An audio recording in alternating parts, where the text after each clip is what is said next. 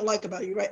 One of my things that I'm really working on is when you walk into a situation you know ain't right. My face, see my face? I really gotta work on that. I need to just keep it neutral. Like, this is none of my business. This is none of my, that is actually a mantra for me. Troika, this is none of your business. Keep none of your business. But I'm working on it because if a child involved, before I know it, I'm like, you know what, you should. Yeah, yeah. The pandemic is saving me from that right now, keeping my behind out of other people's business.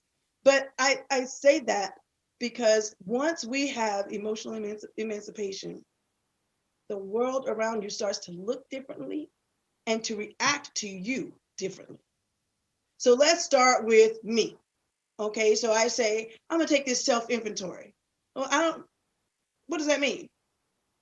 So for me, I feel like I gotta start from scratch, right? So when I wanna start from scratch, as soon as I say the word scratch, I mean basic, I think detox, withdrawal. I am not necessarily Christian, but I am spiritual. I was also raised in the South, so you don't really have a choice. You know the Bible anyways, right? So there were story after story after story of Jesus going and doing this miracle or that miracle. And then before you knew it, the apostles had to go look for him. He didn't give any notice. He didn't tell them where he was going. They just had to wait till they could find him. They'd have to wait for him to show up. He would steal away. So the first step in my emotional emancipation, I need to steal away. I got to go sit by myself. And I know that for a lot of people, what? Being alone? I'll do anything else. I will speak in public before I'm alone, right? Sometimes the very thing you want is on the other side of that fear. It's right on the other side. So I did a personal inventory. And I get, I'm trying to meet everybody. You meet a person where they are, right? That is also a saying that we have in the industry. Meet your clients where they are. So let me take you back a little bit to tell you how I got to emotional emancipation. I was skipping that whole step. Okay, so I would want to say the beginning of this is 1983. The person closest to me, my biggest cheerleader, the person most comfortable with my weirdness, because I was not like anybody. She would even say to me, "You're not like anybody I've ever met," was my mom, Patricia. And at 10 years old, I was telling her, "Did you eat?" I was asking her, "Did you eat today? Did you do this today? Did you take care of yourself today?" I was doing things that a 30-year-old would do. So they started calling me little mama. She was like, I'm the mom, right? Anyway, we were super tight. And she would have to tell me, "Hey babe, they're trying to bully you at school." I was completely oblivious. I was so into who I was that I didn't have time to bully anyone else. And I didn't even notice when somebody else was bullying me. My mom had to tell me. I lost that. I lost that the day she was killed. She was killed in a car accident when I was probably had been 15 for a week. For 10 years, I just kind of walked around in a circle. I just walked around in a desert. I had only really had a relationship with my mom. So that last part of my childhood, I lived with my dad, and we were like oil and water. We get along much better now, but it was not fun. So getting out of that, I decided I'll go to an HBCU. And I thought, if I go to this HBCU, I will no longer be the Black girl in class. I've been in private school my whole life. I will no longer be the Black girl in class. I was still looking for my identity, still looking for my emotional emancipation outside of me. Every time I dated someone and they cheated on me, it never once occurred to me to say, what's wrong? Not necessarily what's wrong with me, but what is it in me that keeps allowing that to happen? What is it in me that says this is what I deserve? I'm the common denominator. It took 10 years. 10 years. Let me save you some time. So eventually I go to the HBCU. I am semi-accepted, but I'm a little bit weird. I wear Chuck Taylors. I got guns on one side and roses on the other side. They had never seen that. What were you talking about? What black girl likes Rakim? It takes two to make a thing go right. Come on now. And then you over here singing Guns N' Roses. They didn't know what to do with that. So I couldn't find my place. I didn't know where I belonged. Okay, I jump out of college my first year and I joined the Air Force. Lord, why did I do that? They asked me, hey, you scored high. What do you want to be? You can do anything you want to do in the Air Force. And I should have gone in as an officer, but rebelling against my dad, I went in and enlisted. I intentionally go in and I signed up for 6 years and I said, give me anything where I don't have to wear a skirt and sit behind a desk. So I think they thought it would be funny to put me in a field where there had been only one woman before me. At my base, there had been no women in this field. So I kind of jumped out of the frying pan into the fire, still looking for my emotional emancipation outside of me, right? So I get into join the Air Force. I go through basic training. My technical training was another 4 months in Wichita Falls, Texas, y'all. If you live in Texas, you better to be. Lord, oh my God, that was something else. The snow was up to my knees. I'm like, I don't ever want to see this again. I want to see this on a picture in a movie. Anyways, I got stationed in Virginia. Thank God. Okay, it was kind of balmy. Virginia was close to Georgia weather, not a big change. But immediately I realized, oh wow, I'm a unicorn again. Not only was I the only female that did my job, I was obviously the only Black female that did my job. So all of my fellow airmen were from like West Virginia, Tennessee, Kentucky, and them dudes were not happy that there was a woman in there, let alone a Black woman. So there were 2 brothers in the unit. I thought, I'm gonna stick with them. But they were a little mad because I was female. So I thought, how did I do this again? Fighting it, right? Fighting it. I'm still looking for my emotional emancipation outside. So, I get hazed, I get beaten, I get tested when at levels they knew I wasn't even ready for. And I remember calling my dad. Dad. And they made me hold my arms up and they're punching me on the sides so that nobody could see. They're punching me on the sides. And I can't take this. I can't do this. And my dad, at the time I thought, this dude is so cold. My dad said, look at here. I'm gonna hang up so you can call your grandmama. You can call the grandma, let her comfort you, then call me back and I'm gonna tell you what you're gonna do. I hang up the phone. I do what he says. I call grandma, who comforted me as she always did. And then I called him back. And he said, okay, what do you have that they don't have? And I heard the question, but I obviously didn't listen to it. I started listening to all things. I'm not as tall as him. I can't pick up them. I barely weighed 90 pounds. The ladder itself was 110. I can't carry that 110-pound ladder. And he was just quiet. And he said, can I ask my question again? Because you didn't answer my question. What do you have that they don't have? I don't know. And he said, can we talk about your grades? I apologize for that. Can we talk about your grades? So sorry. I tried to turn this off. My dad said, you are the smartest person I know. First time he'd ever given me a compliment that I can remember. You're the smartest person I know. You go back and you test till you outrank them. Don't say anything back. Don't talk back. Don't start any trouble. You study. You use what you have, your brain. I didn't know that about myself. How could I love something I didn't even know about? So I did what he said. I tested, started out ranking them, started being in charge of them. They had to get with the program. I ended up being as tough as they were for 6 years. Went to Saudi Arabia, went to Desert Storm, was running stuff in Desert Storm, but all because somebody outside of me had to tell me who I was and what I had. That was, wow, I don't even want to say 30 plus years ago now. I came back ended up with PTSDs. That was another stalemate. But it took several fails. It took several failed relationships. I had to look at, wait a minute, what do all these dudes have in common? Because it took a lot of princes, or a lot of frogs. I had to kiss a lot of frogs to get my prince.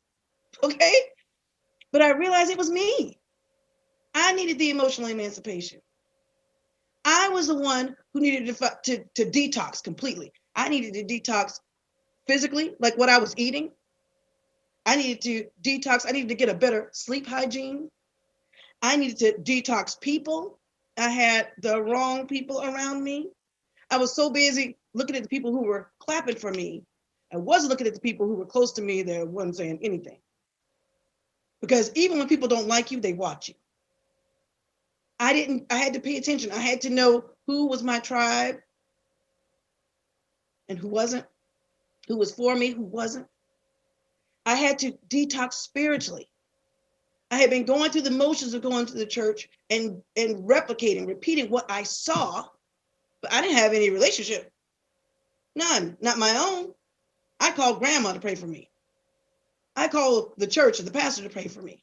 I didn't have one my own. I didn't have a relationship of my own. So what am I saying to you? If the road to emotional emancipation starts with me, starts with you. You're going to need to detox physically, again, with the food, the sleep. You're going to need to detox in the environment. You're going to need to detox spiritually. You're going to need to detox emotionally. What do you have around you? How long are you on social media? You know what? I have an alarm. So you say, you've been on here 15 minutes. It's time to get off. It's time to move somewhere else. Detox mentally. What are you feeding your brain? Listen, I am the first person to be all about R&B and hip hop, but I pick which songs really carefully because those words, it doesn't matter what it is. Those words and what they're saying goes into your subconscious. We use 100% of our brains. We only use 10% of it awake. What are you feeding the 90%? What are you feeding the subconscious? It wasn't until I did that full detox that I got to the level that I am right now. I own a practice and have 4 people waiting to work for me. If you had told me that when I was 15 and lost mommy, that 15-year-old couldn't see this. Let me save you some time. Let me save you 25 years. Whatever it is you want starts with you. It's all mindset. It starts with you. That emotional emancipation, that world peace. We want to get to world peace. You gotta start it with you, baby. The world's gonna ask you who you are. And if you don't know, the world's gonna tell you. Y'all have a blessed night. Enjoy the conference.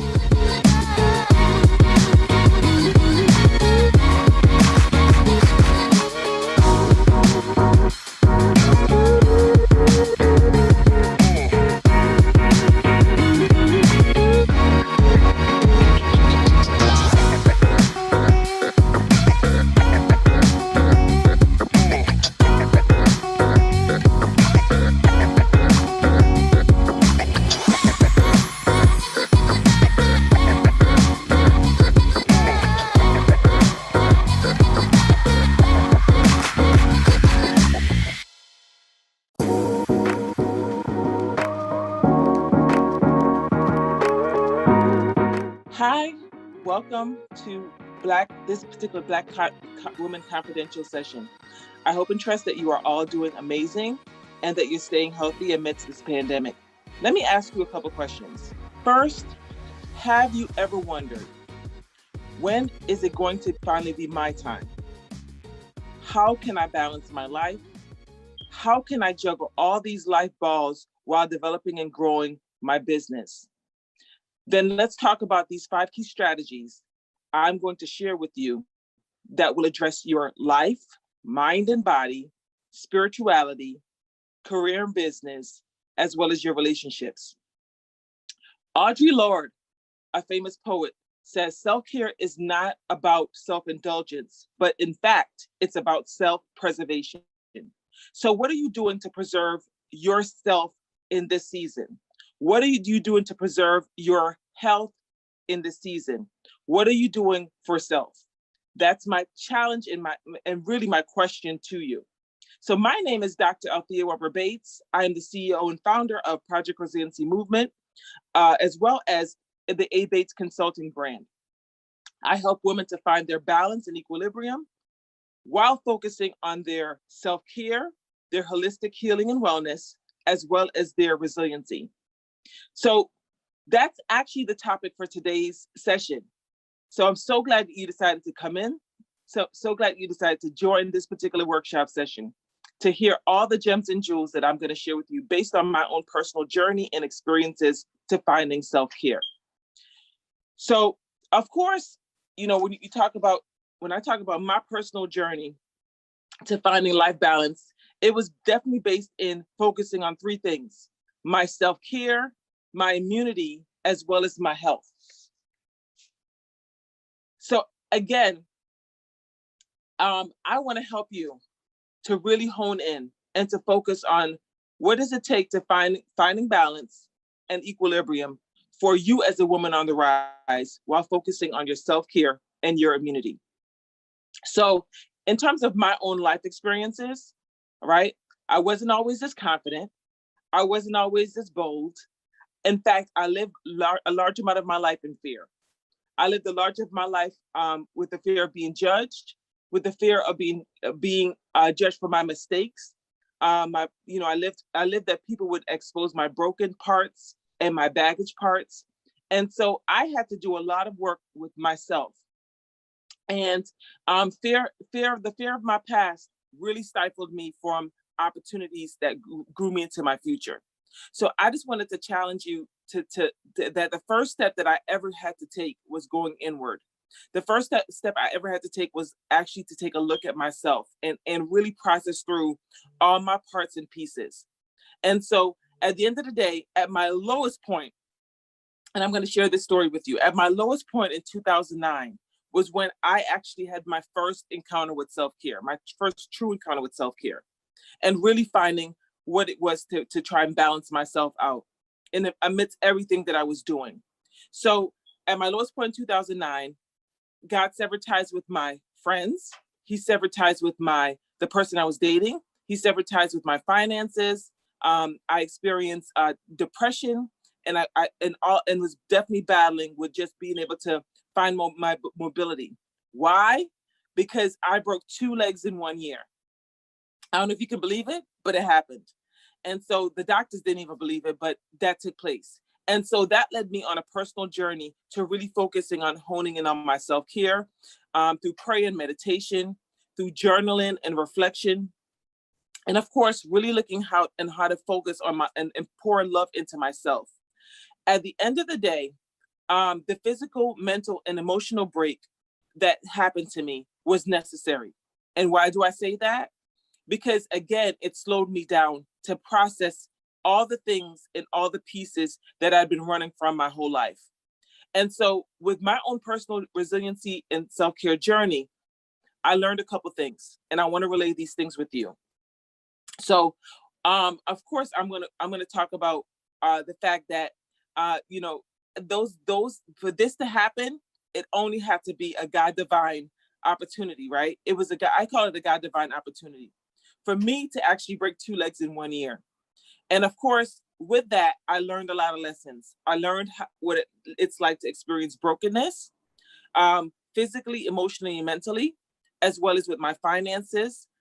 I learned actually what it's like to learn how to be resilient, how to bounce back from those experiences, how to actually find myself, how to actually show up for me, right, during that time.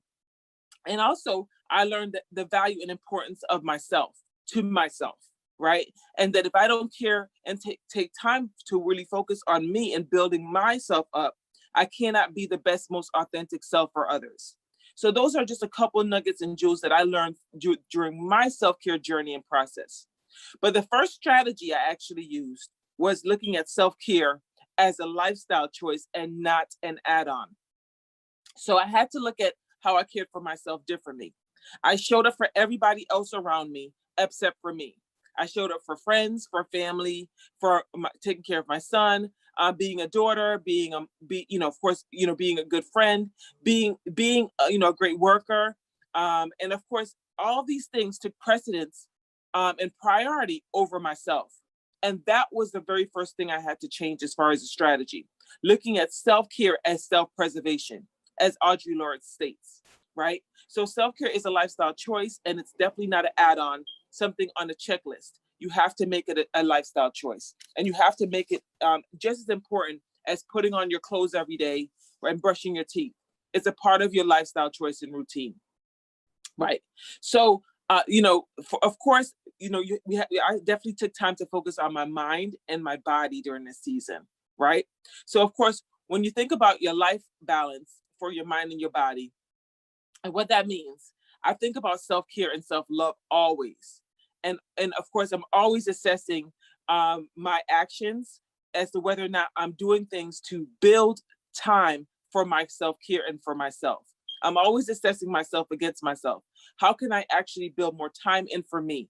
How can I actually do things that create spaces where I'm caring for self, right? I'm always assessing what I've done in the past for my self-care against what I'm doing and creating more opportunities to really focus inward.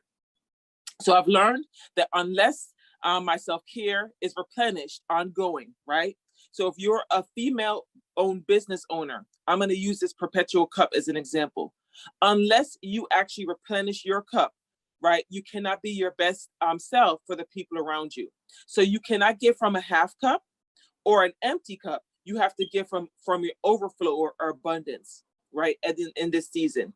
So I work to maintain a healthy, and of course, mind and body, which consists of incorporating, like I said before, journaling and reflecting, affirming things over my life on a daily basis. I have a manifestation board that I use to reflect on the things that I'm looking to manifest on my life in the next month, in the next year, in the next 5 years.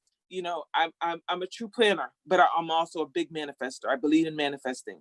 And of course, I'm always doing things to actually do the 3 R's: rejuvenate, refresh, and recalibrate. And I'm going to add a 4th one, reset.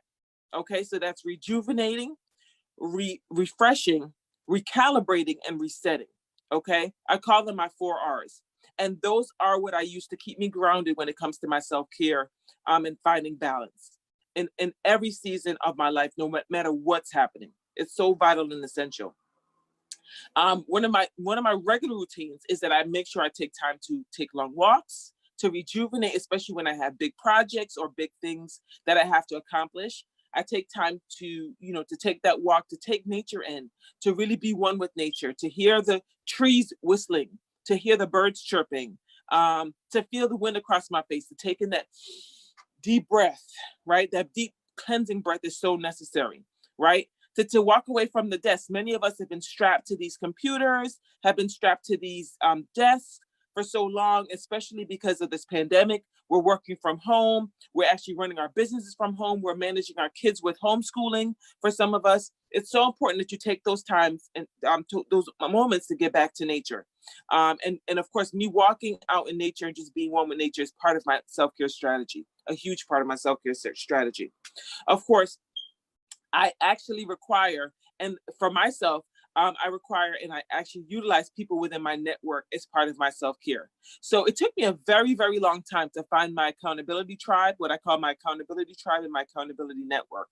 And so these are women that not only ground me, but remind me of who I am, remind me of what I have to offer to the world. They encourage me, they pray for me, they pray with me, right? And of course, I can go to them when I'm not necessarily feeling my best, most authentic self.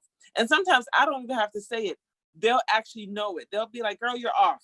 Something's not right. I don't know what's going on, but I'm going to pray for you. Let's take a walk. Let's talk. But I know that you have either something you're processing or thinking about, or that you're just not yourself.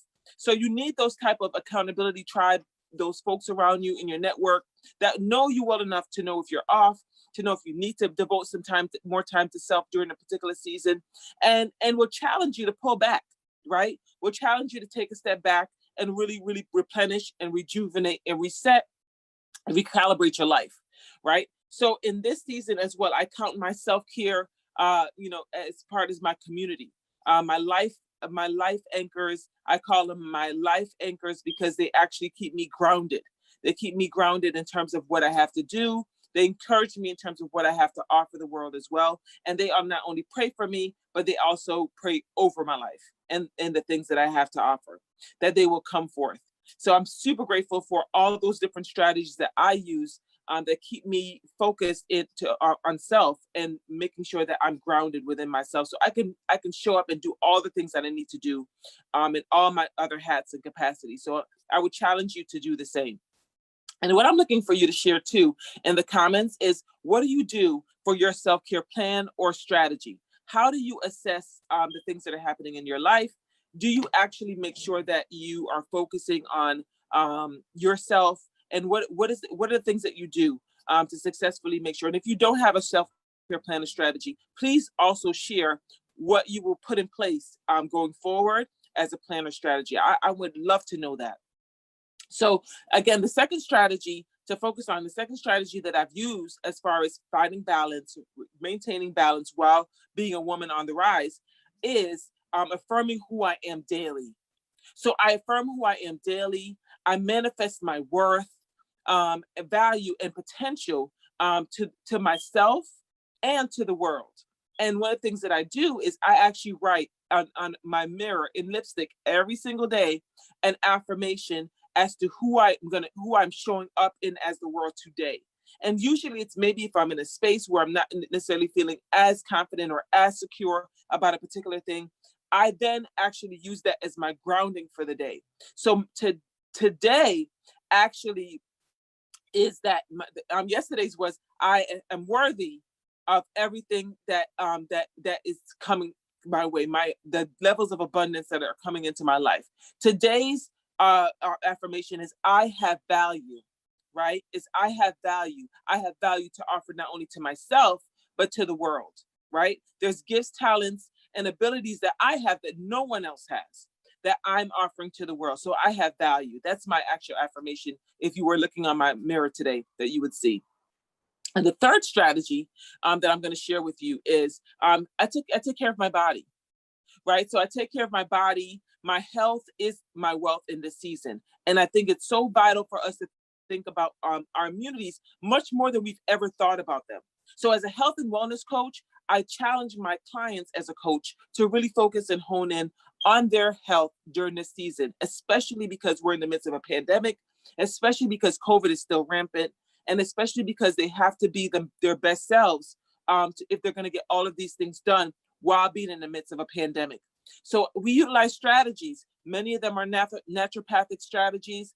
Many of them require, of course, you taking time to take care of your body. So I encourage remedies such as using black seed oil.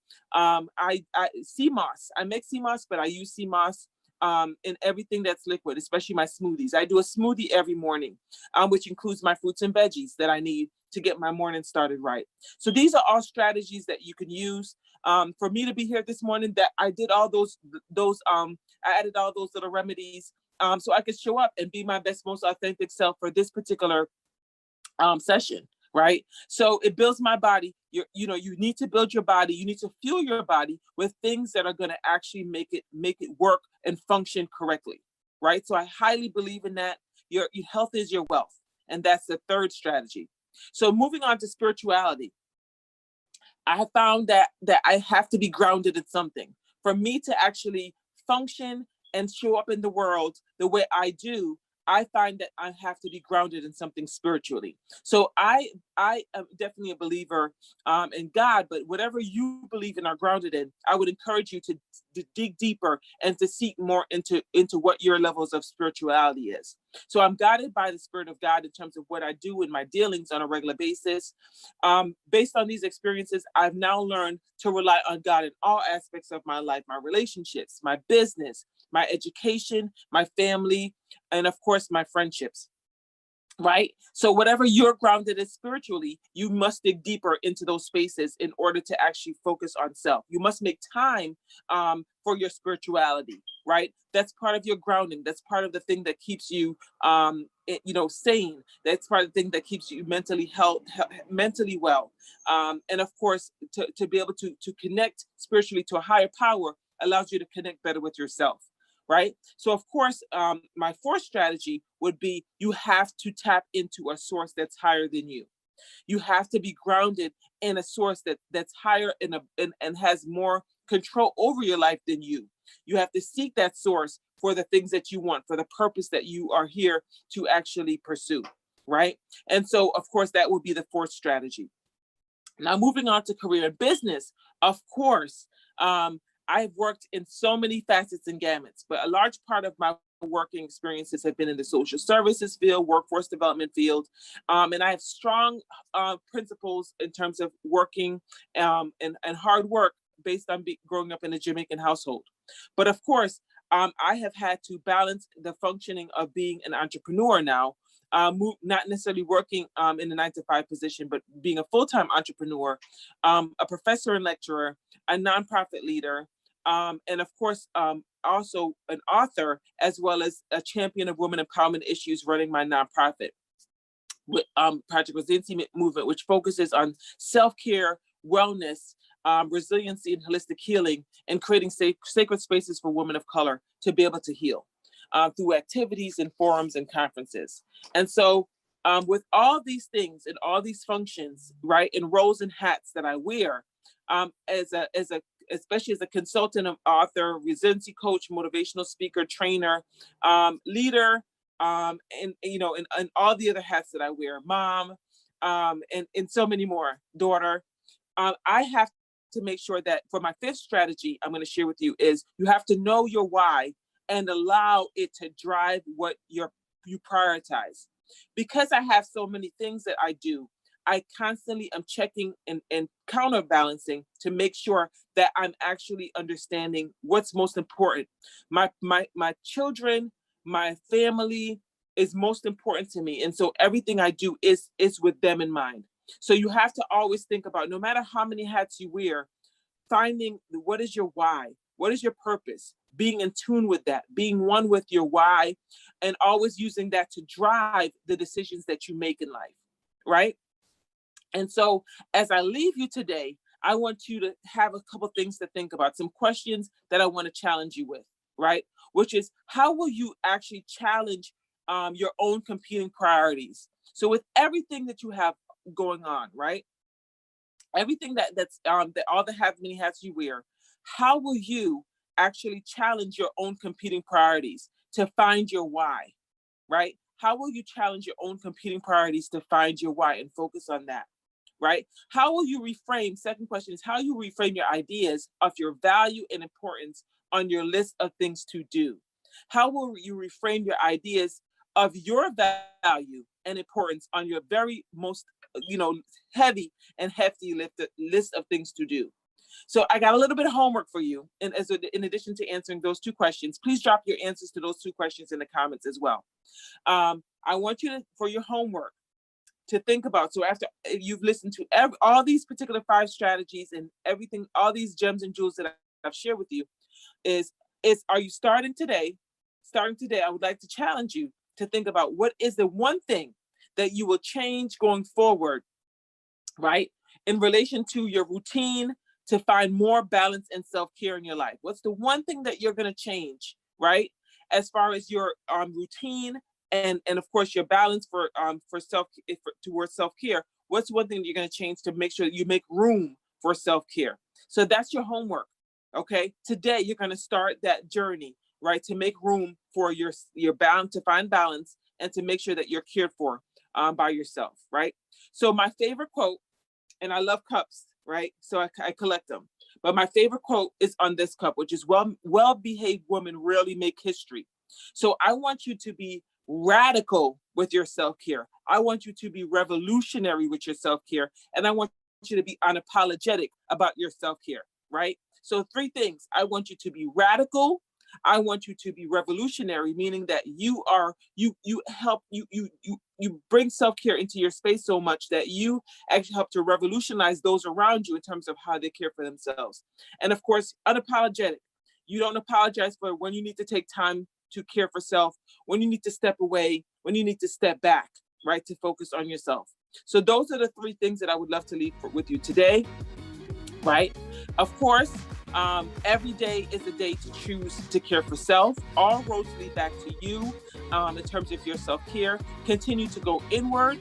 Continue to, while you grow and develop your business, making sure that you're counterbalancing and counter-checking to make sure that you're finding spaces and finding more ways as you grow and develop your businesses and be those women on the rise, that you find more ways to care for self, to go inward and to seek who you are from within so you can show up outwardly and be your best, most authentic self. I thank you for joining today's session. I pray that you walked away with some particular gems, jewels, and strategies through these 5 strategies that you can take with you to then go inward, to then find that balance that you've been looking for while growing, developing, and building your businesses. Thank you so much for joining today's session, and I wish you all the best on your journey to finding that balance and self-care.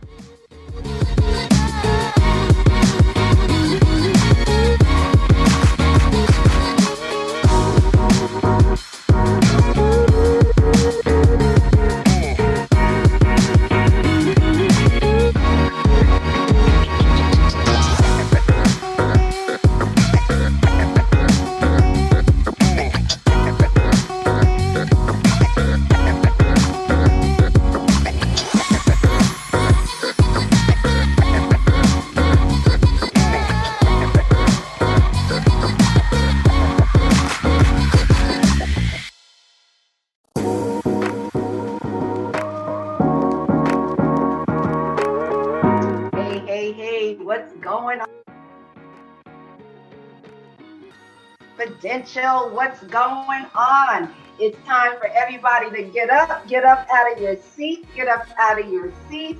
I know you've been having an absolutely amazing time up in here, just learning hard, trying to get your body together, trying to get your business together, relationships, and build your bank. This is your wellologist. This is Candace Camille coming in saying it's time to move. It's time to move.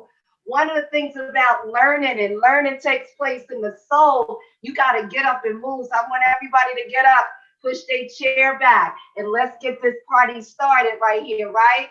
Let's get this party started. So right here, come on, here we go, right here, come on. Thank you, Spalding, for giving me the opportunity to come in here and dance for a few minutes, right? Just to get the juices flowing as we get up and start moving up and down, up and down. I want everybody to repeat after me. Come on. I'm sexy, fit, well. That's what I am, right? Say, I am sexy, fit, and well. I am one sexy woman. But here's what I really want you to say, right? My health is the first thing, and everything else is the next thing. Say it again. My health is the first thing. Everything else is the next thing. Come on, y'all. Let's go. You should be ready now. Here we go. Let's get it. 1, come on. 2, 3, come on. 4, 5, 6, 7, 8, 9, 10. One more. Come on. 1. Dance with it. 3, 4. Come on. 5, 6, 7, 8, 9, 10. Right here. Kick. 1. Come on. 2, 3. Come on. 4, 5, 6, 7, 8, 9, 10. Again. 1. Come on.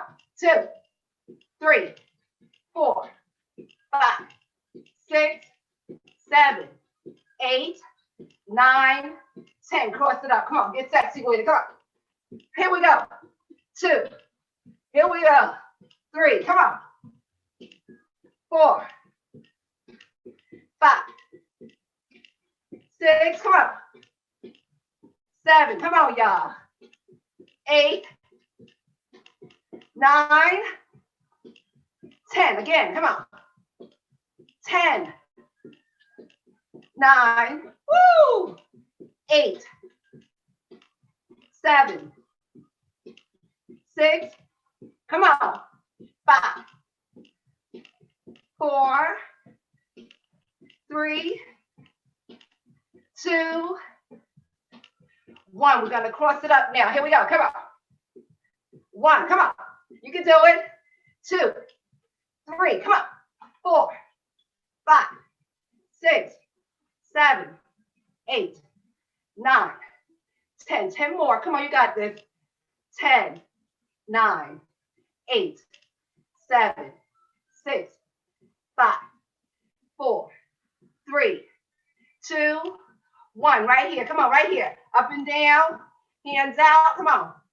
1, 2, 3, 4. Come on.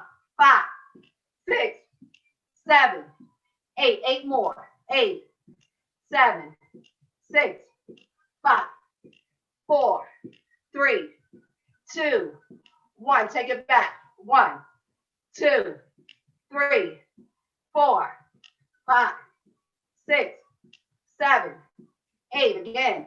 8, 7, 6. Come on. 5, 4, 3, 2, 1. Get with it. Come on. Here we go. 1. Come on. 2. Twist. 3, 4. Come on. 5, 6, 7, 8, 9, 10. Again. 10, 9, 8, 7, 6, 5, 4, 3, 2, 1. Come on. Come on. Here we go. Right here. Come on. Just to get y'all started. Right here. Come on. Run it out. Here we go. Listen. In my fitness class, this is how we start. We get this party started. Just get your juices going. You know, one of the things about the Sexy Fit Well movement, we're on a mission to change Black women statistics, right? We're going to change the statistics of us. We are getting rid of obesity. We are getting rid of diabetes. We are getting rid of heart disease, right? But in order to do that, you got to be in alignment for your assignment, right? So what I want you to do is get the girls up, pull the stomach in, squeeze the booty cheeks, come right here and breathe. Inhale and exhale. Come on. Girls up, stomach in, squeeze the booty cheeks. Here we go. Inhale, exhale. Let's come on back down. Get y'all ready to get back to work. Inhale, push down. Exhale. This time go all the way around. Inhale, exhale. One more. Inhale, exhale. Now go the other way.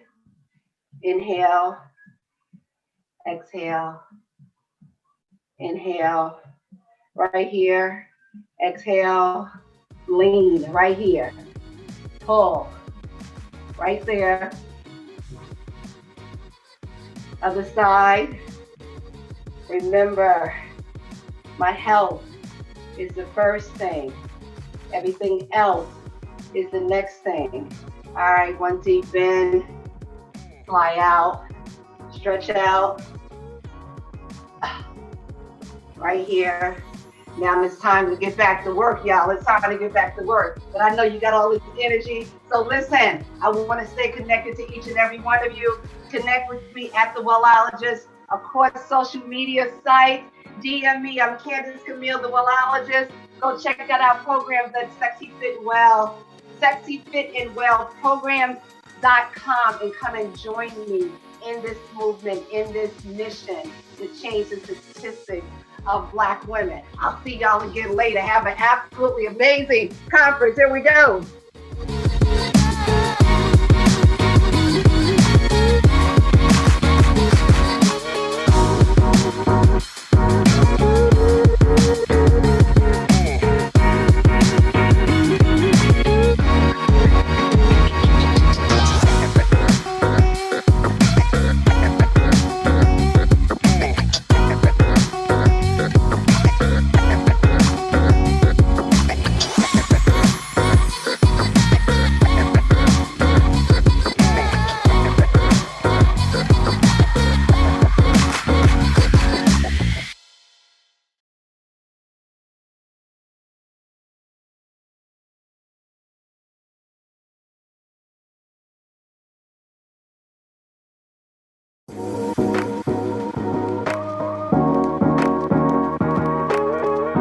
call me bitch. Whore, hoe, slut, dyke, butch, tomboy, runner, buster, your crazy ass baby's mama, fat, obese, chubby, skinny, anorexic, ugly, thick chick, trick, tramp, and prostitute, only to stare in awe, amazed at hips that spread centuries to transport God from heaven to earth, peek my full figure lips, the last person who used them said, let there be light, so naturally I'm a divine go-getter, I'm the reason streets be paved with gold, I turn the hood into glitter, I'm a woman, a black woman, before Jesus died on the cross, he sat 9 months in my womb, skin like bronze, hair like sheep wool, Jesus take after his mama. Before noble Jew Ali conversed with the Lord, he got his nourishment from my umbilical cord. I gave birth to Marcus Garvey to make Malcolm X's blueprint to build a bigger movement. I was created in the image of God and I got the titties to prove it. I ordered the moon to give birth to the stars, told the sun to align them. Your brain power ain't got the strength to comprehend my assignments. When I laid a label with Jupiter, I spit out Pluto just so I can confuse all the sciences. I'm a woman, a mastermind who you undermine, which is natural since your mind is undermined. I'm undefined, mother of earth,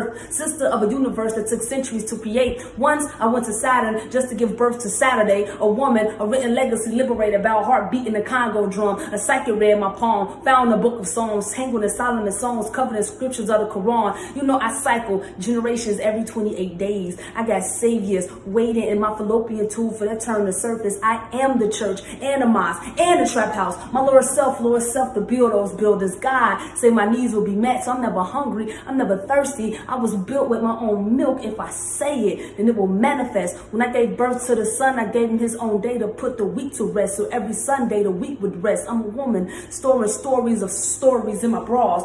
You know, the closest thing I've ever been to failure was when I gave birth to Fall. A woman, descendant of a field Negro, the caged bird who sang. So I put locks in my head to remember those chains. What you know about a woman, a black woman to be exact. Didn't y'all witness Katrina's impact? Random fact. Once I took a nap, I overslept. So time got pushed back an hour. I'm the power of angels, so I be chilling with my wings up. They told me I didn't have any taste. So I spit out 4 seasons just to spice things up. Let me tell you about this skin. This is chocolate covered coated moon. How many licks would it take to get to heaven? Reflection of the nightlight. Daytime didn't come from nightlight. Darkness don't give birth to light, right? So the very next time you decide to hold my equal pay, remember who holds your namesake. The woman, the original woman from the motherland, Mother Nature, navigating national night storms, no GPS, just me on PMS. I'm a woman.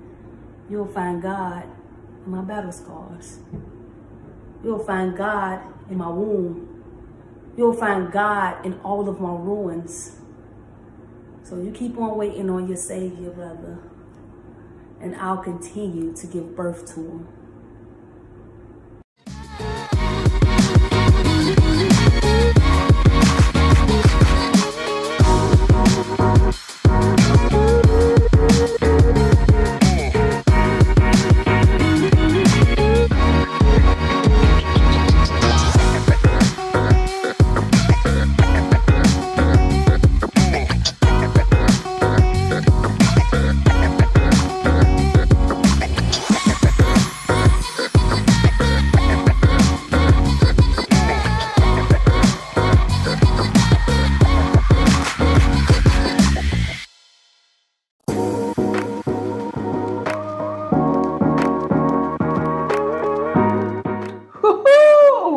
Yes, that segment. Oh man, that panel rocked it. Are you the one capping your success? I'm feeling a little funny now. Am I capping my success? Those things were a little touchy.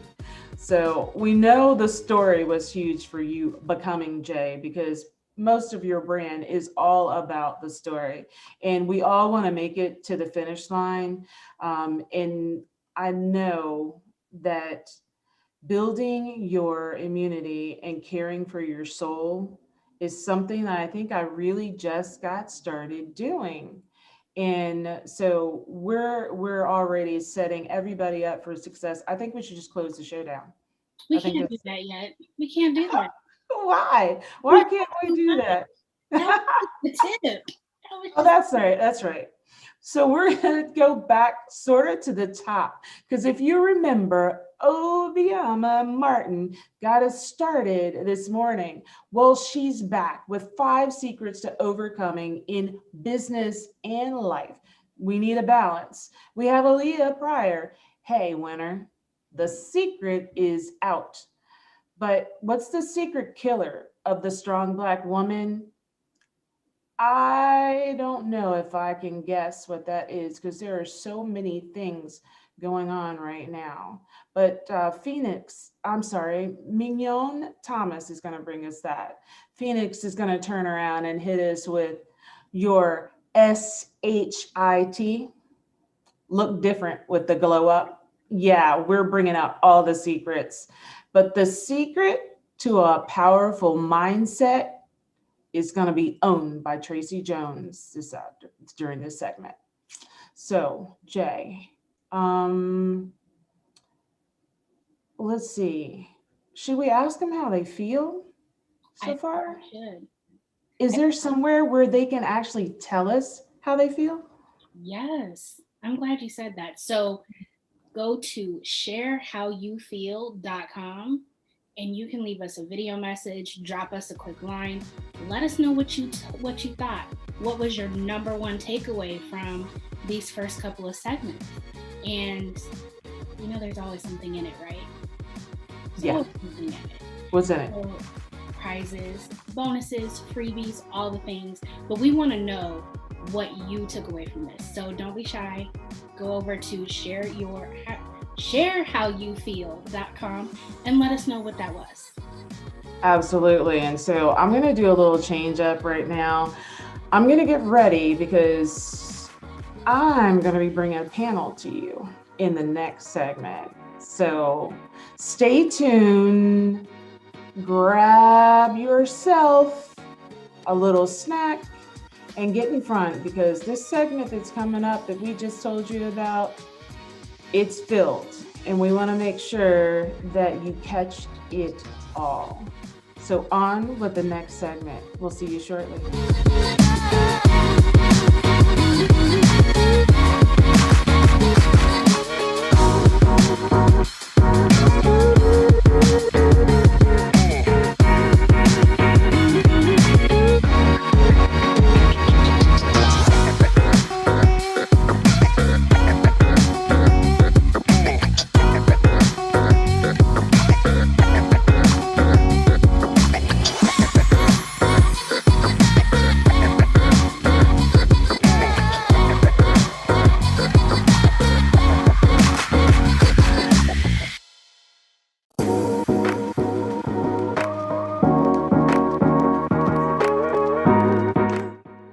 Good day, good day, good day.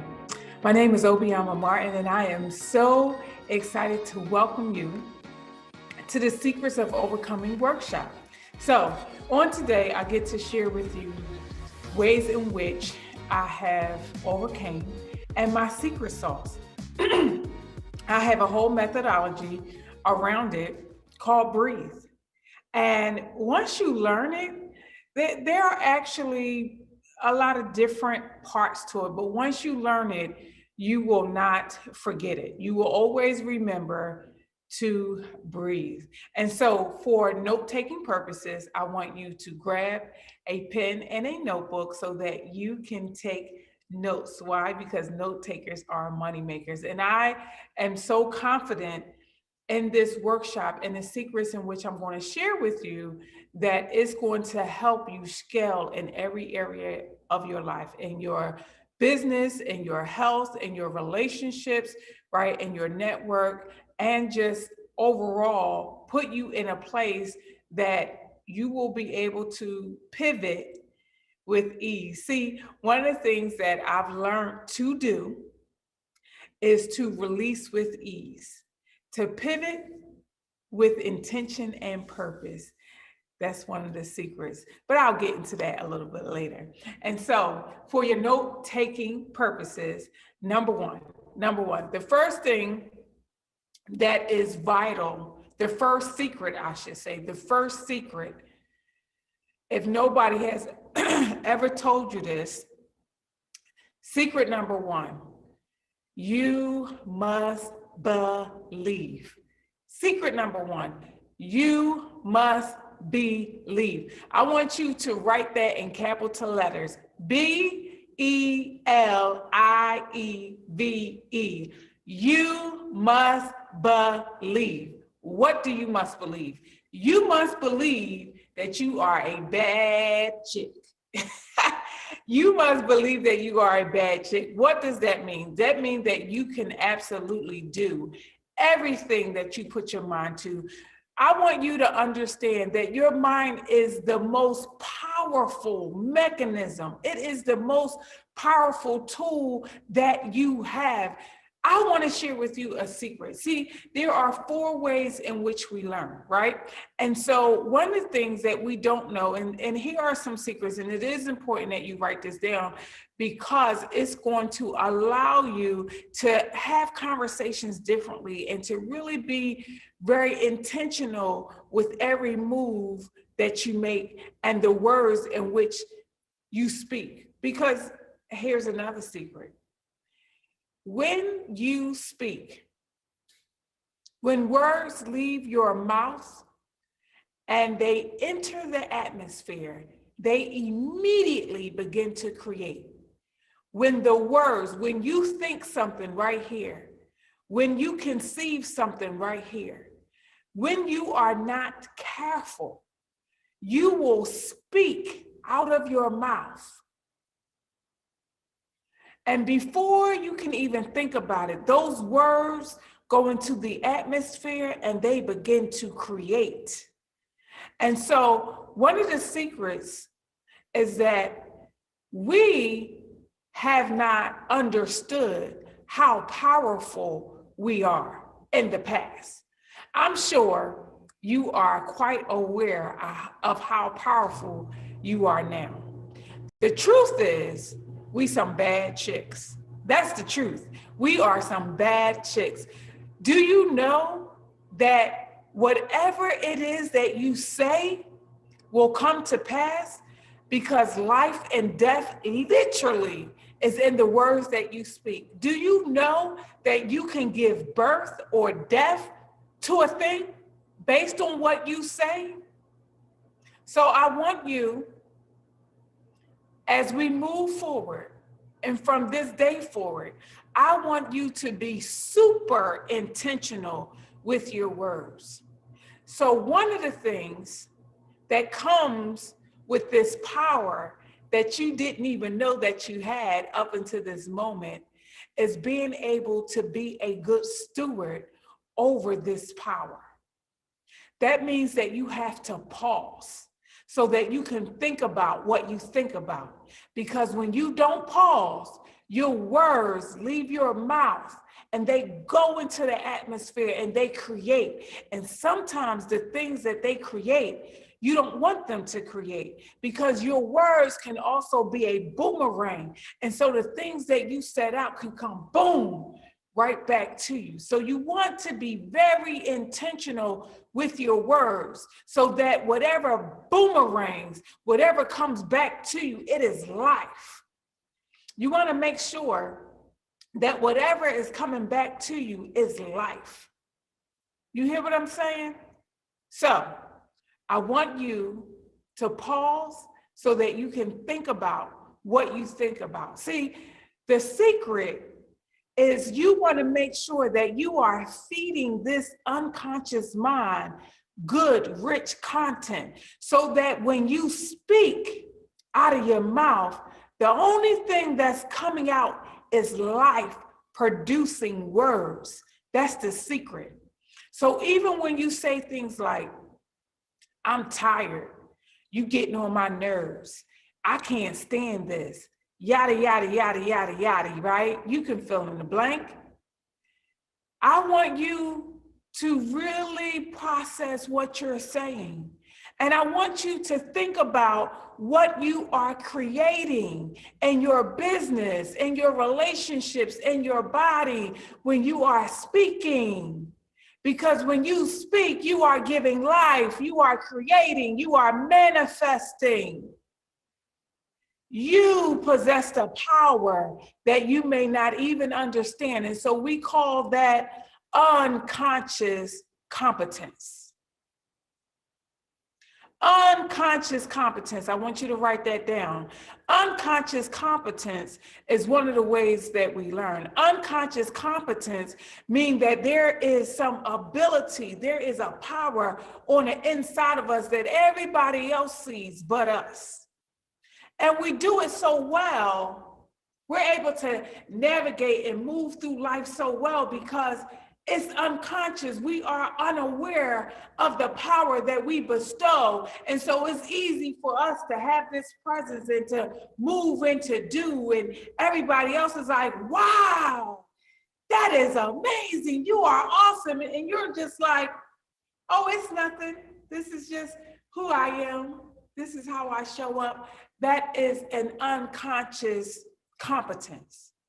Now, let me tell you another secret. Another secret, and the way that we learn, is that you can be unconscious incompetent. You can be unconsciously incompetent, meaning that you are not even aware that you don't know what you don't know. And because of that, it is important that we always remain a learner. Women, we must always remain a learner. Why? Because we don't know what we don't know. And so we don't ever want to be so arrogant in business and in life that nobody can tell us anything.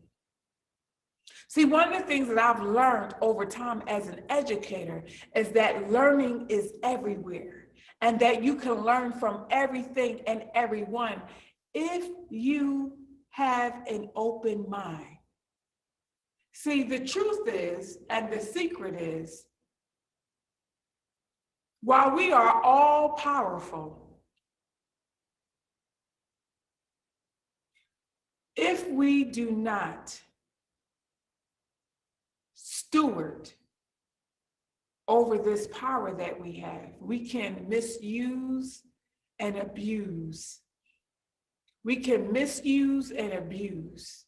We can take advantage and we can miss out.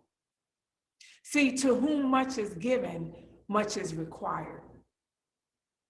And so I can share all of this with you today because there was a time when I was unconsciously incompetent. I can remember thinking that I knew it all. Oh my goodness. I can remember in my 20s, y'all, you couldn't tell me nothing. There were some things that I was kind of just going through life as if my poop didn't stink. Come on, somebody. I know you can identify with me. Have you ever been so arrogant? Unconscious though, you didn't know that you was arrogant. You didn't know that you had this air about you and you was walking around like your poop didn't stink. You didn't know that. Has anybody ever been there? Can you identify with what I'm saying? And somebody had to, pull your tailcoat and say, baby girl, let me have a talk with you. And so in my 20s, there were many people that had to say, baby girl, you need to relax. Baby girl, you need to take a seat. You need to be quiet. Baby girl, you need to be quiet. I thought I knew everything. And because of my unconscious incompetence, I said things that hurt. And I did things in business because I was young and naive and dumb, if I can be honest with you, that cost me some opportunities, that cost me some relationships in business, that cost me some money. See, I now know in my 40s how important it is to harness and to steward this power. I understand in my 40s now how powerful it is to pause and to be quiet and to listen and to learn. See, as I moved through my 30s, that's when I became unconsciously competent, right? I went from being unconscious, incompetent to consciously incompetent, meaning that now I knew that I didn't know something. See, the first stage was unconscious incompetence. That means I didn't know what I didn't know. And then I moved to unconscious, or rather conscious incompetence, where now I was aware that I didn't know. See, after people start saying, baby girl, you need to pay attention and listen, you need to be quiet, because see, I've been an entrepreneur for a very long time, starting out early in my teens. See, I once had my own jewelry line. I thought that I was going to be a fashion designer, and so I made clothes for other people. And I did hair. I used to have a natural hair care salon in my home, in my basement. And I used to own a daycare center, and I used to own a whole lot of things. And I used to be so busy being busy, so focused on making money that I didn't pause. And so I made a lot of mistakes in business early on in my life because I didn't know what I didn't know. And so as I was kind of going through this journey, I decided to pause. I decided to listen. I decided to be still. I can remember in my 30s starting to pray, Lord, put a muzzle over my mouth. Because this mouth right here was getting me in a whole lot of trouble. I was doing a whole lot of this and not enough of this. And so I began to pay attention. I hope you getting what I'm putting down, because these secrets right here, I had to learn the hard way. These secrets right here cost me a whole lot of money, sweat, and tears. And so we may come from different experiences. We may come from different backgrounds. We may come from different walks of life. But there are some universal principles that if don't nobody tell you, you're going to learn the hard way. See, it's important that as a Black woman, we have some Black women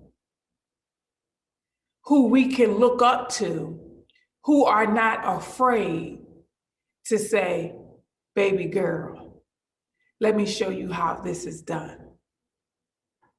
Baby girl, you talking too much.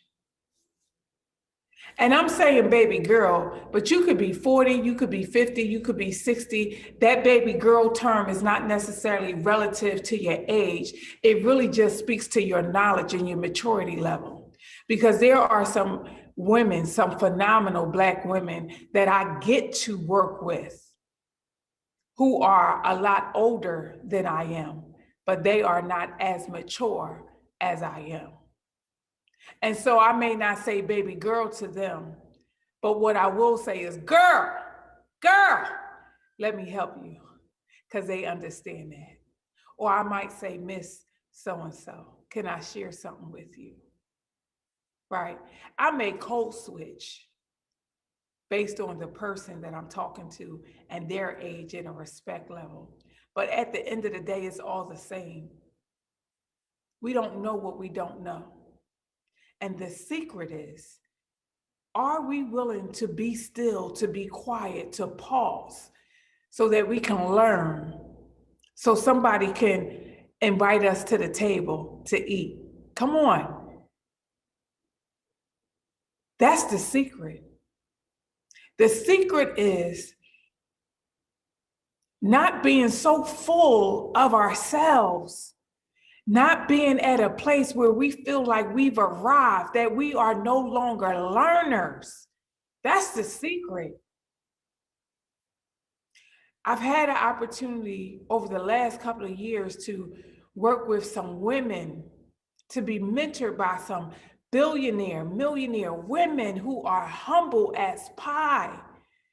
And I was able to walk alongside these phenomenal, amazing queens.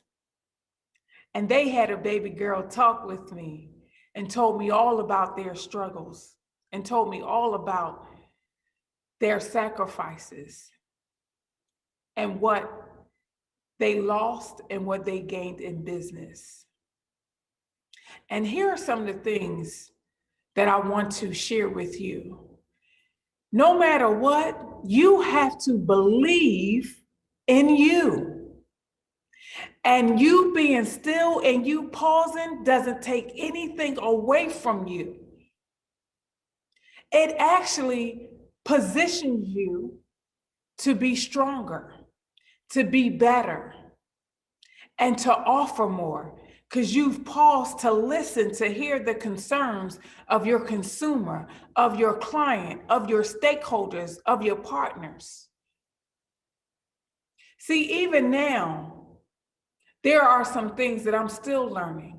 Even now, I'm in some partnerships, some collaborations, and some contracts that are beyond my current skill set and knowledge level. And I am in a place where I am sucking it up. I'm consuming this information and I'm learning to be quiet, to listen, to pay attention, and to observe what's not being said. Because there is always something being said that is not being said verbally. And that's why it's so much power in your pause. The second thing, you want to be at a place always where you are able to release that old belief system, that old tradition, because what I've learned is that what got me here, what got me from there to here, may not necessarily get me from here to there. And so as I got here, in this space where I get to talk to you, there were some things that I had to release along the way. There were some beliefs, there were some conversations, there were some things that I was carrying that I had to release to get here, and that I have had to release to stay here, and that I am releasing to get there. You know what they are. They come in the form of negative conversations, people, places, things, habits. Come on, somebody. There are some habits that you're going to have to release because they're not going to serve you in your next. They're not going to serve you at that next position, at that new level, in that new place. They're not going to serve you there.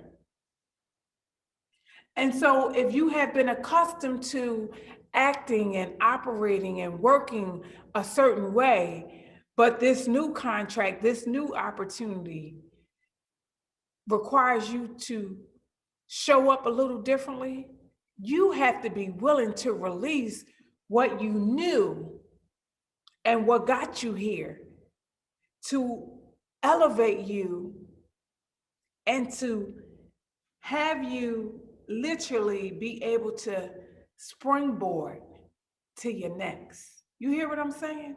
See, we cannot afford to be complacent. We ladies cannot afford to be comfortable, because what I've learned is comfortability and complacency are enemies to our progress.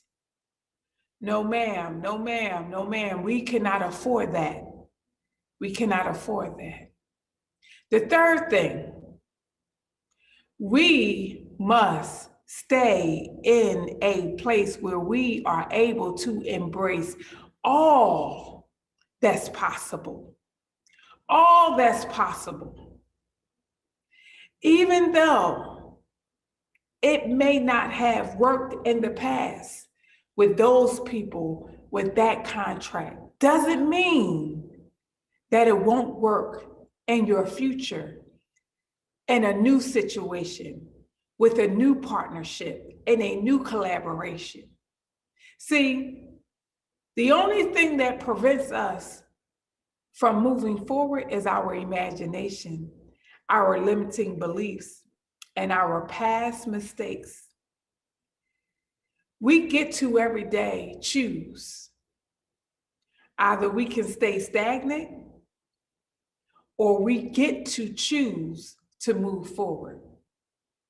See, life is about choices. And every single day in life and in business, we get to make a choice. We get to make a choice. And on today, I want you to not only make a choice, but to have the mind to be open to all that is possible. The next thing I want you to do, number 4, is accept what you can't control. That's very important. That's a secret that as women, we don't always do. And because we don't always do it, we are stressed out over things that are out of our control, over people who we can't control, our loved ones, our spouse, our children, our staff. I want you to take a moment and think about all of the things that you have allowed to literally cause you to have hypertension, high blood pressure, that have led to you becoming an emotional eater. And now your weight has spiraled out of control because you have allowed the one thing that you can control with, which is your choice. You've given that away. And you've allowed other people, places, and things to cause you to be in a place that has spiraled out of control. And so I want you today to make a decision to accept what you can't control and the people that you have no control over. Because the secret is, you want to hear the secret? The secret is, at the end of the day, your maker, your heavenly Father, Alpha and Omega, our Abba Daddy, is only going to hold us responsible for the choices that we make. We are only going to be held responsible for the choices we make. I'm not going to be held responsible for the choices that you make. I'm not. And you are not going to be held responsible for the choices that I make. You're not. And I'm not. We're not. So today, make a decision. Make a decision to live today, to accept what God has allowed. Choose you today. Choose you today. Choose your health. Choose your peace. Choose the right relationships. Choose the right business. Choose the right systems. Choose the right staff. Choose the right people. Accept what God allows. The 5th thing, I want you to take inventory. At this time, I want you to just pause. I want you to really think about everything that I've said up to this point. And I want you to really pause and think about everything that I've said up to this point. I want you to take inventory of your life, of your business, of your decisions. And this inventory is not for you to judge or to shame or to be embarrassed, but it's just inventory. That's it. What we know is that if we don't learn from our past, the past repeats itself. And so as you take inventory, you're taking inventory so that you don't repeat any lessons that you've already learned. See, the secret is whatever you don't learn the first time, it's going to surface again. It's going to surface again. That's the way life is. When you don't learn something the first time, life is going to bring it back around, full circle. Oh, that was a lesson I learned the hard way. And it wasn't until I began to slow down and pause and realize, wow, this sure feels familiar. Wow, different body, but they sure sound the same. Wow, I've been here before. I thought I would never be here again. Have you ever had that experience where the people were different, meaning that, you know, they look different, but the behavior was the same, the conversation was the same, the atmosphere was the same, like the aesthetics of the environment was different, but you was like, this sure feels a little familiar. Have you ever experienced anything in your life where you were so glad that you got through it, but you didn't get the lesson, and you didn't know that you didn't get the lesson until it showed up again? Not right away. Sometimes lessons circle back years later, and it's almost like a deja vu. And you're like, wow, I remember this. Let me tell you, slow down. Slow down. Pause so that you can think about what you think about. Pause so you can take inventory of life, relationships, your health, your choices, your decisions, business. Pause.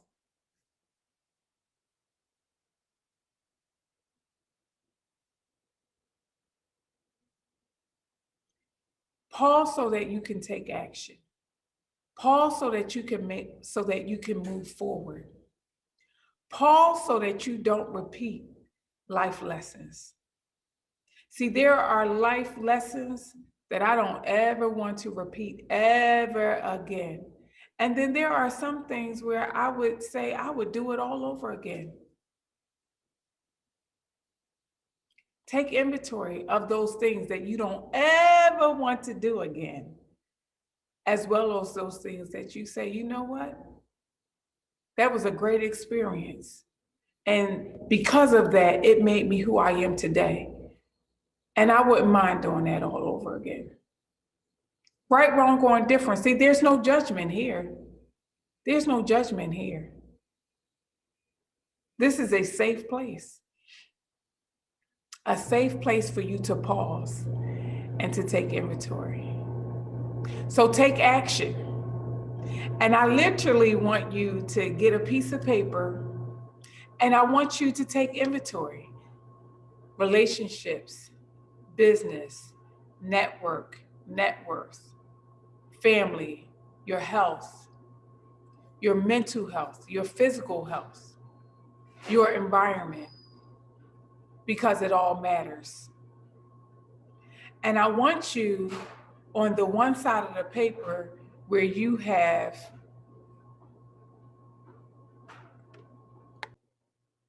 on the one paper, in the columns on the one side of the paper, you are going to list all of your,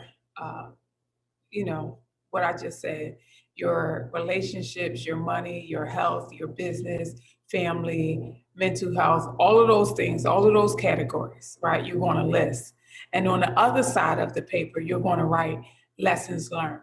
And that's how you're going to take inventory. And then that's how you're going to take action. So you're taking inventory and you are taking action, right? So you taking action was the fifth secret. And then number six, you're going to heal. Now, number six is probably one of the hardest things to do out of everything that I've said. Number six is probably the hardest thing to do. Why? Because it requires you to forgive. It requires you to forgive yourself. It requires you to forgive others.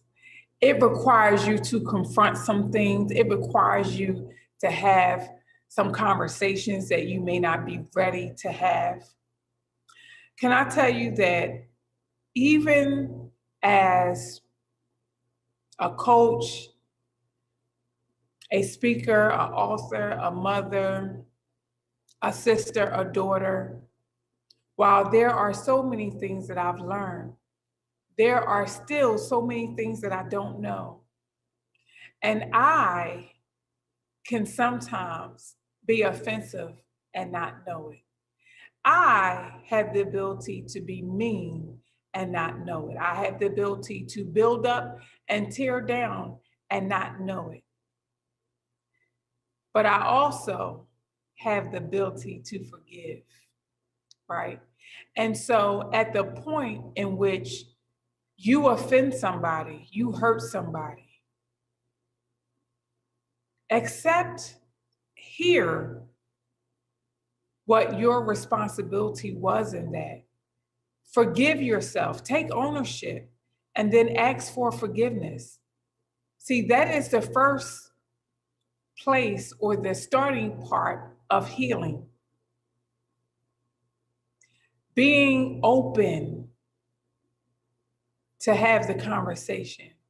And so this week alone, I've had several conversations with the people that mean the most to me in my life. Some very open and honest conversations that I was not necessarily ready to have. I was not necessarily prepared to have. But I understood that I could not move forward unless I had those conversations. And those conversations were rooted in something I said that I was unaware of, that my intention, and that's why I want you to really pause before you speak, because once your words leave your mouth and go into the atmosphere, they begin to create your future. And when you are not aware and you're so busy moving and you're on the go, I don't know who that's for, but I know that I've been busy for a long time and my busyness was not always productive. But I'm at a place in my life where people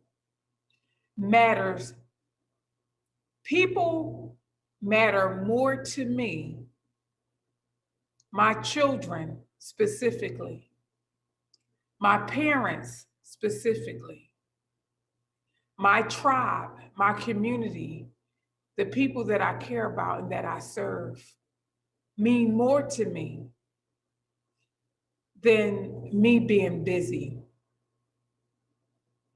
And so when they say, let's talk,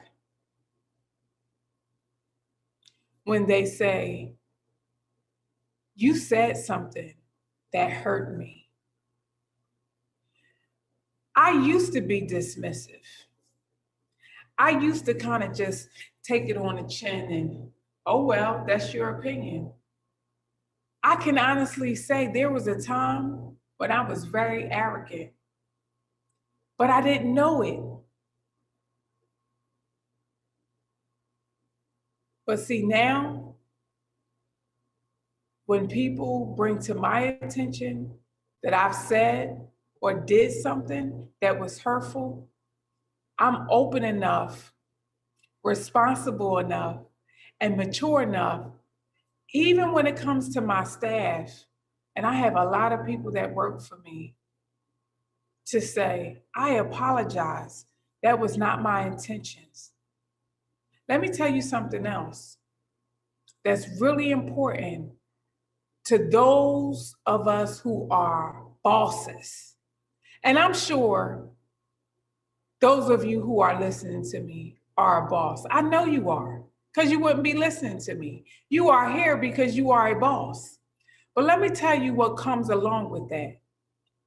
Humility, leadership, and forgiveness. And when your staff tell you something, you better listen. You better listen, because it could literally be the demise of your operation. You don't have to agree and you don't have to like it, but you better learn to listen. Pause and take inventory and process what it is that he or she is saying. You ain't gotta like it and you don't have to agree, but you at least need to hear and take responsibility for whatever part you play and ask for forgiveness. And forgive yourself.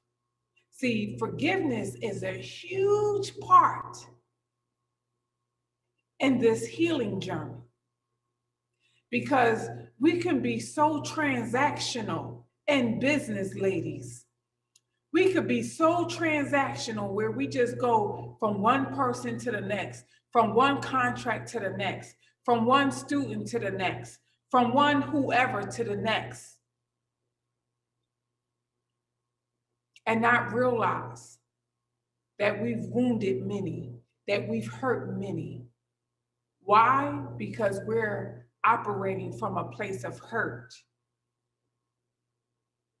And on today, I want you to pause, and I simply want you to say this: Lord, or maybe you don't believe in God.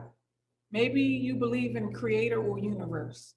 But for me, this is my prayer. Father, whatever is in me that is a hindrance, take it out. Whatever is in me that is a hindrance, take it out. What I know is that in order for me to move forward, I have to forgive myself and I have to forgive others. And I don't know what it is that I'm holding on to today, but give me the power to release it, and give me the power to forgive those who have hurt me. Give me the power to forgive those who have persecuted me, who have stabbed me in the back, who have wronged me, who have taken advantage of me, who have literally stepped on me and tried to hold me back and keep me down. Lord, give me the power to forgive my enemies, and give me the power to forgive the inner me. Healing is necessary for you to move forward, for you to go to your next. And the last secret is elevation.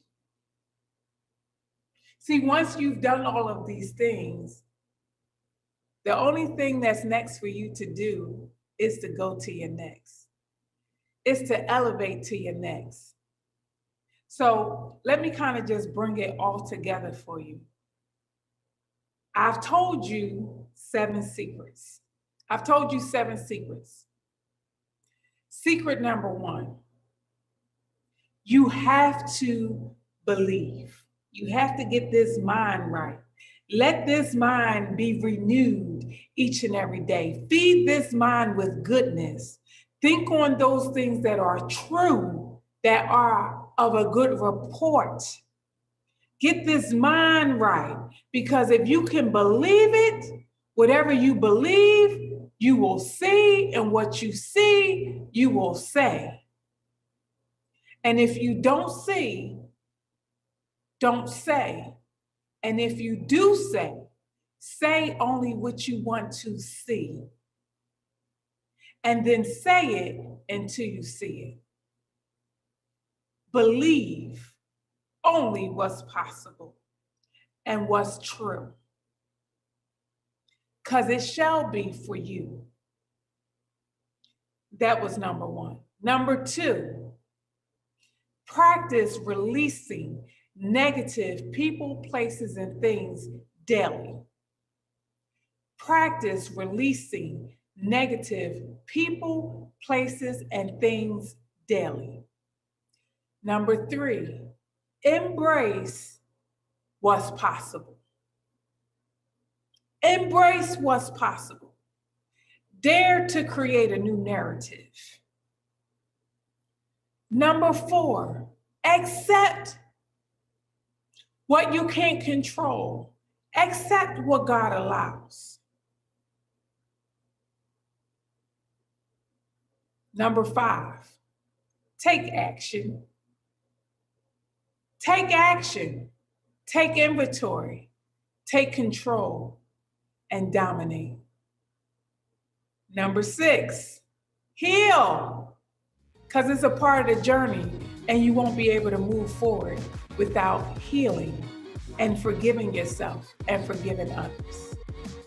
And if you don't have the power to do it, ask your creator, Abba Father, I call him Father. Ask him to give you the power to do that. And then number seven, elevate. So those are the 7 secrets. I would love to connect with you. I would love to pour into you. Please go to my website, amazingyou.com. Click on the link for your free gift. You can follow me on all things social media, Facebook, Obiama Martin, Instagram, I am Obiama Martin. And I would love to pour into you and connect with you. I want you to have an amazing day on purpose. And if no one has ever told you, let me be the first one to tell you, you are absolutely amazing. Peace.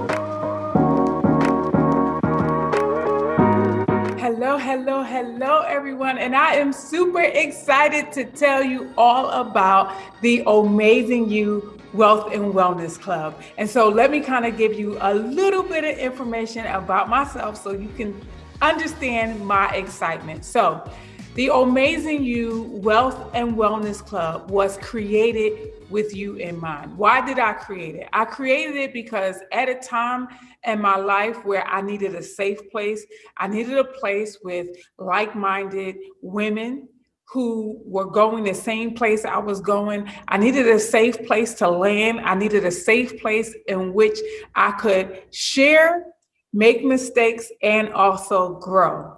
And so I've been an entrepreneur now for a little over 20 years, and I have dealt with some of the things that I'm sure that you have dealt with, some of the things that I'm sure you are currently struggling with. And so have you ever been in a place where you were so busy being busy, taking care of everybody else that you neglected yourself? See, there was a time when I was all about 60 pounds overweight. And I literally was going through life on autopilot. And I was literally on this wheel going nowhere, like a hamster. Can you picture that? I was on this wheel going nowhere fast. And so it wasn't until I changed my mindset, it wasn't until I changed my circle of influence, and it wasn't until I made a decision to do better and to put me first. Then the weight began to shed. That was hurdle number one. Have anybody ever been there? Can you identify with me? Hurdle number two, I was overwhelmed with taking care of my children, my ex-husband at the time, and being a seven-figure, business owner and trying to manage it all. And so I was sick all of the time. So my weight was one challenge, but then I was sick all of the time. I had respiratory issues. I had stomach issues. I had digestive issues because I simply was not eating right. My life was constantly on the go, was constantly busy. I was constantly moving and doing things, and I was not making the right choices concerning my health. And so if that's you, this club is for you, right? And so if you have weight issues, whether it is the physical weight of your body or the mental weight of everything that's going on around you, this club is for you. If you are in a place where you're like, I'm not sure what my next step is, like I'm really doing well in business, or I'm ready to start a new business or just start and launch and do something new, and I'm a little afraid, this club is for you. If you are in a place where you feel like I just need some real sisterhood and I want to be in a like-minded atmosphere and community where I can grow and scale and feel supported, this club is for you. And so what I want you to do right now is go to the amazingwealthandwellness.com. Go to amazing, OMAZING, wealthandwellness.com. Go to that website right now, and I want you to sign up because this is for you. Now, I have 3 levels in which you get to engage. Now, it's my responsibility to create a safe place and a platform where you can be served, and it is your responsibility to make a decision to take action. What I know is that wherever you are in life, progress and complacency is the enemy to your progress.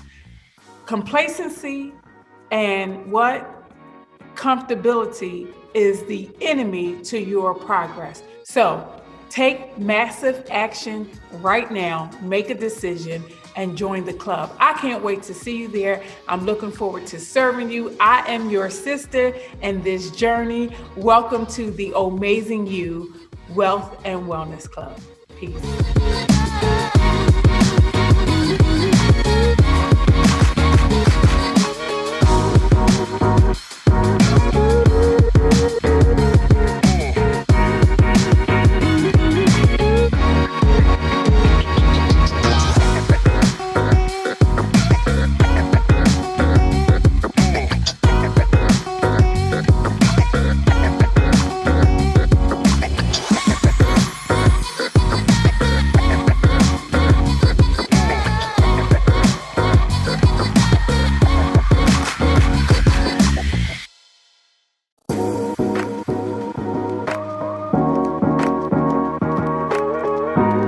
Hey winner, the secret is out. You're a winner.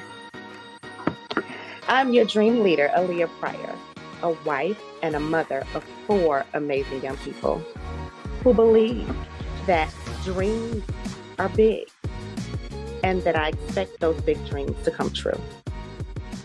I've spent so much of my life helping others realize how amazing they are.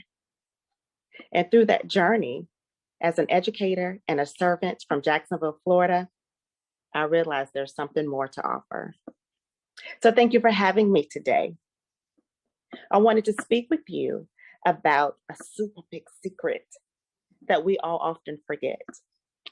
And that's why it appears to be a secret. Yet others know it, and we often forget it, and we got to discover why. So have you ever thought about, in this stage of your life, who you are, what you believe, what your biggest and wildest dreams were when you were a child?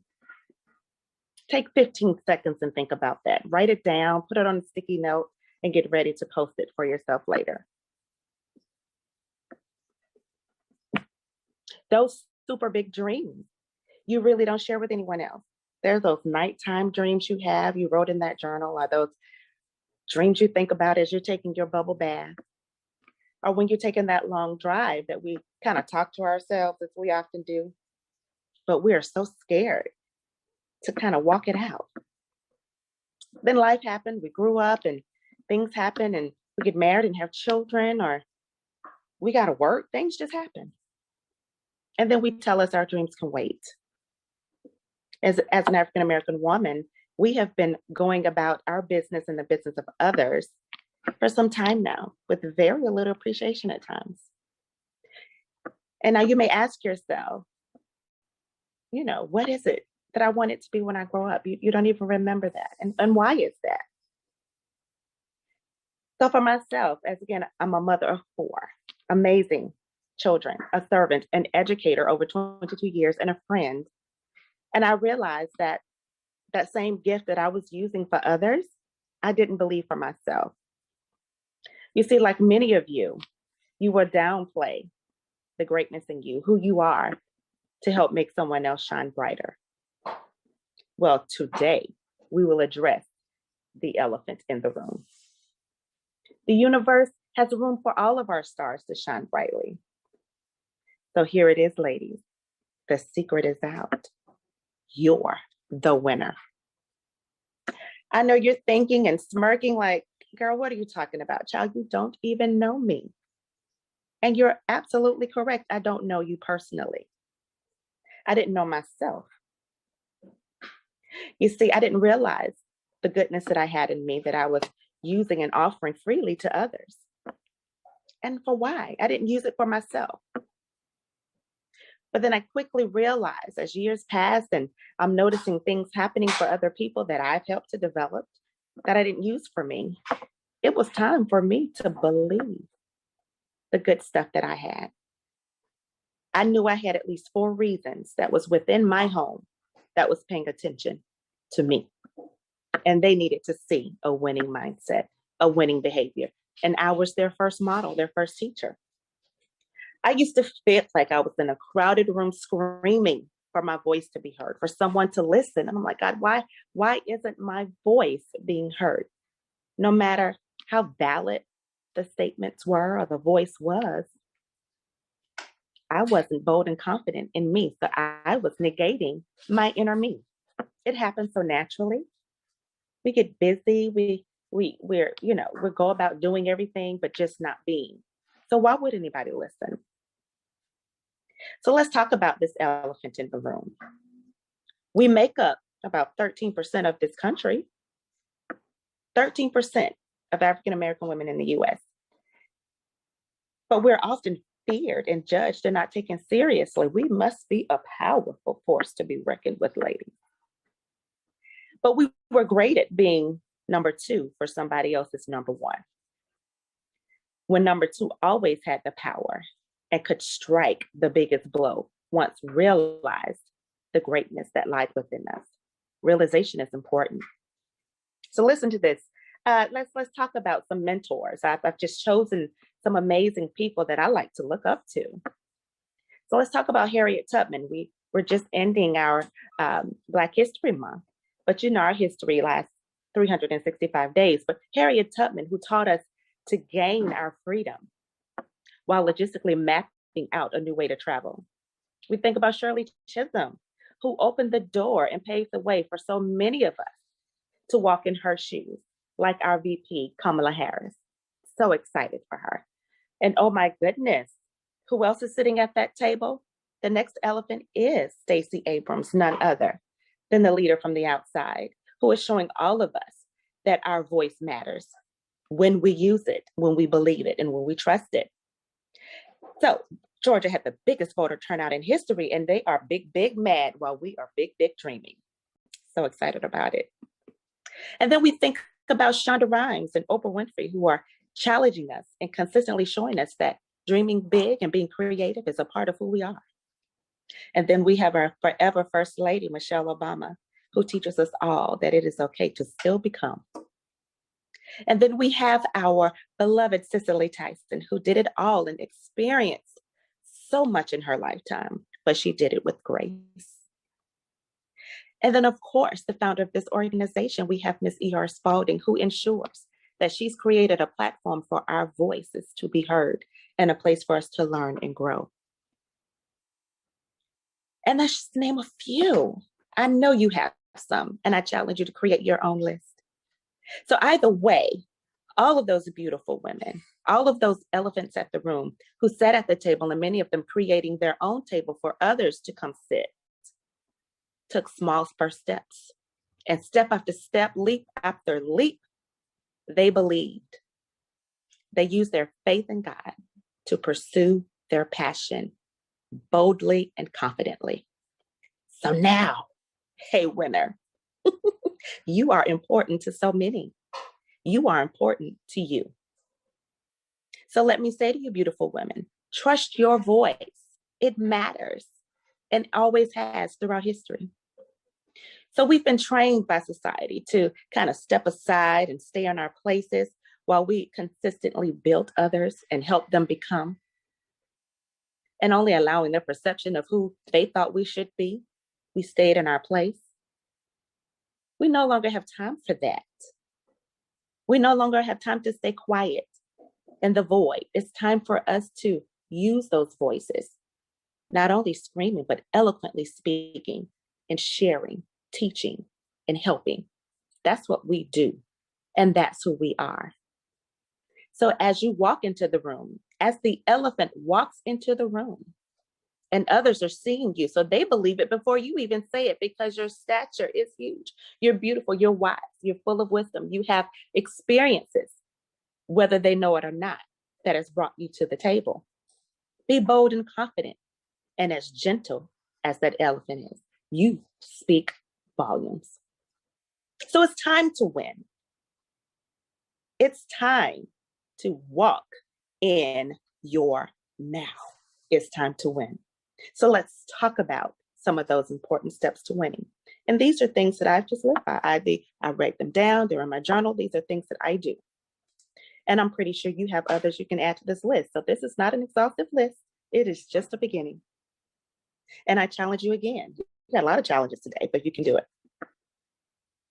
So the first thing I want you to think about doing is love you.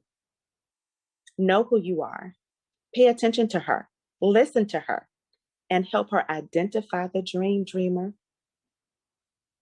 There are times that I can call when my children would ask me, Mom, what do you like to do? What do you want to do? What's this? What's that? And in my past, I couldn't answer. I didn't have an answer.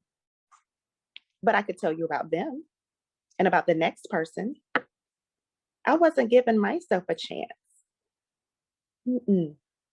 I could not answer those questions freely. I didn't know me enough. I had forgotten. And we've all been there. My hopes and dreams were all clouded by what I thought I needed to be and do for others. But now, this dream leader is taking no prisoners, not leaving anything on the table, taking every opportunity that I'm blessed with and boldly and confidently and unapologetically walking through the door.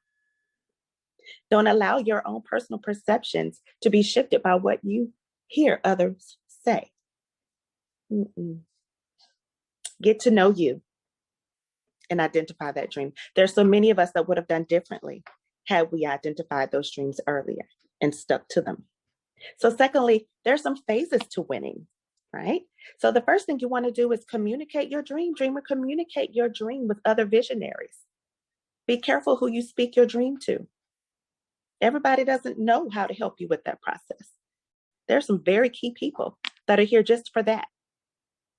Perfect example, you may speak your dream to someone that you love dearly, or a friend, or even someone you think will mentor you. And if their response, well, no, why do you want to do that?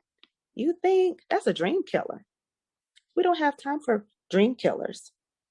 We don't have time for folk who say they would, but oftentimes, because they're not confident in their own walk, they don't know how to help you with yours. So be careful with whom you speak your dream to. And then you begin to learn and grow about that dream. You begin to surround yourself by others who've walked in that path, or those that can help you effectively get to that next. holding you accountable, keeping your deadlines, and ensuring that you do all of it with excellence. I have a wonderful cheer squad. Boy, they keep me on my toes. Every woman needs her cheer squad. And yes, they will keep you together. So put yourself in a place and posture of learning so that you will be ready to continue out your phases. And that's creating that plan. So once you have that plan, that dream is out of your head, that vision that was given, it is now in a plan. And when we have a plan, we walk those plans out. Because next, after you have identified your dream, you know your phases to your winning posture, you know what to do next. You begin to see things manifesting. And, oh, I love that part. When you see a powerful sister in her manifestation stage, it is so inspiring, so inspiring. It's time to manifest. It's time to see your phases. And it's time for your dreams to come true. I'm a living witness, right? I am excited about my next God only moments. You know, those moments so big that you can't go pay for it yourself. Like you got those, oh my gosh, how are we going to do this kind of moments? I'm that living witness. This is my now. This was one of my dreams. And had I not taken what God had given me seriously just a few short months ago, I wouldn't be here and I would have been out of order. And the time is now, sisters. Believe that that beautiful elephant in the room, whose sheer excitement causes others to be inspired and engaged to your voice. You are an influencer. You matter. So as you walk in the space of influence, fix your posture, hold your head up, and speak your truth with your beautiful self. Remember, your next is watching. What image are you going to project? You are fierce, and your fierceness is an attraction. It attracts opportunities. It attracts others. It attracts folk to you who want to learn from you. Trust me. Your time is now. It's time to win. It's time to walk in your now. So your opportunities are coming. Your big only moments are manifesting before you because you believe. Your mindset is no longer swayed by the perception of others. You believe in who you are, no matter what anybody else is saying, because you're it. That's the secret. You're it. And your it time is now. So again, there's nothing more infectious than a woman who believes in herself beyond her last failed moment. That's just fuel to get her there. That's just those stepping stones. We love those learnings. Those are learning opportunities that helps us to our journey to completion.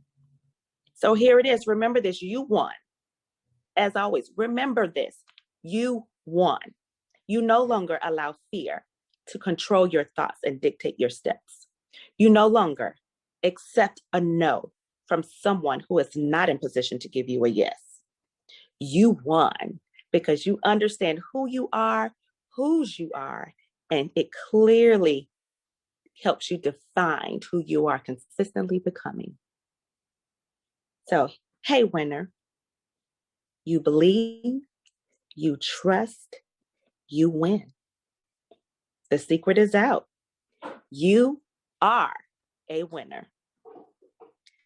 Thank you for having me today. I fully expect you to be all that you have written down earlier on your sticky note, that you're going to complete your phases of winning. And it starts with identifying that dream. And then it takes you through a process where you are at the table with others that's going to help you be accountable to that dream. You're going to execute plans and walk them out. And then you're going to see your plans manifesting. It's going to unfold because the opportunities are going to come because you're walking in purpose. That time is now. It's time to win. So walk in your now. I'm Aaliyah Pryor, your dream leader, excited about your next big God only moment. Thank you so much. You can connect with us at www.todaywewin.com. I'm sorry, www.todaywewinjournal.com. We are excited about your next.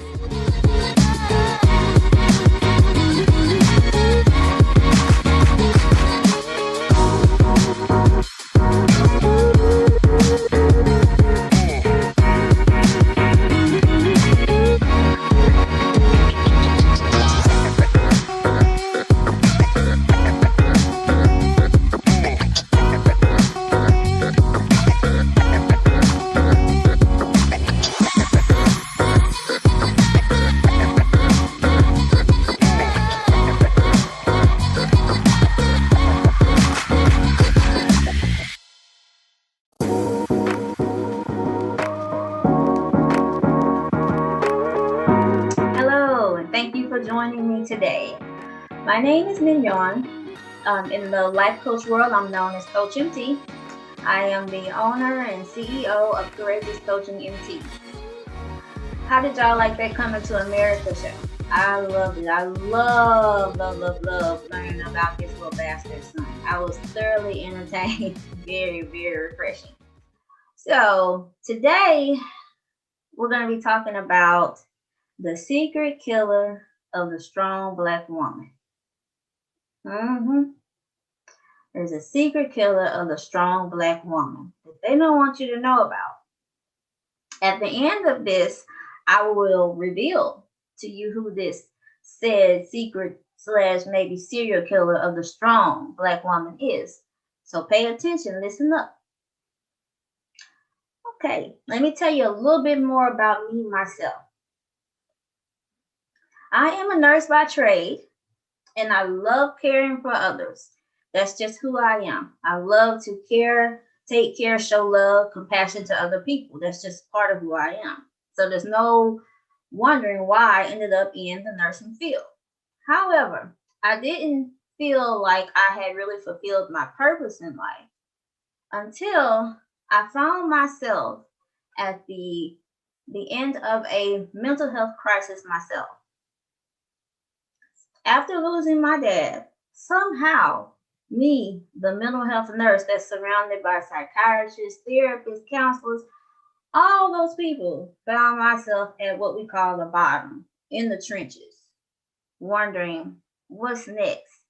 I'm tired. I never thought that I would feel like, okay, I've had enough. Never officially thought about harming myself or anyone else, but still, I was tired. Because I talked to a friend who had tragically lost her dad as well. Even though I was a mental health nurse, being an African-American Black woman, I felt some type of shame. The fact that, how dare I be this weak? We all know that people must die. We all know that we will lose our father one day. And I even felt some type of way because my dad died from dementia. He wasn't tragically taken away from me like most people. I actually had a relationship with my dad. I started to think about some of the blessings of how blessed I was having my dad in my life as long as I did. And I'm like, how dare you sit there and feel weak and feel sorry for yourself because your dad is gone. He's gone. There's some people that don't even know their dad. So I beat myself up quite a bit. But then I remembered that conversation I had with that friend. And she said, you know, when I lost my dad, and because she lost her grandmother right behind that, she was like, you know, I had to go talk to someone. Now, this is what I do every single day. So why was it so hard for me to go and talk to someone? So I agreed because my depression, anxiety symptoms had become debilitating to where I couldn't work. So I went to see someone. Shortly after I started seeing them, I noticed that this isn't the first time that I felt like this. This isn't the first time that I felt uneasy, worried about things that I shouldn't be worried about. About 3 months after being on meds, I decided to return to work. It's time to go back. 3 months. Yes, 3 months. After 3 months, I decided to return to work. I'm still not 100. But when I get there, everybody's calling me. Thank God I'm surrounded by awesome nurses who genuinely care about you as a person as well as a coworker. But they're coddling me. So I'm like, the elephant in the room, like, why are y'all treating me as if I'm broken? And I'm like, I don't want to be treated as if I'm broken, but I appreciate their concern in the same note. But I'm at work trying to get back in the groove with things, trying to rock it out. I'm expecting myself to show up after being off for 3 months and having a crisis with mental health. I'm expecting myself to show up and just start rocking it again. Just start knocking patients out left and right, being the superior nurse that I am as the strong Black woman. That's what I thought. But as I'm going about my day, I noticed how challenging it is for me to go back into my natural routine. But the real kicker was, I felt like I was missing something. And I remember my boss mentioning to me, I know you feel like you're missing something. She was referring to my daddy. I'm like, lady, I know my daddy's dead. Will you leave me alone? But I'm trying not to think about that today. So I feel like I'm missing something. And then just out of nowhere, going on about your day, you realize, yeah, you are missing something. You're missing that anxious and depressed feeling that you have been feeling every day of your life.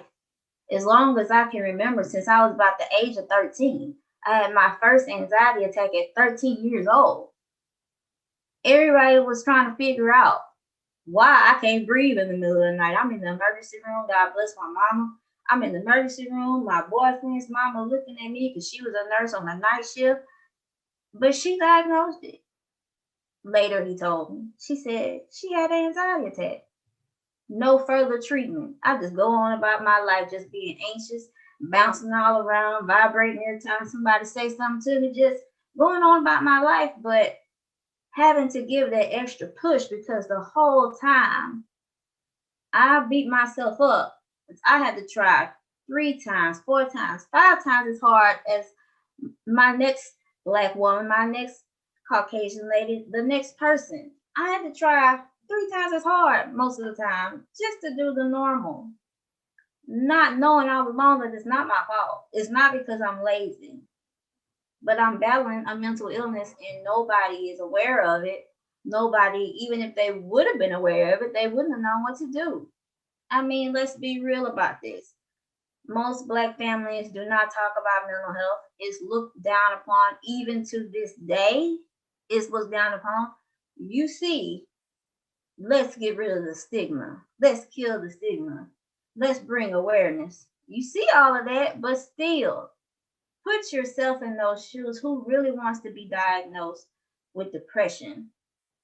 Because for whatever reason, people really look down on that one. They just feel like depressed people are lazy. They can't take it. No, it's more than that. And I know I'm talking to a room full of intelligent ladies, and you guys know it's more than that, so I'm not even going to go down that road.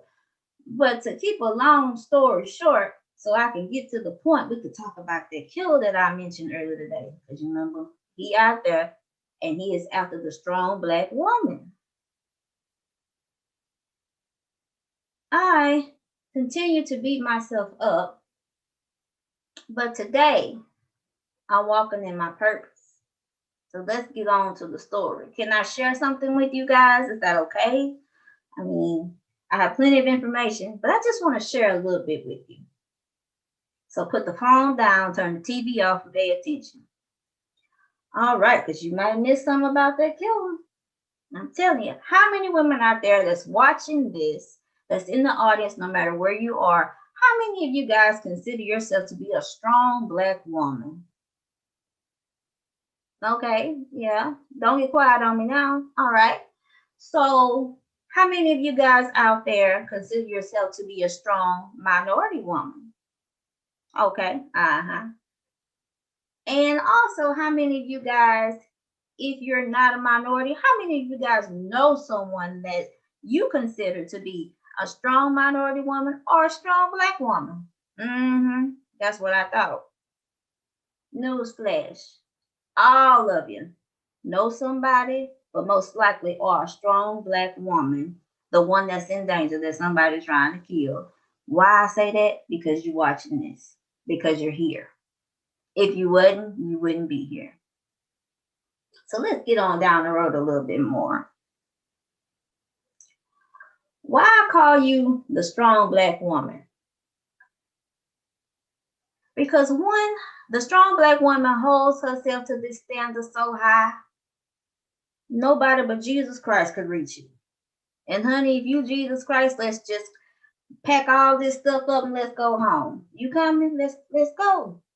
I mean, you set impossible boundaries and limits that no physical being can meet.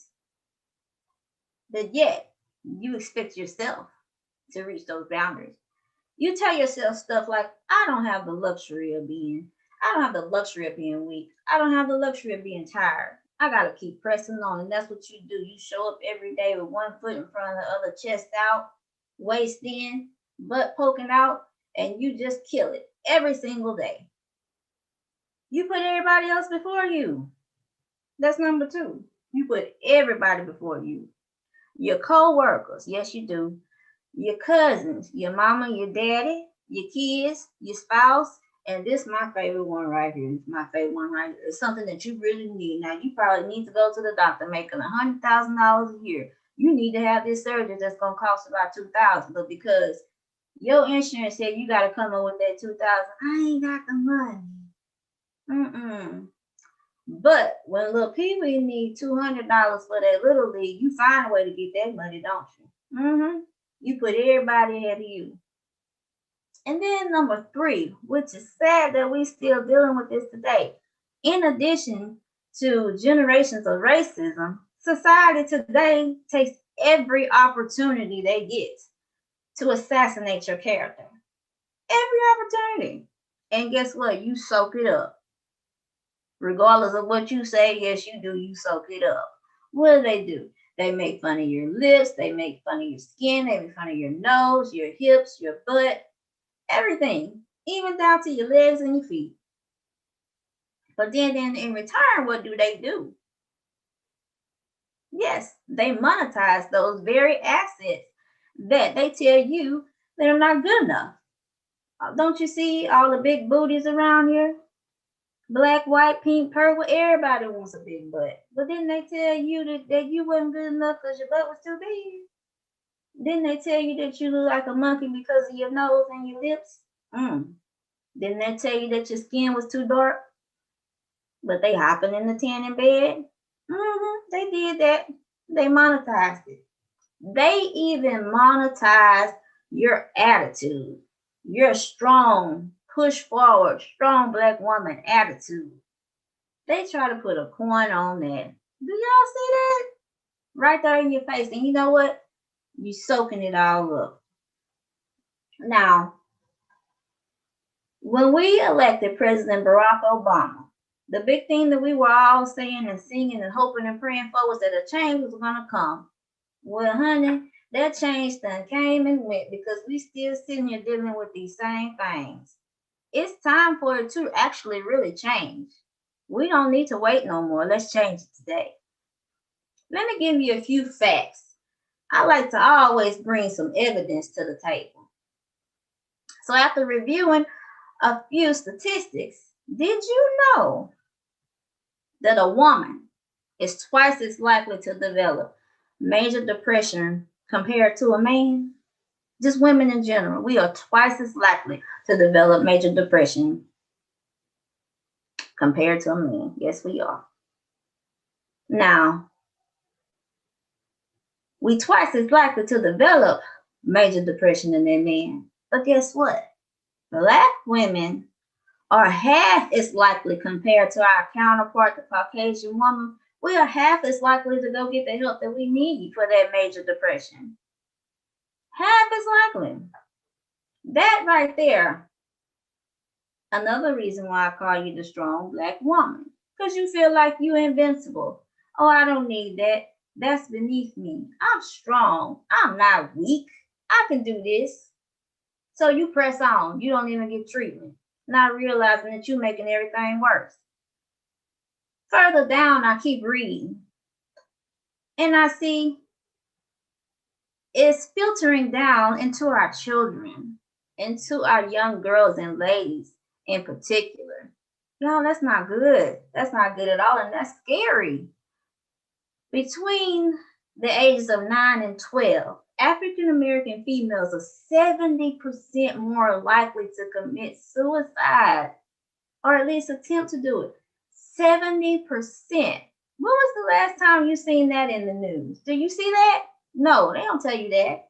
To go a little further, between the ages of 18 and 24, and I'm going to go ahead and I'll put my 2 cents in it, between the ages of 18 and 34.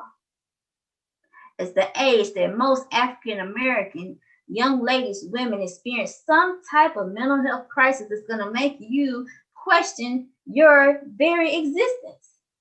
But we don't seek help. Soak that up for a while. 9 to 12-year-old African American girls, 70% of them commit suicide. I ain't never heard that. And if I wouldn't have seen it on a government website, I wouldn't believe it. Go look up the statistics when you get through with this if you don't believe me. Okay. Now, this is going to be the kicker. You ain't going to want to receive it, but get ready, buckle up. Listen, remember I said it's a killer out there. The killer's still lurking. Everyone in here has experienced some type of mental health symptom, diagnosis, and found yourself in some type of mental health crisis, and you had no idea what was even going on. That's just your everyday living. That's just you thinking that's the way it's supposed to be. But it wasn't.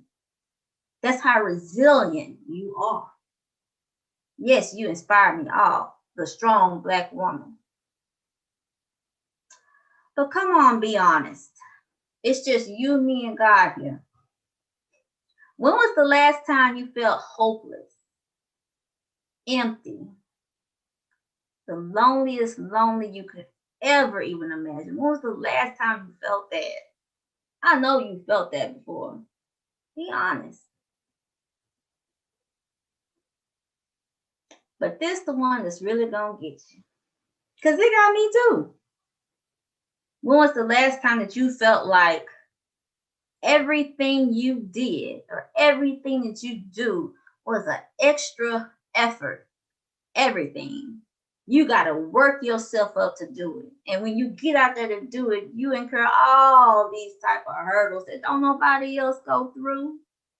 Everything is an effort. When was the last time you felt like that? Yeah. And let me show you an example since we want to be in denial about it. I'll give you an example. Every time I get ready to do something, the devil always come in here and he get in my way and he just be messing with me. I don't understand. Every time I try to do anything, that devil always coming up. That effort, that extra effort with every single thing that you do. When's the last time you felt that? Now that one hit home, didn't it? You ready for the home run? Just be honest with yourself. But we're going to move on and tell you some of the requirements to fix this. You are a strong, resilient Black woman, but you don't have to be that strong. You need to be strong enough to know that you need help. But in order for you to do that, it's some requirements. First of all, you got to be honest with yourself. I just asked you when was the last time that you felt lonely, empty, everything was an effort, and majority of y'all said you don't know. Yes, you do. Probably today when you were getting ready for this. Be gentle with yourself, ladies. Be gentle. Remember, those little ones are watching us. That 70%, 9 times out of 10, they picking up the behavior that leads to that from us, in addition to the environments that they're in. I know it's some extra things going on. but we need to teach them how to cope and deal with those things in a positive way, not just stuff under the rug. So we're going to be honest with ourselves, and then we're going to be gentle with ourselves. Now, if you've met all the criteria that I just explained to you, and you sitting over there beating yourself up, honey, that's not what this is about. Not at all. I'm here to help. Stop beating yourself up. You are doing the best you can with what you had to work with. I call that intelligence. You were given a stick and you built a house with it. But I'm just here to tell you today that it doesn't have to be that hard. Now, the first thing we need to learn how to do is we need to learn how to ask for help. Please ask for help. And there are people around you. I'm sure there are people around you that are offering help. Take the help. And since I've educated you today, yeah, go out and help somebody else. Yeah, go out and help somebody else. Now you say, how am I going to do all that? Where am I going to get the help from? Seek care from a professional. That can be a psychiatrist, that can be a therapist, that can be a life coach, that can be your pastor, but you need to go talk to somebody about it. If you're not ready to go talk to someone about it, you can come see a life coach. You can even come see me. Now, in my life coach practice, I have a verse that I really, really hone in on and stick to. I feel like I've been assigned. Ain't no feel like, I know I've been assigned with this. Because when I seen that 70% of those young girls between the age of 9 and 12 want to commit suicide, that just really hit home with me and hit me in my heart real deep. I already knew my purpose was this life coaching thing. I love nursing, don't get me wrong, but anybody can be a nurse. But I'm here to win souls. So Esther 4:14, I have it on my phone. Perhaps this is the moment that I was created for. I've read that verse a million times, but today it means even more to me. Now, the name of my practice is Courageous Coaching MT. Why? Because I courageously walk in my purpose every single day. Every single day. So, if you want to know more about working with me, you want to find out, what can I do, Coach MT? What can I do to help me? What can I do to help my descendants? Where do I start? Or maybe you've done all those things. You've been to the psychiatrist, you've been to the therapist, you talked to your counselor. They don't get it. Maybe you're ahead of me. Okay, well, come sit down. Like they say, like Clary, if you don't have anything good to say about yourself, come sit by me. Come sit right there. We're going to work this thing out. But today, just for you taking the time to listen to me, I really thank you for your time, and I appreciate it. And I hope you take these jewels that I've given to you and apply, and then pass them on to somebody else. Now, I've assigned you. I've pricked your heart. You can't deny it. So you got work to do. But just for coming in today, there is a link attached to this that has some tools in there that you're going to want to go and get. It also has a link on how you can get to me if you want to work with me in the future. Okay? Now, remember I said that it was a killer out there, a serial killer that kills that strong black woman? Guess what, sis? That killer is you. Thank you for your time.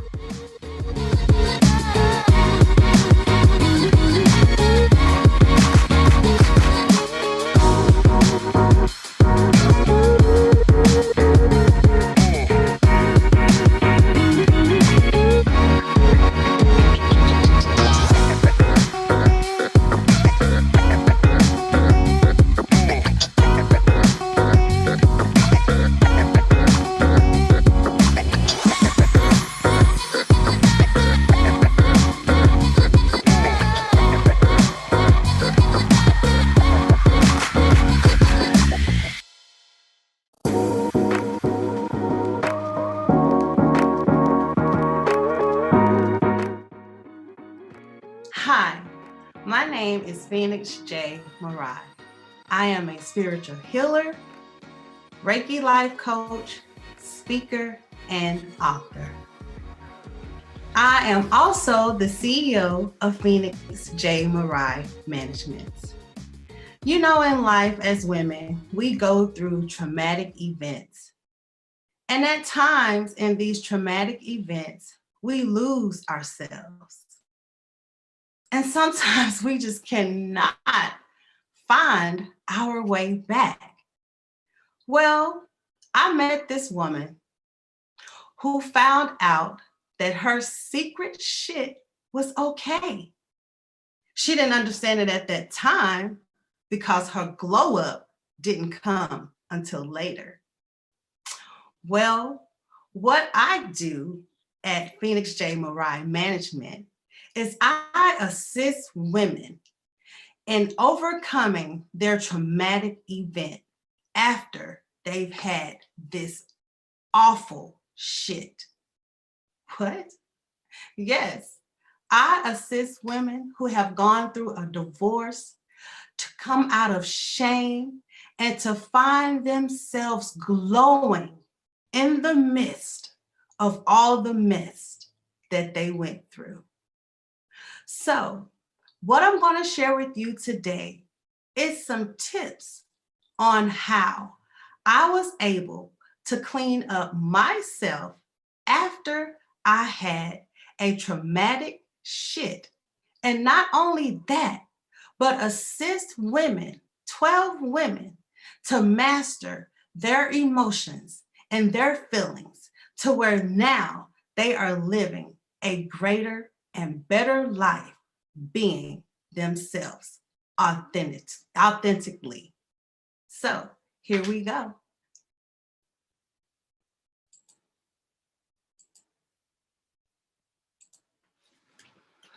Now, what we need to understand is your healing is your healing. And sometimes in the midst of our healings, we want to bring everybody else in our healing. But today, I'm going to talk to you about your secret shit looks different with the glow up. And this is your glow up, not including everybody else. So, some of the key points that we're going to talk about as well. But first, I'm going to talk to you about this fact. Healing is necessary for our liberation. Black women experience overt trauma in the form actual and threats of bodily harm through violence, sexual assault, and homicide at more frequent rates than other women. And this is an article that I read at blackher.us.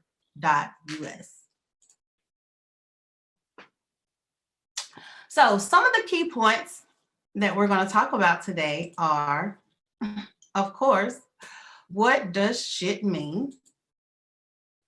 Condition transitions, and these are just some of the healings that I found myself in, these traditional and conditioned healings that I found myself in the midst of my shit. Your secret shit versus they shit. I realized that some of my stuff just didn't look like everybody else's, but it didn't mean that my shit wasn't valuable because it didn't look like everybody else's. And then I'm going to share with you how to walk in confidential confidence in the midst of your shit. Exciting, right? So here we go. What does shit mean? The S stands for C. The H stands for her. The I stands for in, and the T stands for transition. Now, let's go back to this S, C. Now, this is seeing you in your mess. You're good, you're bad, and you're ugly. Now, let me tell you about this scene. When I was in the middle of this transition, everybody could see my shame. They could see all of my hurt and my pain. But this good, bad, and this ugly, everybody wasn't willing to accept that. And that was something that I had to understand as well. So I realized that everybody was not able to accept me in the real and the rawness of myself without judgment. So here I am in the middle of my shit, looking at me, my good, my bad, and my ugly. And I'm really just looking at me because everybody else was looking in on my mental and my emotional state, doing my healing judgment, and they had a lot of judgment. Everybody had something to say. But then what I had to understand was this transition, this part of what I did not recognize and what other people did not recognize, this was for me. It wasn't for anybody else. This shit was for me. It was for me to learn some things. And those things, what I had to learn and to overcome was these conditional healings, these conditional transitions that I had been accustomed to. And we all know that famous one. Shh. What goes on in this house stays in this house. Yeah, that one kept me stagnant a lot in my healing because I did not want everybody to know, like my mom, my dad. I didn't want anybody to know what I was really going through. But I realized not speaking was keeping me stagnated or stagnant. Some other things also that I had been accustomed to, and I'm not throwing any shame on anything. All I'm saying, or blame, I'm just saying this didn't work for me, was church fasting and praying. Because I found myself going to an altar that wasn't built for me. See, my altar was here in my heart, and I had demolished it, and I had to rebuild that. And I had to realize that some of this conditional healing that I was accustomed to was not going to assist in this rebuilding. Now, let's talk about some of these partners doing the healing. We all have these partners. Yep, it was red wine. I had my Newports. I had got smart, y'all. I was selling them for $1 when I was going to the club. You know, somebody was always out of Newports. So I had got smart. I'll buy a pack for me to smoke, and then I'll buy a pack to sell at the club. And then, of course, we all know about Mary Jane. Everybody got a little relationship with Mary Jane. Me and Mary were great friends. So great that I was starting not to pay bills. I was not getting up in the mornings. I couldn't mother with my kids. I couldn't parent my daughters. I mean, it was awful. And I realized that there was something different that I was going to have to do in order to get out of this shit. So this is when I realized that this was my secret shit, and it was versus everybody else's shit. So my secret shit was not traditional. Whereas everybody else's shit looked like everybody else's. It was a reflection of the unknown, whereas everybody else was stagnant in some of their healing. My secret shit, society said it looked like witchcraft. But they were unpleasant in theirs. And what I found out was my meditation and my crystals, my freedom of my spirituality, and the ancestral knowledge that I have possessed has given me the capability to have this glow up that some people just don't understand. Why? Because it's not traditional. I'm not following the known path. I don't have the fear of the unknown. I'm not stagnant in traditional ways, and I'm not walking around saying that I can't get right. Also, there's nothing unpleasant about my life. I love the life that I live. I love all the secret shit that I went through because now my glow up it looks like no other. And this is what I had to do in order to walk confidential. And I mean, I had to be confidential in my confidence doing my secret shit.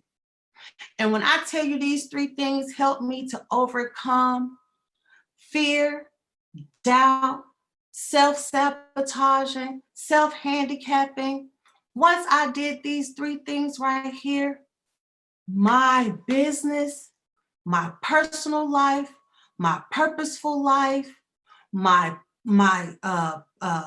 spiritual life, all of that just began to prosper. And one of the things that I had to do, I had to divorce people. I just could not even worry about what people thought about me. Because at that time, yeah, my shit was, it just was, it was awful. But you know what? I was wearing that transition. I didn't care how people called me crazy, how I looked, because at that time, it was my secret shit. This was coming up on my purpose. I was understanding who I was becoming. And when I did that, I married myself. I began to care for myself more. As I said, the meditation, oh man, the secrecy of that, coming into myself and understanding my self-worth. There was a time that I would just sleep with men after men after men because I didn't know my self-worth. And when I stopped doing that thing and understood my secret shift and my shit, and I married myself and I married my purpose, I began to move strategically, not silently, because I had embraced this healing journey. And at that time, I was like, look, if you can't move with me, then I'm going to have to move without you. And that is when I embraced this healing journey. And I understood that my secret shit, it ain't going to look like nobody else's. And it is going to look different. You know why? Because it's mine. So, how to get your secret shit right and glow up? Choose a path to heal. Mine was Reiki. Now, Reiki may not be for everyone, but that's what I chose to make sure that this transition that I was going through, that once I came out of this transition, that I would never be a broken, bitter woman again. I began to take inner evaluations of myself daily. Oh my God. I wake up at 4:30 in the morning, looking at the mirror, looking at this woman to see what it is that I went through the day before or weeks before to make sure that I'm not carrying things over with me. I had to have a balance of my life in all aspects that was professional, personal, purposeful, and spiritual. All of those had to balance in order for me to understand what was growing in my life. And then I began to communicate with my inner self through my meditation and my journaling. Oh my gosh, I have so many journals. I just bought another journal today. And yesterday, and I had to because of what has been growing inside of me since this Black CEO Summit. Oh my God, and everything that's going on with the Black women. Oh God. And I'm telling you, I am just growing inside. And it's because I understood that, hey, this is me, and I'm going to go through my secret shit, whether you're with me or not. And then my spiritual rebirth, where I had to reset, evolve, and transcend my mind, body, and my essence. I used to weigh 250 pounds. I know you can't tell. I didn't even step into a gym or into a trainer until about 3-4 months ago. I was able to take off a whole 5th grader. And that's what I tell people. I lost a whole 5th grader. And I was able to take off that 5th grader by resetting, evolving, and transcending my mind, body, and essence.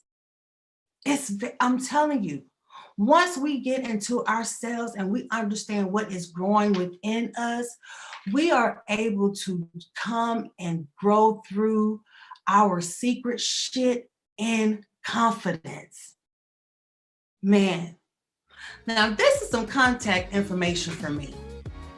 And I know right now it's like, oh my God, whew, what she said some secret shit. She was talking about divorcing and marrying herself and people. And oh my God, well, I was only able to give you what I could in this short amount of time, but If you want to get in contact with me, you can contact me on Facebook. I'm on Instagram, and I have my website. So, to the ladies today, I want to say to you, your secret shit may look different on the glow up, but it looks different because it's yours. So from this day forward, walk confidential and confidence in your secret shit. Love and light.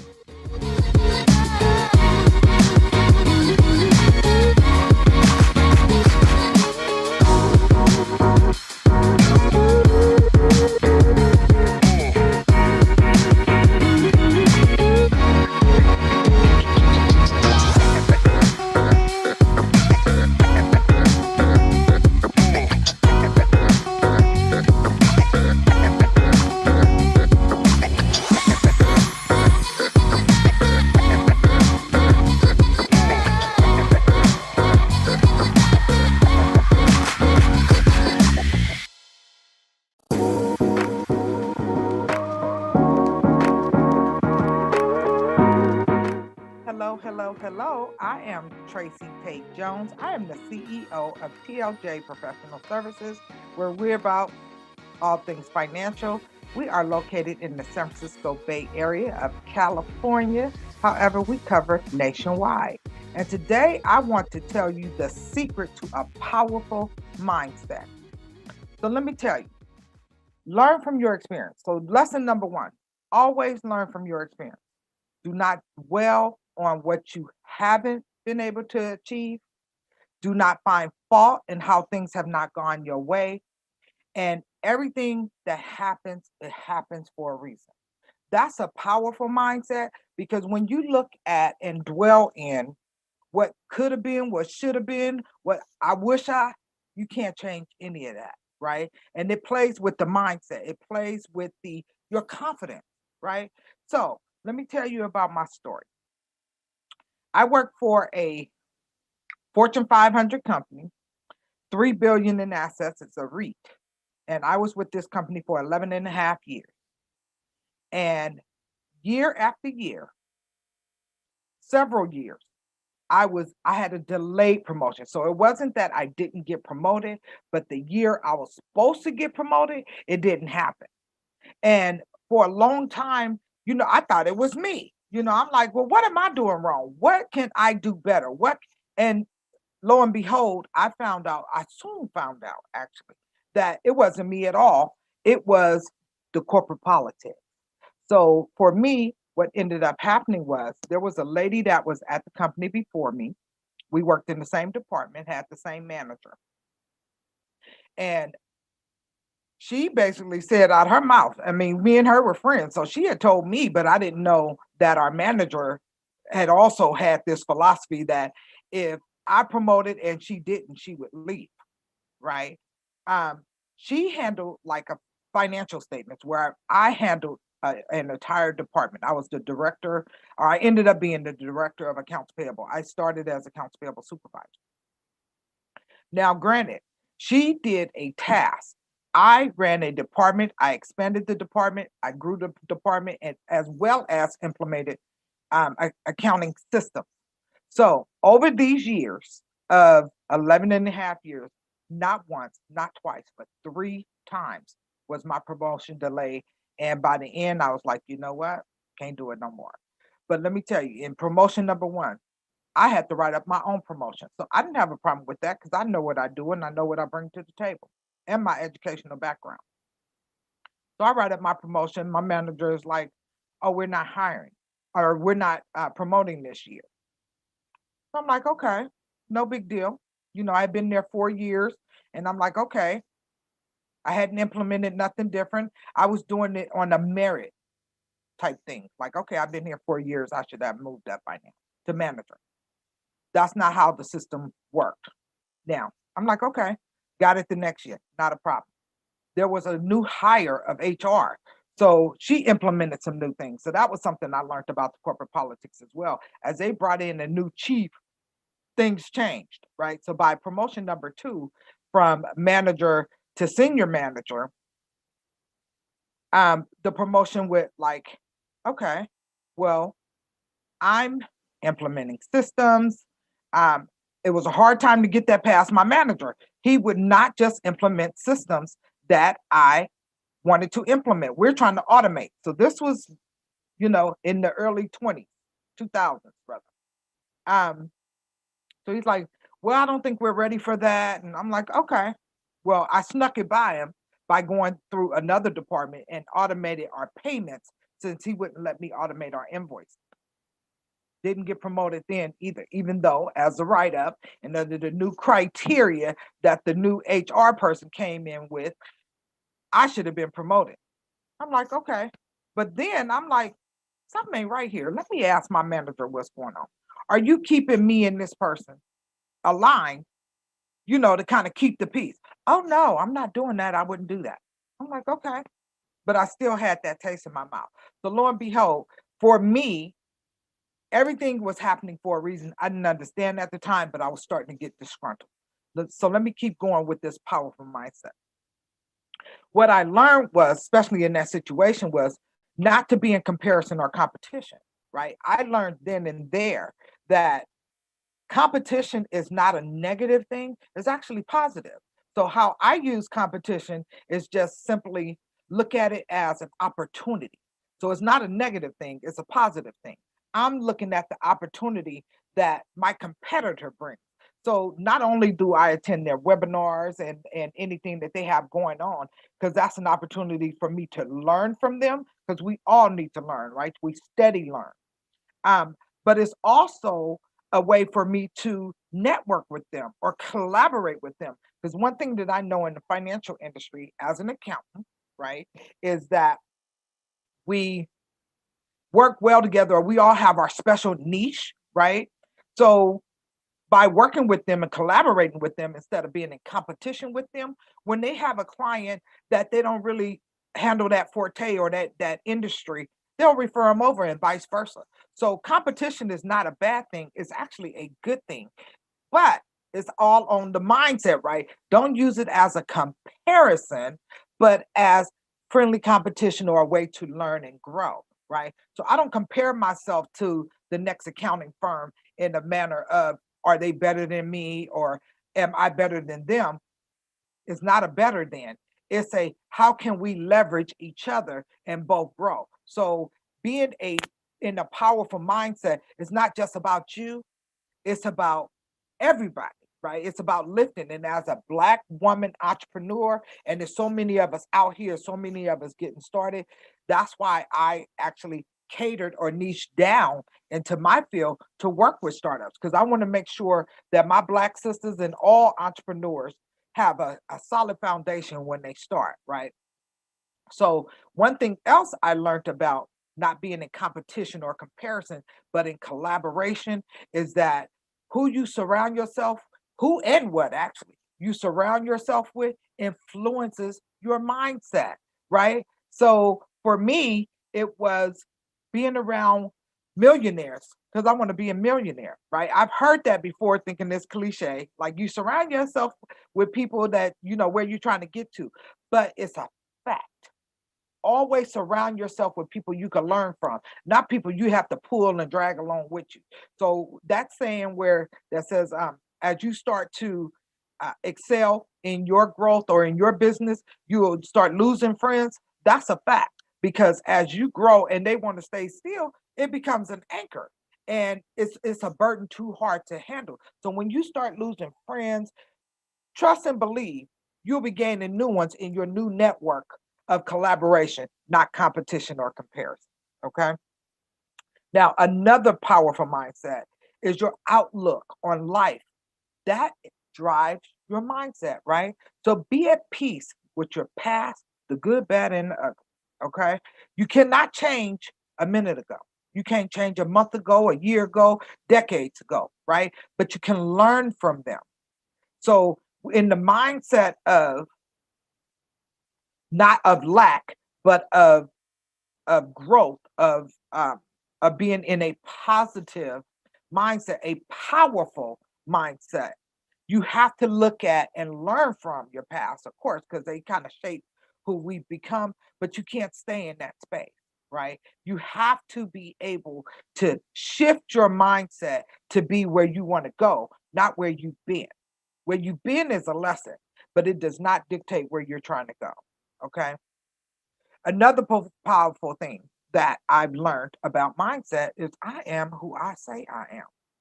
So if I say I'm a failure, guess what? I'm a fail because that's my mindset. I'm going to stop doing that one thing that's going to make me a success because maybe it didn't work this time. Or maybe somebody in your ear, that friend that you think is a friend, right, is telling you, oh, you shouldn't do that. Or that's never going to work. People ain't going to buy. Do you know how many entrepreneurs are out here and some of the stuff that you see people do? It's like people actually do that, but guess what? Somebody got to do it, right?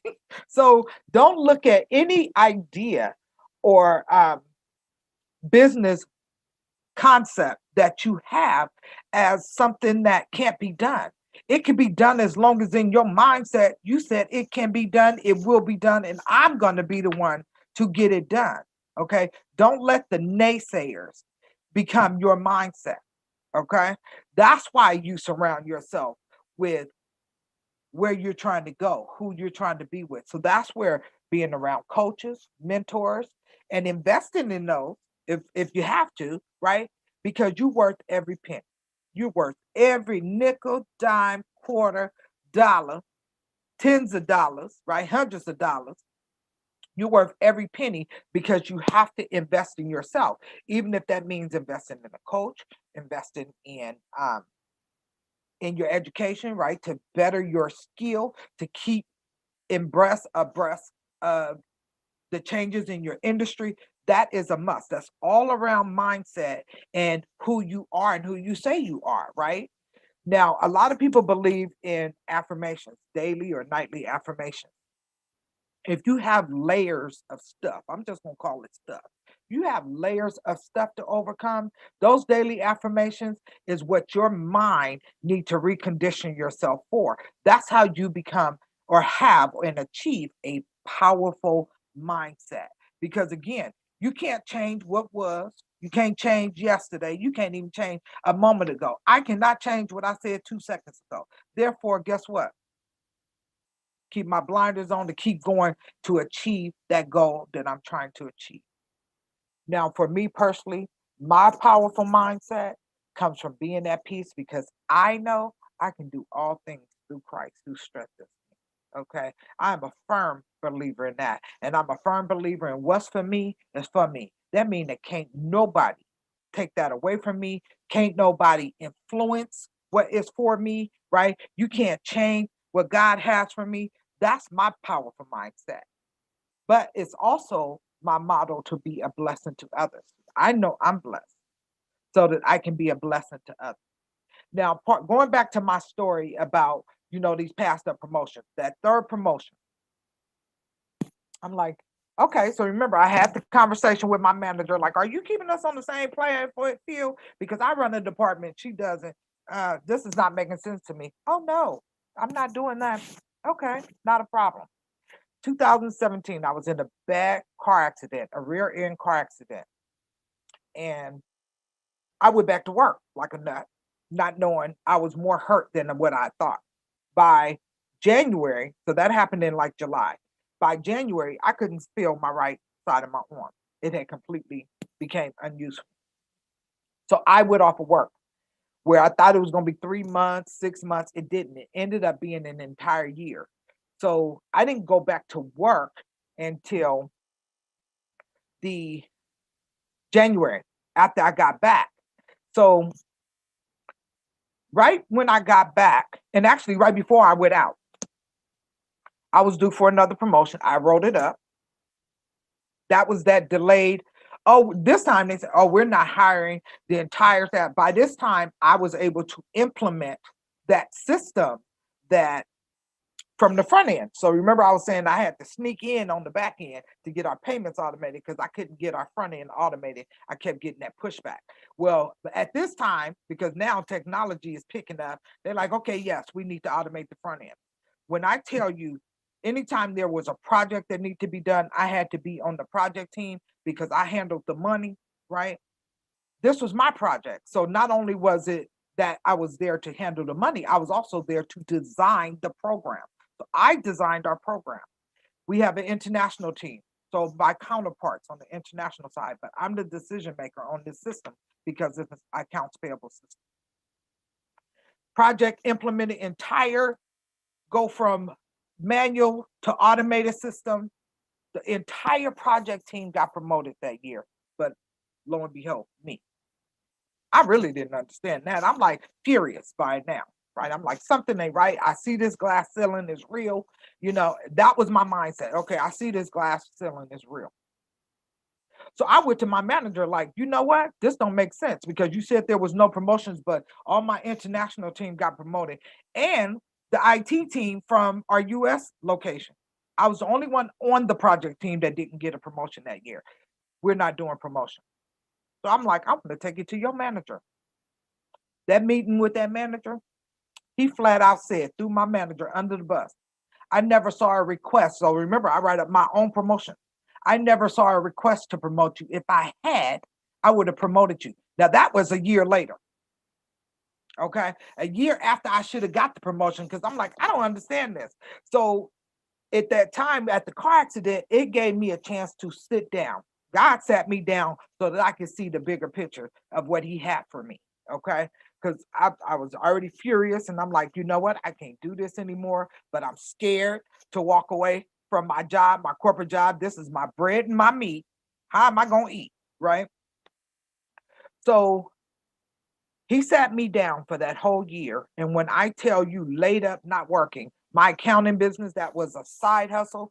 I had tripled my income in that year and I wasn't even working. I was too injured to work.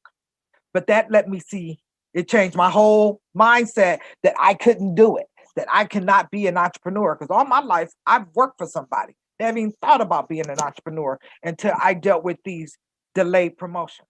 Okay. When I went back to work that February 2019, I saw all the mess they made of these systems I implemented, and I was not going to be accountable for it. They didn't follow no kind of policy, procedure, or be in compliance. I'm like, this is going to be a lot to clean up. Within 6 months, so by July 15th, I made the decision that I'm going to put in my notice. So on August 1st, I gave my notice, my 2-week notice, and my last day was August 15th, 2019. And when I tell you that since leaving and doing my business full time, I have replaced my salary, replaced my stock, and replaced my stock award. I'm in awe about what God has going on in my life, but that was my mindset that I couldn't do it because I've always worked for somebody. I said to myself, I couldn't write a book because I don't like really reading books unless I'm getting a degree or something like that. All a lie. I'm a 5-time author at this point. So I've written books. Mindset, right? Powerful mindset. So I'm a 5-time author. I've been had my master's, and by promotion number 2, my manager congratulated me because I finally put the MBA behind my title. Oh, congratulations. I was like, I had my MBA before I even got hired at this company 7 years ago. You hear me? So it's all about mindset and having that powerful mindset. So part of having a powerful mindset is knowing that you can do all things through Christ that strengthen you. And don't play yourself small. You have to play your position the way you see yourself. Whatever you say you are is what you are. When I thought I couldn't be an author, I was not an author. But guess what? That mindset shifted and I said, oh no, I can be an author and I'm going to be an author. And now I'm a 5-time author. I released 2 books, compilation books, November last year. Okay. So I want to leave you with this. Me. I'm Tracy Tate Jones, CEO of TLJ Professional Services. We are about all things financial with bookkeeping, accounting, taxes, insurance, business coaching. But I'm going to leave you with this. My destiny is not defined by my yesterday, but by what I do today and beyond. That's my mindset. And that's what keeps me going, to keep growing my business, to keep implementing new processes, new systems, new products.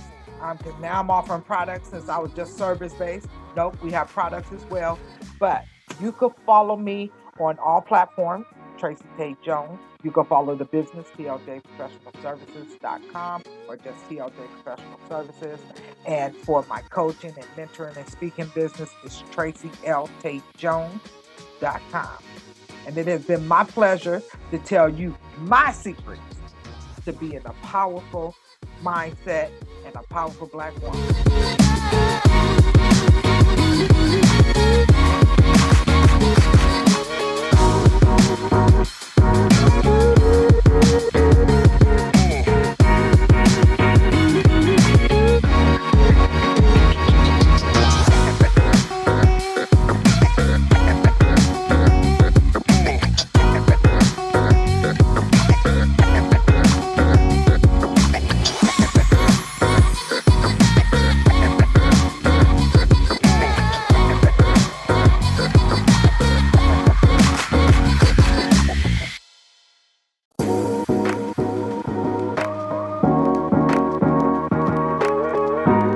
So the secret's out.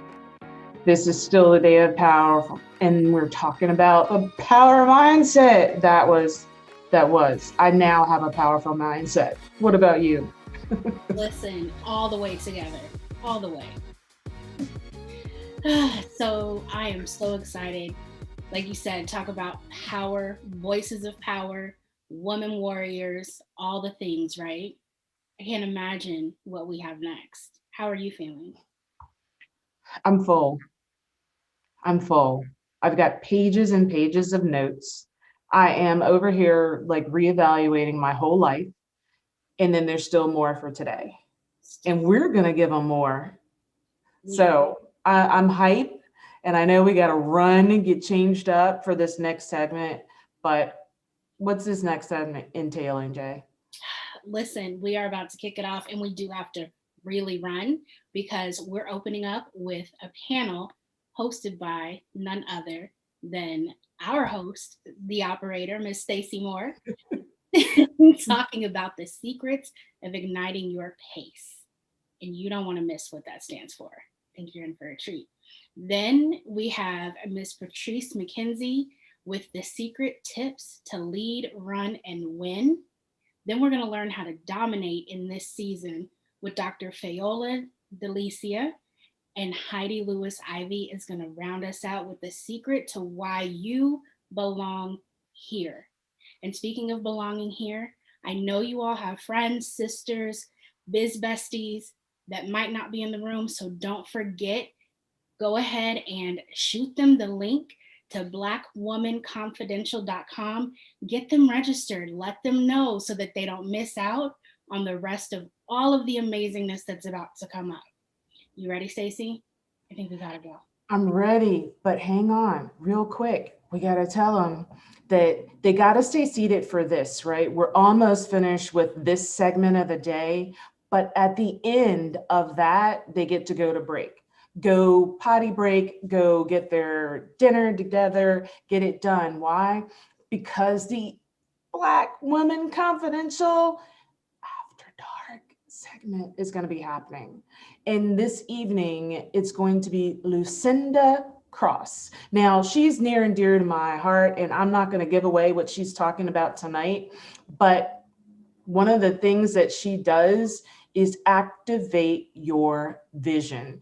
And I know how important that is. And so we're going to leave it up to you to make sure that you come back here this evening so that you can be part of that segment.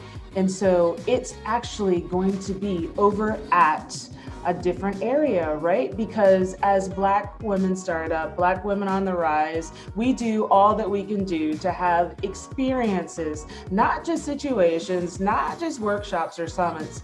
We provide experiences. So for that, you're going to go over to BlackWomanAfterDark.com. It's going to take you over to AirMeet. So during that break time, if you have not been exposed to AirMeet yet, make sure that you register, get your profile set up, add a picture in there, and make sure that your title and information is in there.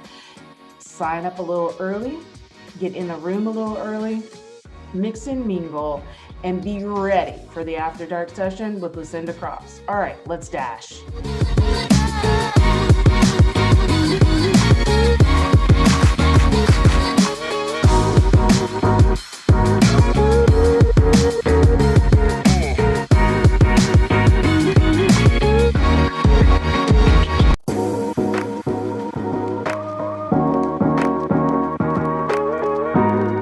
Welcome to the Power Panel. This is Black Women in Power, but this edition is the special edition.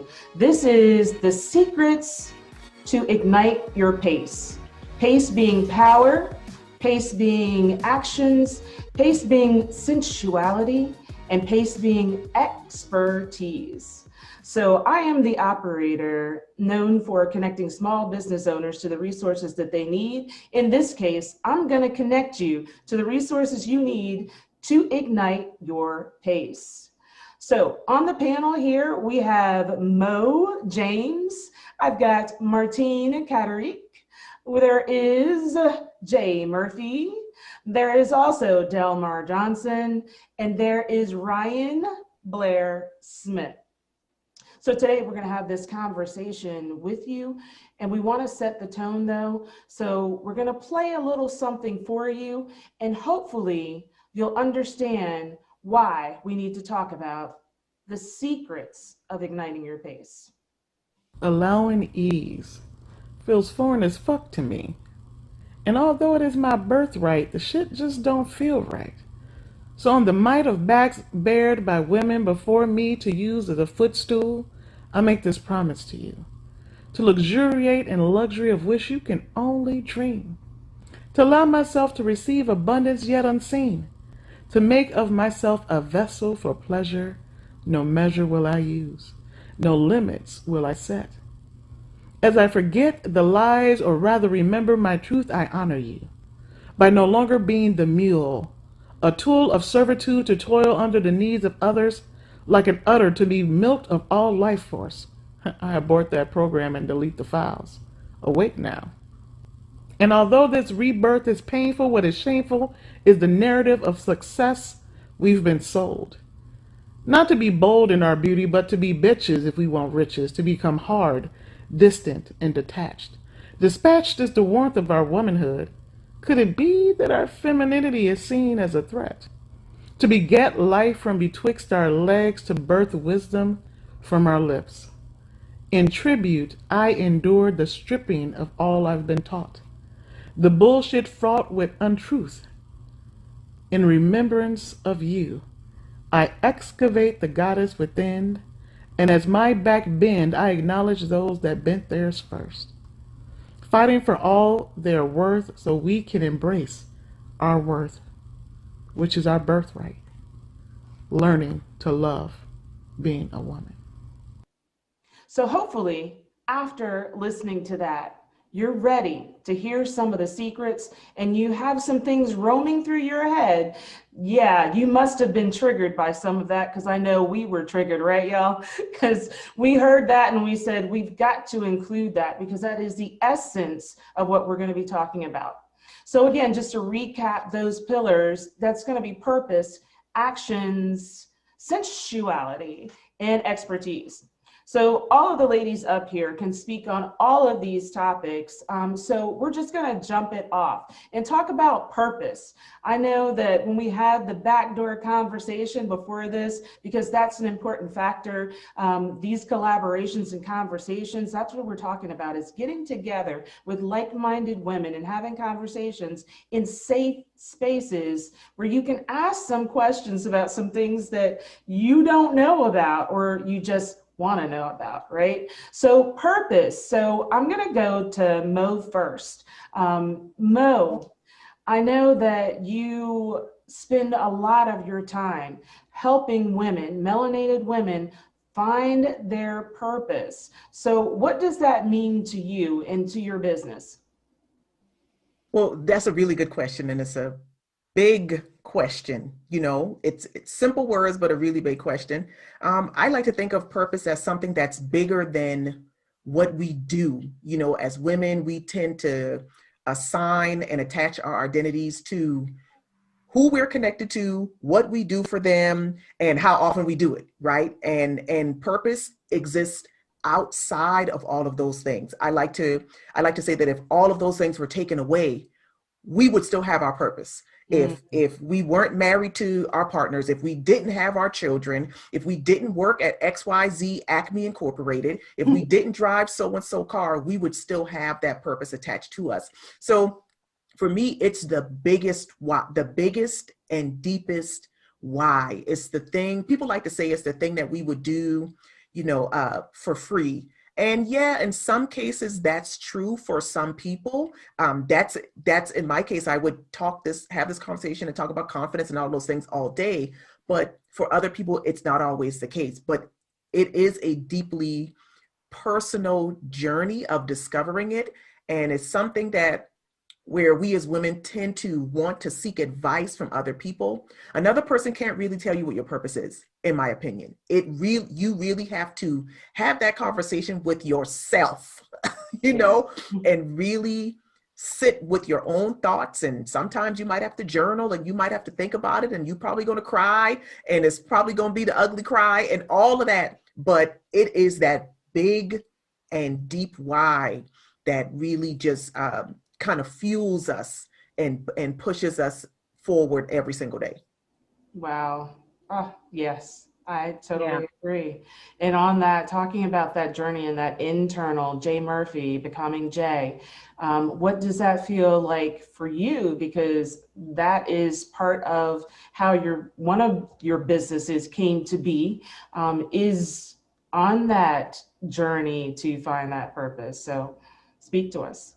Yeah, absolutely. I was on a journey to find myself and to reclaim the things that I wanted. And much like what Mo said, was encompassing my purpose or labeling my purpose as the other things that I was doing. And all it took was one conversation from one woman that reached out and said, "Thank you so much, because I've never seen anybody that looks like me doing the things that you do," and being that example. And I didn't think of myself as the example, and I didn't think of that as my purpose or what I should be doing for anyone else or any other purpose than to just save my life. But when I heard that, I knew if I felt like I needed to see that example, and now this woman was telling me she needed to see that example, that was what I like to tell people was my calling. And I didn't understand what that phrase meant until that moment. And it was stepping into a place that was terrifying. It was stepping into a place of complete and total transparency and into a light that I didn't expect to be in, but I knew that the way it would help others, but more importantly, the way it would help me and the way it molded me and guided me was so much bigger than that fear, right? And so it made sense. I had no other choice. There was no other answer but to just do it. So Ryan, for you, you're sitting over there all vibrant, like I can tell the vibrations, there's intentionality in everything you do. So what does purpose mean for you? Oh goodness, purpose is a big thing, like Mo said. I think a lot of women, for me, I feel like we're born on purpose, for a purpose, and with a purpose. And I believe once we identify what that purpose is and truly walk in it, like we fulfill everything we've been called to be, right? So when we were in our mother's womb, purpose was already there. Like Mo said, we were designed with a purpose. It's in our DNA, right? We all have something. And for me, my goal is to just help women understand what that is. What is the purpose? Am I truly walking in it?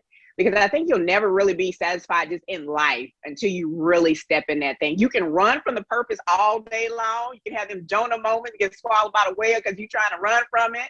But once you identify what the purpose is, I promise it's like your light. It's like a light. It turns on. It's like your light. It's like a whole nother world for you. Once you identify what it is, you get really clear about your purpose. And so I could be on the purpose stage all day, but I really feel that a lot of us, some women have not identified what it is, but we're here in this space to say, it's okay to figure out, what is it? What, like Jay said, she that the woman came to her and said, "Hey, what you did made me feel this way." And so she didn't know, okay, that's really what my purpose is. And I think we discover it, right? I think as we go and in our movements, we discover what that thing is. And so we have those moments where we're like, I found it. You know, I think there's things we're born, you know, what do they say? The day we're born and the day we identify what it is that we're supposed to do, it's like, those are the most significant moments. And so for me, purpose is it's a big deal. And we should all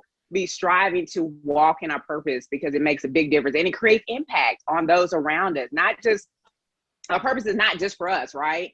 It's for those around us. And once we remember that and say, you know what, like the purpose-driven life, your purpose belongs in the world, and you have to figure out what that thing is, because that is how you leave your mark on the world. Absolutely. And sometimes we have to pause, right? If we're walking around and we're lost in the desert, then you have to pause, get your bearings. You have to, as Jay Murphy would say, sit in it for a moment, right? Just sit still. You tell kids when they're little, if you get lost, if you can't find me, I need you to stop and ask somebody, speak to somebody. So it's the same thing for us. And as women, I think many times we're caught up in so many actions in a day, so many titles, so many responsibilities. We just keep going and going and going. And we don't stop, we don't slow down. I mean, we're like, I'm gonna slow down just enough to throw this out and pick up something else, you know? But that purpose then gets lost. We might have even felt it in our 20s. And then by 40, we're like, what's my purpose? You know, the kids are leaving the house and the relationship may have severed, or you may not have one, and so many losses. But there was a purpose to this, y'all. And so for those of you out here, there was a purpose for this particular group of people to come together. This was a carefully curated group of people to bring you aspects from all different walks, from different industries. So now I'm going to take action, which is going to be the next pillar that we're going to talk about. But I want each one of you all to introduce yourself and your industry and kind of why you thought being on this panel in the concept of the secrets of igniting your pace with purpose, actions, sensuality, and expertise, why this felt right for you. And so I'm going to start with the two that haven't spoken yet. So Delmar, I know we kind of threw you into this, you know, where I was like, hey, we're going to do this panel and we need you. And you're like, okay, so what do I do? Where do I sign up? And then make sure to give me the details. So Delmar, tell them what you do and why this felt good to you. Thank you, Stacey. Yes, that's exactly what happened, everybody. I am delighted to be here with you all talking about pace. And for me, my background is HR, okay? Kind of plain to put, my background is HR, but my background in HR is specifically now geared toward helping entrepreneurs, primarily women entrepreneurs who are growing into their CEO mode, into their CEO, the CEO woman and leader of their business. So when I was given this opportunity to actually join this panel, I didn't know the details. I know Stacey. I trust Stacey. I like, okay, what are we talking about? And I'm gonna go with the flow. But see, I'm in the business of people. So I can really be in a room with many different types of panels, because it all comes back to the core of everything is people. And that's how I look at what I do. In all these years I've been doing human resources, you know, it's not just the scary stuff that people think of, but it really is. I got into HR 27 years ago because it dealt with people. And that's still the reason why I stick around, because it deals with people, and it deals with those who are walking in their purpose, taking action, even the sensuality, which is crazy because my book is called HR is Sexy. There's a reason behind that. That was not a mistake that I said that. And then the expertise that go into that. So I thought it was a perfect opportunity not only to join these beautiful women that I'm on the panel with, and the dynamics of each of them and what they bring to the table, but just the fact that it deals with people. And that's how I view what I do in human resources in supporting entrepreneur leaders and women entrepreneur leaders in particular, because it deals with people. It all boils down to who we are, you know, what we're doing in our lives, and the fact that it all boils down to relationships too. And relationships is not about the technical things of what I do and from a human resources standpoint. It has to do with the fact I'm building a relationship with the people that are entrusting me in guiding them through a certain journey in their business, which is also part of their life. So it's more than just the HR side. I always say I do a lot more than just HR. And once I get to know the people behind the brand, then they get why I am so still passionate about it after all of these years, because it boils down to relationship and people. Yes, it does. Yes, it does. And y'all, if you ain't think HR was sexy, we're not going to plug any books here. We're not going to plug any books here, but HR is sexy, and you can find it somewhere. But let me go on. So, Martine, you are a definite action taker that we're going to talk about the actions, but goodness, girl. So tell us, who are you, and what do you do, and why did you say yes to the secrets of igniting your pace? Thank you so much, Stacey. Hello, everyone. So excited to be here, surrounded by all of them beautiful queens. I feel empowered, excited to be here, because let me tell you, I love great content like this. That's what I do. I'm a social media content coach and creator. My responsibility is to support my clients to understand that they can have great content out there with intentional voices, videos, images, caption, whatever it is, to be able to express that expertise that they have, express that purpose that they have, so that they can impact even more people. And so when I heard about this, I was excited. I said, well, that's no question, because I love great content. When we are together and we elevate our voices together, it's even more powerful. And so I had to come in and support you watching alongside all of us here, to support you to know that your content is important. It's not just about checking off, I went live on Instagram, on Facebook. It's about the responsibility that you and I, all of us here, are taking as far as us showing up with our purpose publicly through content, so that we can impact others. And so I know for me personally, all 4 pillars are definitely part of my pace, as I've been scaling over the years, being sick and tired of sitting in that cubicle despite a 6-figure executive corporate America job. I had to find my purpose. And alongside with that, all of the pillars that we're going to be talking about in this conversation, I can absolutely relate to them. And you are in the right place watching this. So hang on tight. Make sure you have your pen and paper ready, because we are about to dive in. Yes. So more. I'm going to take it from that note about content creation and being intentional with that, and then using that to empower yourself and get your message across. And that's your internal message, as well as what you think others want to hear. So I'm going to pass this off to Mo, who she doubles down in those industries herself. So Mo, tell us about you. Well, yeah. So first of all, everything Martine was saying, so I was being cool and calm and collected, like outside, but internally I was like, yes, because all of that, every bit of it. So yeah, so I'm Monique Mo James, and I own 2 brands. My older brand is the Confetti Collective, where I work with women to activate their audacity. Women are the creators of everything. I mean, nothing moves without us. So I just want to see more women walking in the brilliant greatness, awesome largeness that is in us. So that's what I get to do. And I love that work through that brand. And my younger brand is right in alignment with what Martine does, Renegade Creative Media Group. And I'm a content strategist. So I pull those pieces out. I pull the pieces of brilliance out of my service-based business owner clients to help them include that in their content. And so for me, it's really interesting to have these 2 businesses that on the surface don't seem like they align, but for one, they're the 2 sides of my brain. I get to rest in the purpose and the sensuality that comes with being a woman under the Confetti Collective.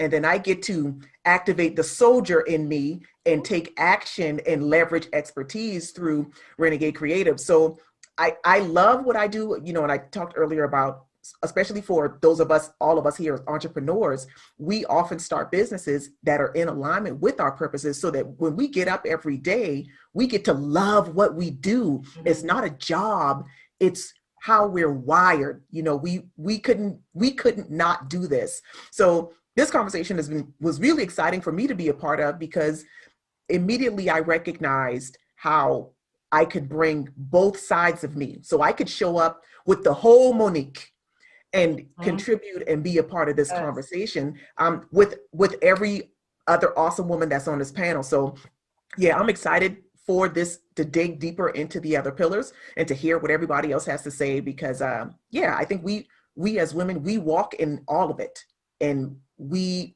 don't often get opportunities to bring our whole selves into spaces. So every chance that we do have, every chance that I get to do that, I always say yes.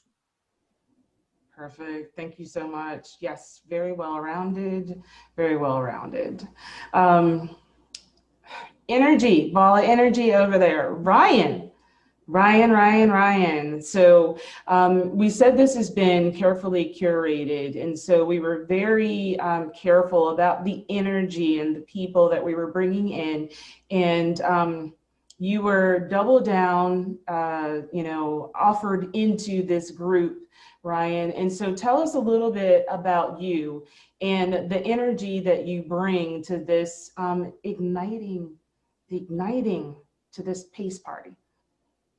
First off, I want to shout out Mo, because when she said she really loves to pull out the greatness in other women, just be that pusher and that champion for women, she really does do that. I mean, she whispered over to you, Stacey, and asked you to say, hey, Ryan, you want to join this panel? And so I was excited to join. So any woman that's all about empowerment, empowering each other, I'm down. Like, I want to be a part of any panel that can take a woman who thinks she's stuck, she's over here, to, okay, I can do this. You know, like, I've seen these women, they told me that I'm full of greatness, let me unleash that thing. And so being a part of PACE, that's what I felt. I felt that this is an opportunity. So every woman that walks away from this video, every time when you walk away from this, I promise you, you are going to be ready and fired up, and not just fired up, but ready to go. So I'm an author, I'm a motivational speaker. I'm a host of Dream Print Vision Board Party, where we teach women how to party with a purpose.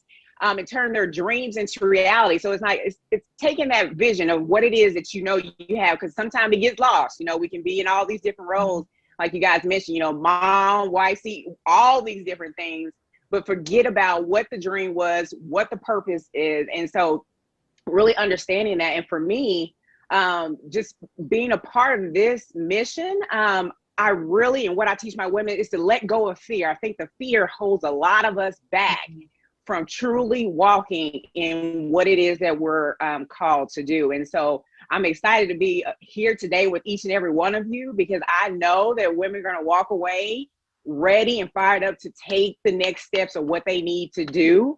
They go get their content snatched up. They go get their HR brain snatched up. Like, we getting all your snatches, not just your waist, but we're going to get everything that you need today snatched up so you can get ready and move to another level just going forward. Perfect. Yeah. Thank you so much. And I'm going to put this out there. I am going to say the next thing we're going to talk about is action. We're going to have Jay tell us about her, but I want you all to be thinking about what's that one action that throughout your journey as a Black woman that you wish that you had taken that you didn't take. That one action you wish you had taken that you didn't take. And then Jay, go ahead and introduce yourself. Jay Murphy, Becoming Jay. Tell us a little bit about you and why you said yes to the secrets to ignite your pace. Yes, thank you so much. I'm so incredibly excited to be here and to have this conversation with you all. So I'm Jay from Becoming Jay, and a little bit about what I do. I help women that are overweight learn how to modify exercise to fit their bodies, but more importantly, I take them through the journey of self-love so that they can reach their goals without the shame of diet culture and all of the shoulds that we put on ourselves and that society has put on us. I am an event producer, Dear Skinny Friend Live, coming out with podcasts, Confidently Courageous with Jay. And the reason why I wanted to do this is the reason why I started my business. I was so tired of hearing women say, I think I'm the only one. I thought I was the only one. Mm-hmm. We do it in business. We do it in motherhood. We do it in relationships.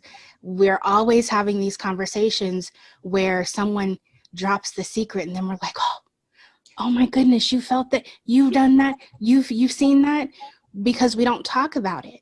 And I feel like time is up on not helping our sisters, our daughters, our friends, through these processes and sharing with them what it really looks like. The good, the bad, the ugly, the fun, the ugly cries, the happy moments, all of the things, right? Because that's how we collectively move together and really step into our greatness as a community. So it was just a no-brainer for me. Perfect. All right, so I'm gonna allow you all to speak. Look, the action part of it, right? This is action.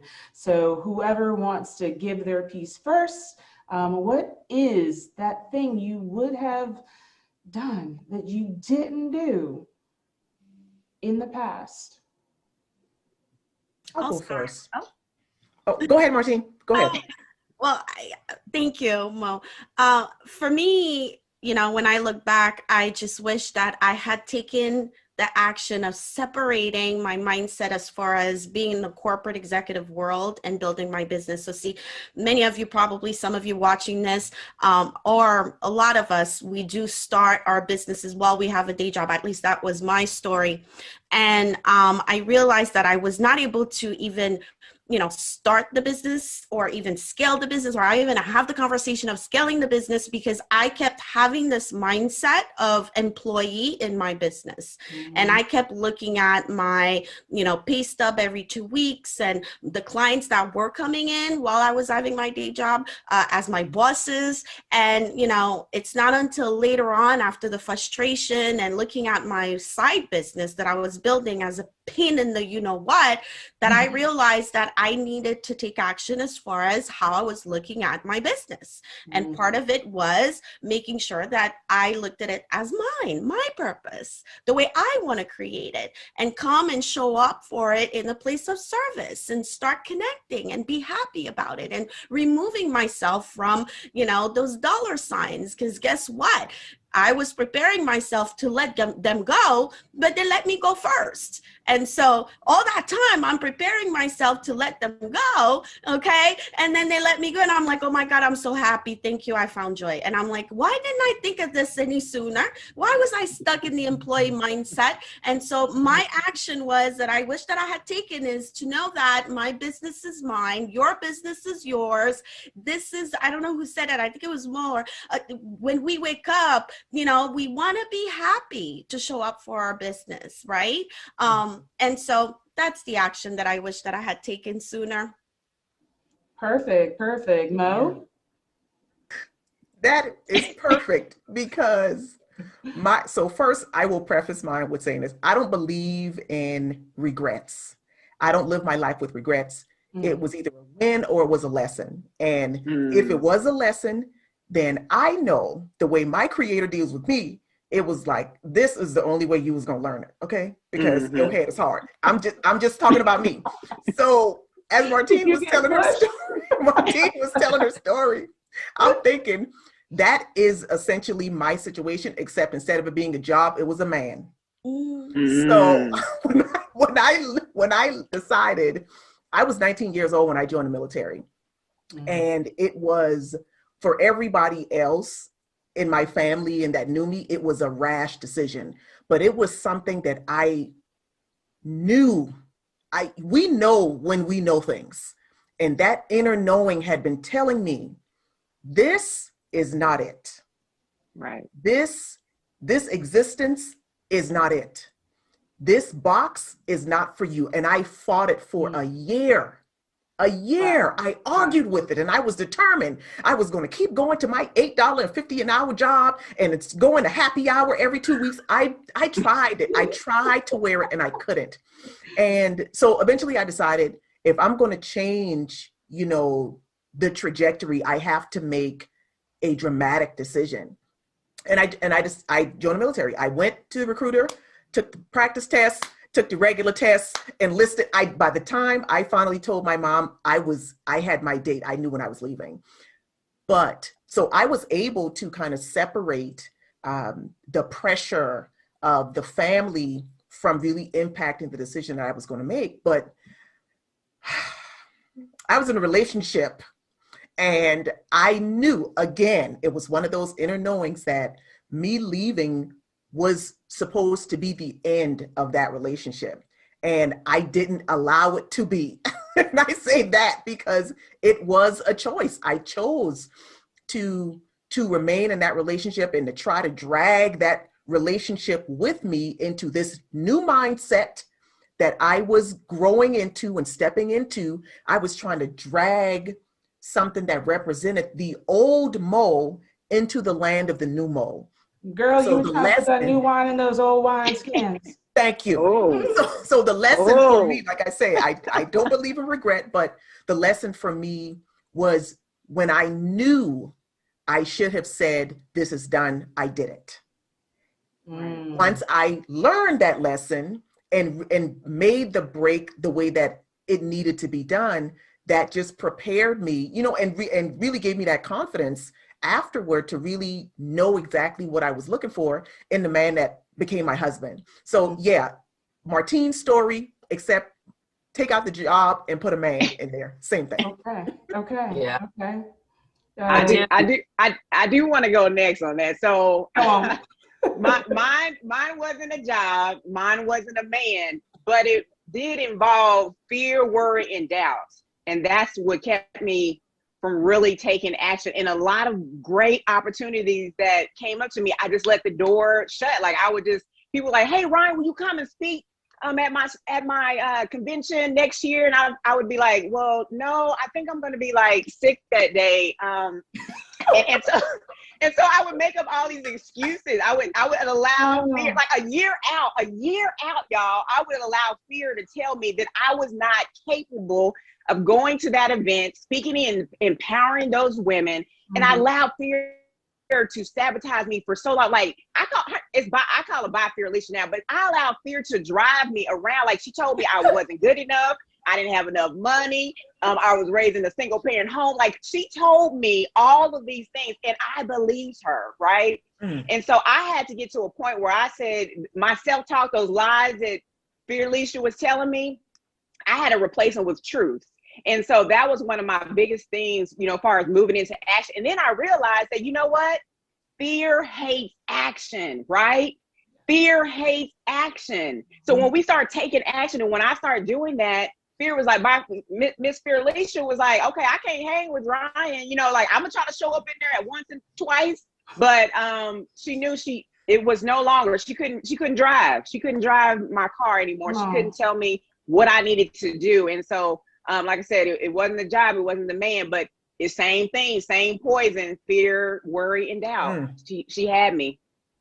Yeah, I'm right there with you, Ryan. That was one of the things, that feeling that I wasn't worthy enough. So when you say you let that ruin or control what opportunities you took or didn't take, I was the same way. And I have a biz bestie, partner in crime, very close friend that often would tell me, stop saying you're surprised that they reached out. Stop saying they're surprised that they want to work with you. But I hadn't healed that part or even identified that part of why I felt like that.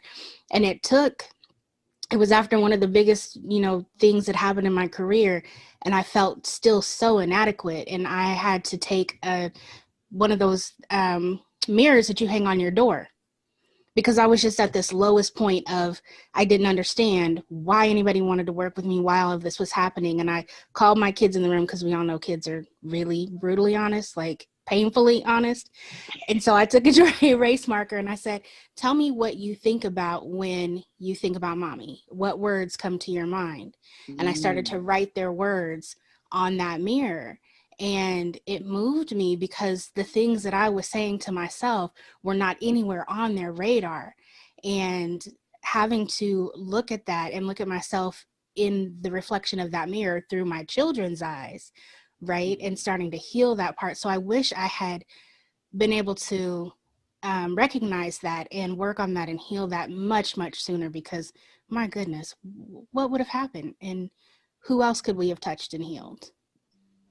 Right. Well, I tell you, I guess I'll round it out because each one of my fabulous panelists here, co-panelists here, talked about something that was involved in my life too along the way. So I won't go back into what they were saying, but all of that was part of me, you know, as one person. The job, the bad relationship, the fear, the doubt, the unworthiness, all of that. I've experienced all of that. So I would say, and this kind of takes it back to more the business sense of things, is just the fact one of the actions I wish I had taken sooner. There's plenty of them from the business side, but one of the actions is to actually streamline, is to get technology into place and streamline those things to take me away from the minutia, for lack of a better word, from the minutia of the HR that I started out with. Now I'm 10 years in supporting entrepreneurs, but it's like if I knew then what I know now, I would have streamlined a long time ago, and I wouldn't have necessarily been caught up in some of the things with, you know, maybe past clients that, you know, I was glad when the client relationship ended, and then being able to access others who have been, you know, wonderful clients over the years. So I appreciate all the clients I've had, those that taught me lessons, and, you know, those that appreciated, you know, what was going on and how I supported them. But I think being able to actually streamline and just really zone in, and then not get caught up in the what is it, the syndrome that you get, the shiny object syndrome that was attached to that too, and all that we've talked about here, and all what the ladies have said before, and questioning my ability to do what I know that I know how to do, you know. So all of that wrapped up in that, but just from what they said was part of my life, and then also from the practical standpoint, I wish I had streamlined things sooner, so I would have been able to pursue at a higher level. That's a definite, and I'm sure there are many of us here that in different areas, I mean, even in the household, I wish I had streamlined some activities and things and systems so that it would have gone smoother as the kids got older and all of that. You know, the fear driving you around, and then you get out the car and you think you're done, and then they're there to pick you up. Right. Dependable. Right. Dependable. Fear has an entourage. It's a squad of them. That is crazy. Fear shows up with doubt, shows up with low self-esteem. It's a squad. It's a squad. Yes, it's a squad. That's a good word, Mo. Squad. Yes. So I just had to circle back around to that one, and then to bring it back up to Martine. You know, are you checking your mindset? If you say you want to be an entrepreneur, that you want to have your own business, you want to be your own boss, you want to control your own money, you want to control your own time, is that how you're thinking each and every day that you wake up? Or are you still waking up by an alarm clock? Are you still waking up because somebody else told you to and to be at work a certain time? Do they control when you go to the bathroom at work? Do they control if you can talk on your phone at work? Do they control when you go home to your children? Do they control if you can show up at a field trip or do lunch or just sit in the classroom? I just need you to think about it. Just think about it. That's good. And if they are, then this is, what did we tell you to do? Pause. Yeah. You can change it. Each and every day that you wake up, you have the power to change your destiny. Where you are today is a result of all the things you did in the past. It's not about what you did this morning. Where you are today is a result of all the things you did in the past. So if you want to change your future, you must change your thought process and your behaviors right here, right now. So that is our first call to action for you. Man. And you can't be afraid to pause either. You cannot be afraid to pause, because there's power in a pause. Okay, there's power in a pause, and sometimes you have to step back, which is something I did in 2020. You have to step. I'm hitting the reset button. I'm starting my life over. Okay, because what the responsibilities I had before in caregiving and things of that nature. So I'm hitting the reset button at a whole nother different phase and season of my life. So I'm going to really move into doing more of what I actually desire and really want to do. So sometimes you have to pause, pull back in order to propel, in order to accelerate, because isn't that what a boomerang does? You have to extract it in order for it to move forward. So there's power in that pause. And if you keep powering through the pause, then you're going to hit a brick wall. You're going to burn out. You're going to be try to, give from an empty bag, from an empty cup, which I'm so guilty of. Okay. I'm right out there with the panel, and everybody that's going to see this is like very transparent, but you cannot be afraid for the pause. And that's something that I have been afraid to do over the years. But last year was one of those ones that's, you know what, you may not be electing to do this, but I'm going to make you do it. Right. I'm going to make you do it. So in many ways, had to bring to the pause. The nation came to a pause. The world came to a pause. And as individuals, in some form or fashion, we had to come to a pause and had to rethink some things, had to pivot, had to figure out how we're going to move forward. Some did it in leaps and bounds. Some are doing it more like a turtle. And that's quite all right, because the turtle's still going to reach its destination. That's right. So you can't move at the same pace of everybody else. And then that's when you get caught up with the distraction. You get caught up with the fear, the doubt, the unworthiness. You questioning what you know that you know that you know. I just want to add that on. Yes, I see you feeling it. See, Drop the mic. Let's go home. Because we all know, right? We're gonna take them off. Right. Run after that. All from experience, you all out there. So we know this isn't a situation where we're talking about the 7 steps to start your car and to, do whatever. This isn't that. That's why this panel is different. I know that each and every one of you, I don't care if you're not, this is Black women. I don't care if you're not Black, and I don't care if you're not a woman. You have been impacted by the things that we are sitting up here talking about. You heard Mo say that it's the women that start and that they run everything. We are the initiative takers. We are the ones. So if we're not in position, if we're not walking in purpose, if we're not taking action, it's not going to happen. So let's talk about this next thing, this S, right? Because there's some things that because we were taking all these actions for everybody else, we didn't do for us, or we missed it, or we had it in isolation, but we should have been receiving it all the time, first from ourselves and then looking to others. And that's sensuality.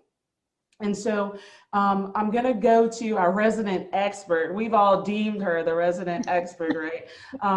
Because I think we had pre-conversations so that we know the experiences of each person and who would show up in what areas. And there are a lot that we all have. And then there are other areas we're saying, yeah, there were a lot of secrets in that area.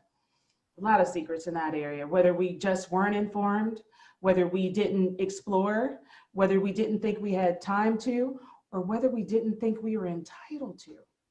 So Jay Murphy of Becoming Jay, we're gonna call on you to just kind of enlighten us, because I can speak and I'll give my situation is that I didn't have a lot of connectivity with sensuality. And when I did, when I felt good about myself, when I walked taller, and when I, felt feminine, then during those times in the 80s and into the 90s, I didn't want people beeping the horn at me when I'm walking down the street, or I didn't, if I was with a boyfriend, I didn't want some other guy saying something to me. So I also didn't want my mom having any accusations about, is she having sex? Is she not having sex, based on how she's dressing or how she's acting or the conversation she's having on the phone. So I tried to keep it as mainstream. You know, I went to Catholic private school, so I tried to keep it as mainstream as possible, as vanilla looking as possible. But as then I, went into relationships and became married, there was a side of me that wouldn't exhibit. Fortunately, he would see it, but when it came to exhibiting it, I was like, that I shouldn't, well, I'm married, but there was conflict, right? And I didn't do it for me. And now at over 50, I'm saying, yeah, I can wear my hair like that. And yes, I can. And I'm going to do this and I'm going to do that. And I'm showing up different. I'm showing up when I thought was, and I feel like now is my authentic self that's been there, that I've actually had to put the pause on before, or thought I had to put the pause on before. That skirt's too short. Why are you wearing that? Why this? Why? And now I'm like, if you don't like it, turn around. If you don't want to see it, turn around. You didn't pay my bill, and I'm not even, y'all, we can't let Jay give her clause on how she determines whether she listens to you or not. We won't let her, but if you want the Cliff Notes, wherever she tells you can find her, hit her up in the DM and she'll give you the phrase. Just ask her, who do you listen to and who do you not? And she'll tell you her golden rule. But it's not, we can't say it on here. Not But even Jay, the version. but Jay, talk about just, the different world that you came from and how it was okay for you to walk in that, to actually feel that, to explore it. So talk to us. Yeah, so I'll preface it by saying it was okay, but it wasn't okay. So my mother was from a Catholic family, and you don't talk about stuff, right? There's so much you don't speak about. And my father was raised in the church, and it was the same thing. And on my father's side of the family, they were incredibly protective of the girl children. You couldn't sit on a man's lap. You couldn't hug your male relatives, all of these things.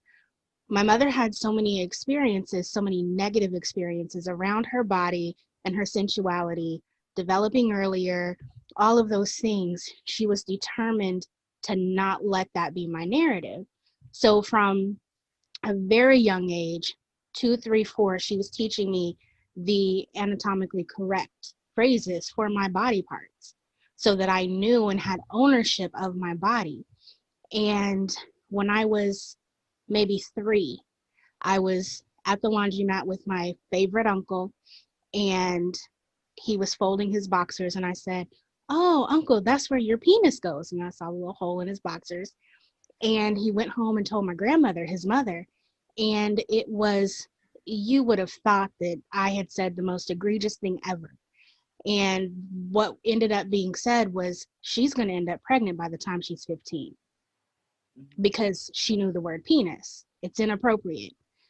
And that fueled my mother even more to make sure that I had control and autonomy. So when I was 13, coming into my womanhood, my mom made some very conscious decisions. So first of all, when I started my cycle, she created this whole ceremony. Like it wasn't a doomsday and, or don't talk about it, hide it, or, oh, your world is over.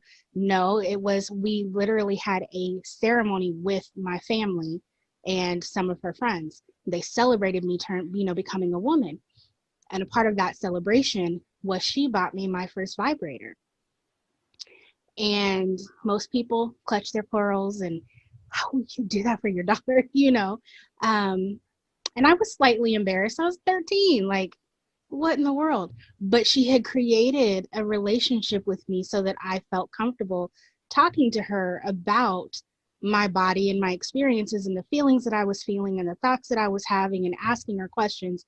And so she knew, okay, the time has come for me to help her understand that she can control her experiences and that she has power. and that she doesn't have to give any of that power away. She wanted to make sure that I wasn't listening to my friends who didn't know anything either and was probably learning from their, you know, parents' hidden magazines or ignorant older siblings or whatever the case may be.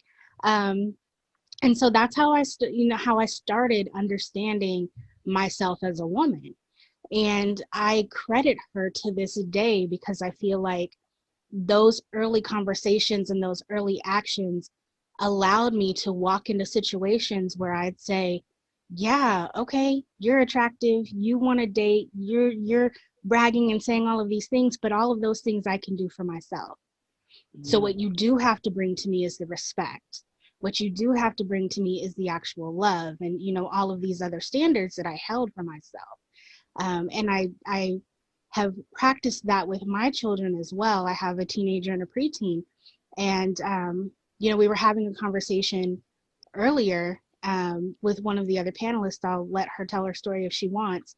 But her having conversations with her children as well. And I'm saying, you don't understand how powerful and impactful it is that you are having those conversations, because so many young people, not just girls, but just young people in general, find themselves in horrific situations, you know, where they don't feel that they have the power to say, no, I don't like this. I don't like how this feels. I don't, and it could be touch, or it could just be pure emotion, right? I don't like how this situation makes me feel, but they are so afraid and they feel like they have to please someone to get that external love, right? And so they don't speak up and they betray themselves and they don't understand that that's what they're doing. And it creates this cycle. So, you know, we have these conversations, and I know my situation is unique.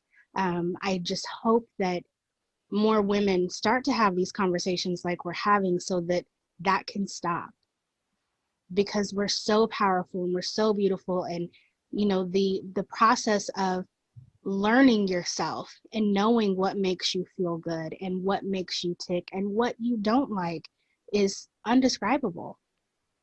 Absolutely. And we appreciate you having that experience, one, because, you know, I was the one when you first told me, I was the, you know, so I appreciate it. But in having children and having nieces and being around others, now having a different mindset and a different view, and knowing you and being like, okay, she came out okay. So it's a possibility. There's another method. And I know my own restraints and how now I'm seeking information and seeking groups like this to have those conversations with in safe space, that where people then too don't say, what do you mean you don't know that, or you haven't done that, or all of those things, or even with myself, you know, sitting with myself, and even the self-care process, you know, is kind of like, well, why am I going to do all of that? You know, what difference does it make? I'm not, you know, but it should for me, because it does make me feel different. And I do show up different. And when I show up in space different, I deliver different. And then I'm giving from my overflow and not from that freaking empty cup. And even if you know, you give a lot and the cup gets empty, you have to go recharge. And so all of that is part of it. So I appreciate it now. I definitely didn't then. So do we have one other person to speak on that before we move into expertise? I'll say something because I love first of all, Jay's mom is a rock star. That, yes. And what you both said, I really kind of feel definitely tie into each other. Stacey, you were talking about how, you know, growing up and kind of folding. And as women, we do that. That's why we get to our 40s and 50s and we start the journey of discovery, because we grow up in environments and in a society that indoctrinates us first to take on the bad behavior of other people. So we don't wear what we think we're cute in, and we don't wear the things that make us feel good because we're afraid of somebody else's bad behavior. And that's a whole situation right there. And then the other side of that, yeah, exactly. The other side of that is we don't have we're not able, and I'm saying able, we're not conditioned to take ownership of our own bodies, which is what Jay was talking about. That's what that experience and those experiences with her mom gave her the opportunity to do. So again, taking us back to the sensuality piece, it really is owning, acknowledging, honoring what makes us feel good and not expecting anybody else to do those things for us. Because if what makes me feel good today is to go get in my office at 6 a.m. and work until 10 and then take a break and go lift some weights and then go take a shower and take a nap, that's what I'm going to do, like whatever that is. But it really starts with that awareness of what makes us feel good and not having those expectations of somebody else coming in to make us feel whole. But we can create wholeness for ourselves, whether that happens in the bedroom or in the boardroom. It's the same experience in different realms of our lives. And I think they fit together, and they, when you're there, when you're figuring it out, because you do walk taller, you are more empowered in your relationships. You can confidently say, well, yeah, I hear you, sir, ma'am, but I can do all those things for me. So what else are you bringing to the table? And you can say that confidently, knowing full well that if that person chooses to not want to be in a relationship, you're still okay. You're still whole. You didn't need them in the first place. You're still good. So that, I think, we use that word sensuality, and we definitely think about those images of in the bedroom and being able, and self-pleasure and all of those things, but that also comes through in those other areas. And for me, the core principle, that foundation, is self-empowerment. If we can empower ourselves to really take ownership of all of ourselves, then we'll be okay in all of those areas.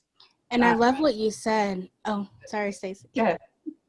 It ties into something that I do, an exercise that I do called the perfect average day. And one of the things that I say is, how do you want to wake up and what do you want to feel? And not just as far as emotion, but the pillowcases that you sleep on, the sheets that you sleep on, the blankets that you have around you. What do you want to feel around you? Do you want it light? Do you want it dark?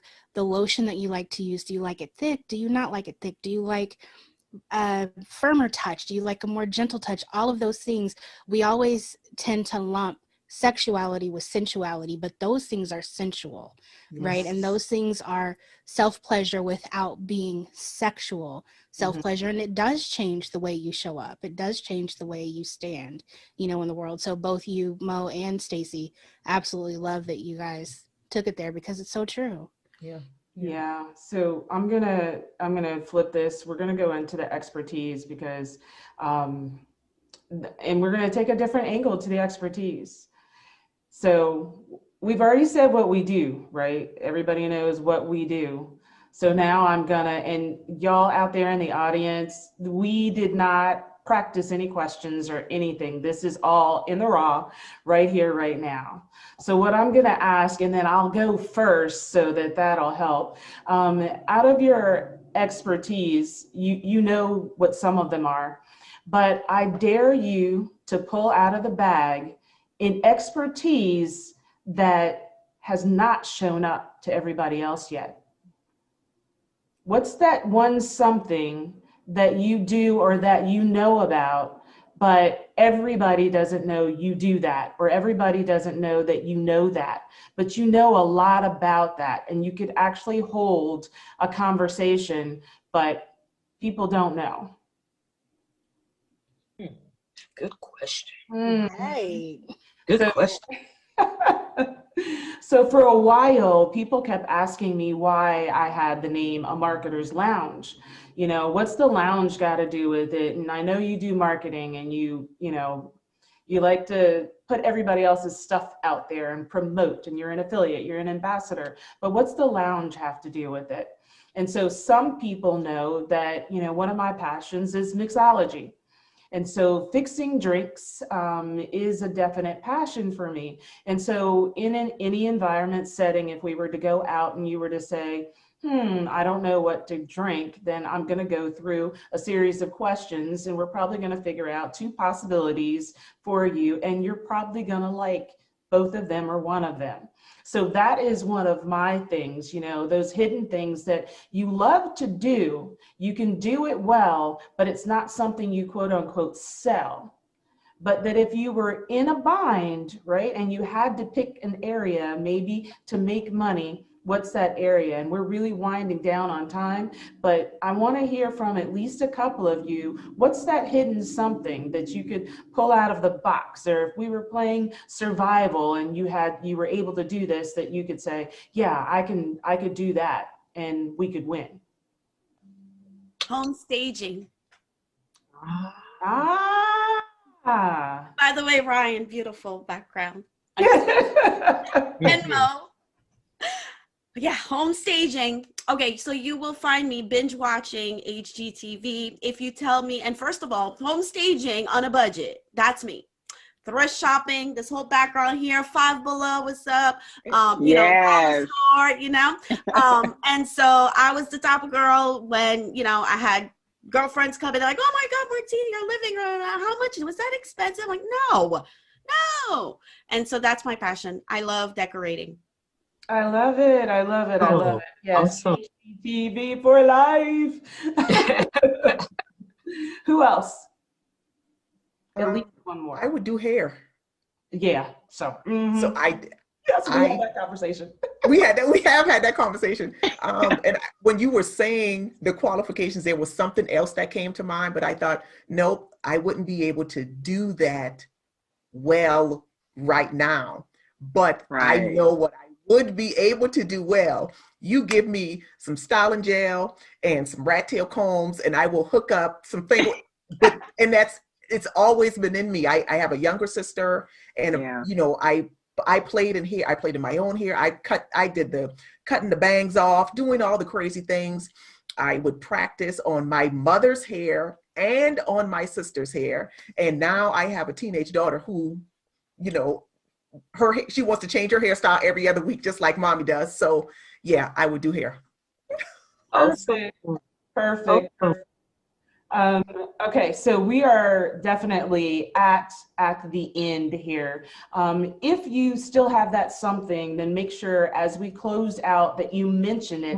Something else comes to mind. But I want to go ahead and let everybody tell those out there in the audience. One, we want to make sure, so comment below if you're watching this and you thought any of this applied to you. If you had flashbacks, then make sure that you're commenting below. If you want to hear more like this, if you want to hear more, if you'd like to hear Secrets of Ignite Your Pace 2, then comment below. We can have some more conversations. And then out of the pillars, purpose, action, sensuality, and expertise, which pillar was your favorite, or which one would you really like to learn more about? Because I can tell you, this group right here, we make things happen. So let's close it out. So tell us where they can find each and every one of you. Let's go with you, Jay Murphy. So I am Becoming Jay across all social platforms, YouTube, Instagram, Facebook. And you can find me at becomingjay.com, getfitwithjay.com. And coming in a couple of weeks, you can find me at Confidently Courageous with Jay, the podcast. Woo! Yes. Yay! Let's go over to Ryan.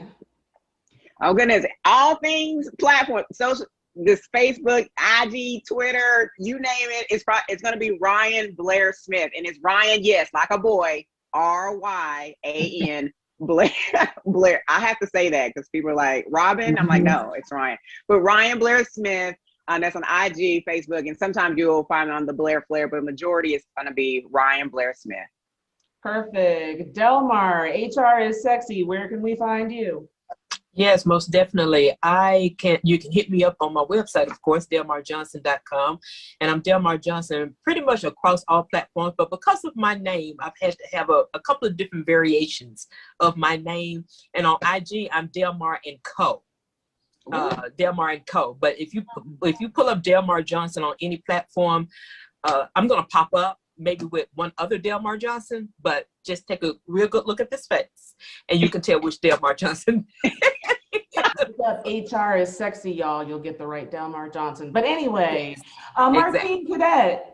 Yes, Where thank can we you. find And so you? you can find me online by my name, Martine Cadet, also my business name, Cattery.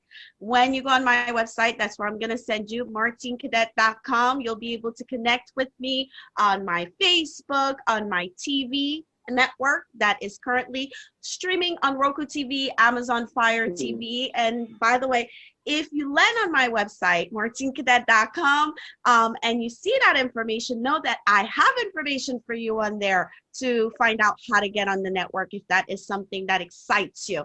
And so all in all, martinecadet.com or Cattery, Google that, you will find me. And just like you, Delmar, there's another Martine Cadet out there. So look at me. She doesn't have natural hair. So it's the one with the big hair. That's going to be me, okay? All right, so TV time. She didn't bring that up as one of her specialties, but she brought up her other two businesses. So Mo, tell us, where can they find you? You all can find me all over social and under theconfetticollective.com, just like it sounds. No extra spelling or anything. The brand is the Confetti Collective. I just happen to be the person, the head woman in charge behind the brand, but you will find us all over the place, theconfetticollective.com. Facebook, Instagram is our primary platform, YouTube, and just like Jay, coming soon, podcast, Confident Women Glow podcast. So Jay and I gonna have to, we gonna have to cross-pollinate some things. So yeah, theconfetticollective.com. I'm all over social. I'm going to be joining that podcast crew too in May. Mine is going to be uncoached and covered conversations with Delmar. Yeah. Okay, so I just want to be on everybody's podcast. How about That's that? right, I don't have one Ryan. covered. What about my TV network? Hello? Yeah, That's right. Yes. So if you're That's in right. the audience, you hear this, right? You've got opportunities all over the place. So I'm going to close it out. I am the operator connecting small business owners to the resources that they need. And you can find me on all platforms as the operator, as you see up here with the number 8 replacing the A. And I too have a podcast that will be dropping. It is Coffee to Cognac Conversations, those things that allow you to relax just a little bit. So we have just brought you all of the gems. We have given up some of our secrets of our past. We have told you about some of the things that shouldn't have been secrets. We have touched on purpose, action, sensuality, and expertise. Now we just ask, we had one call of action for you in the middle of this, and now we want you just to reflect and to think if any of those things touched you. If there are any of those secrets that you want to explore, to hear more about, make sure that you connect with us. And as I said, we make things happen, so we could definitely come back with a part 2. We just need to know you want to hear more. So on behalf of Delmar Johnson, Ryan Blair Smith, Martine Cadet, Jay Murphy, Mo James, and me, the operator, we are out.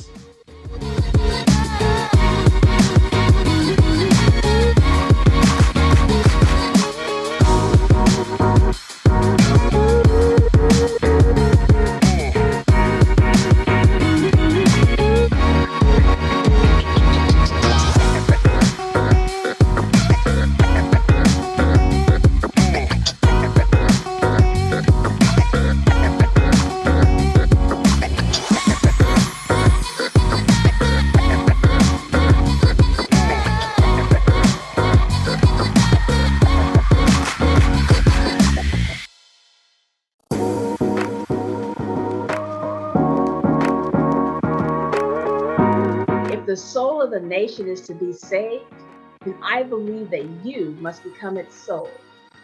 Those were words spoken by the late Coretta Scott King in 1970. Those words are as poignant and as relevant today as they were back then. From then until now, we have seen Black women and women become elected officials in greater numbers and giving us access to having a seat at the table. We are also very, very proud of the fact that today, the largest number of Black women serve as members of the United States Congress. There are 24 of them. We are also very proud that there are 8 Black women who lead major cities such as San Francisco, Chicago, New Orleans, DC, Atlanta, Charlotte, Rochester, and Baton Rouge. We hope that in April, we can add St. Louis to that list. We hope that in June, we can add New York City to that list. We know that Black women serve in elected leadership as members of their city councils, on county boards of supervisors, school board members, community college trustees, members of state legislatures, judges, district attorneys, attorneys general, and a host of other seats of government that have elected bodies. Yet there is still a persistent need for increased representation. Currently, there is not one single Black woman who serves in the United States Senate. Not one. And in the 232-year history of the institution of the Senate, there have only been 2 Black women who have served in that role. To date, there are no Black governors elected to any state ever. Not one Black woman has been elected a governor yet. We also have very, very few women who are serving as statewide elected officials, such as lieutenant governors, secretaries of state, state controllers, or other types of positions. There is much work for us to do and much opportunity for us to lead, run, and win. I am Patrice Marshall McKenzie, an educator and community advocate from Pasadena, California. I am extremely passionate about training, advising, preparing, and coaching women to seek elected and appointed offices. I have developed strategy and won campaigns for women who have run for local office, state legislative office, as well as run issue-based campaigns. I also led a campaign that acquired a school construction bond for more than $500 million for a school district.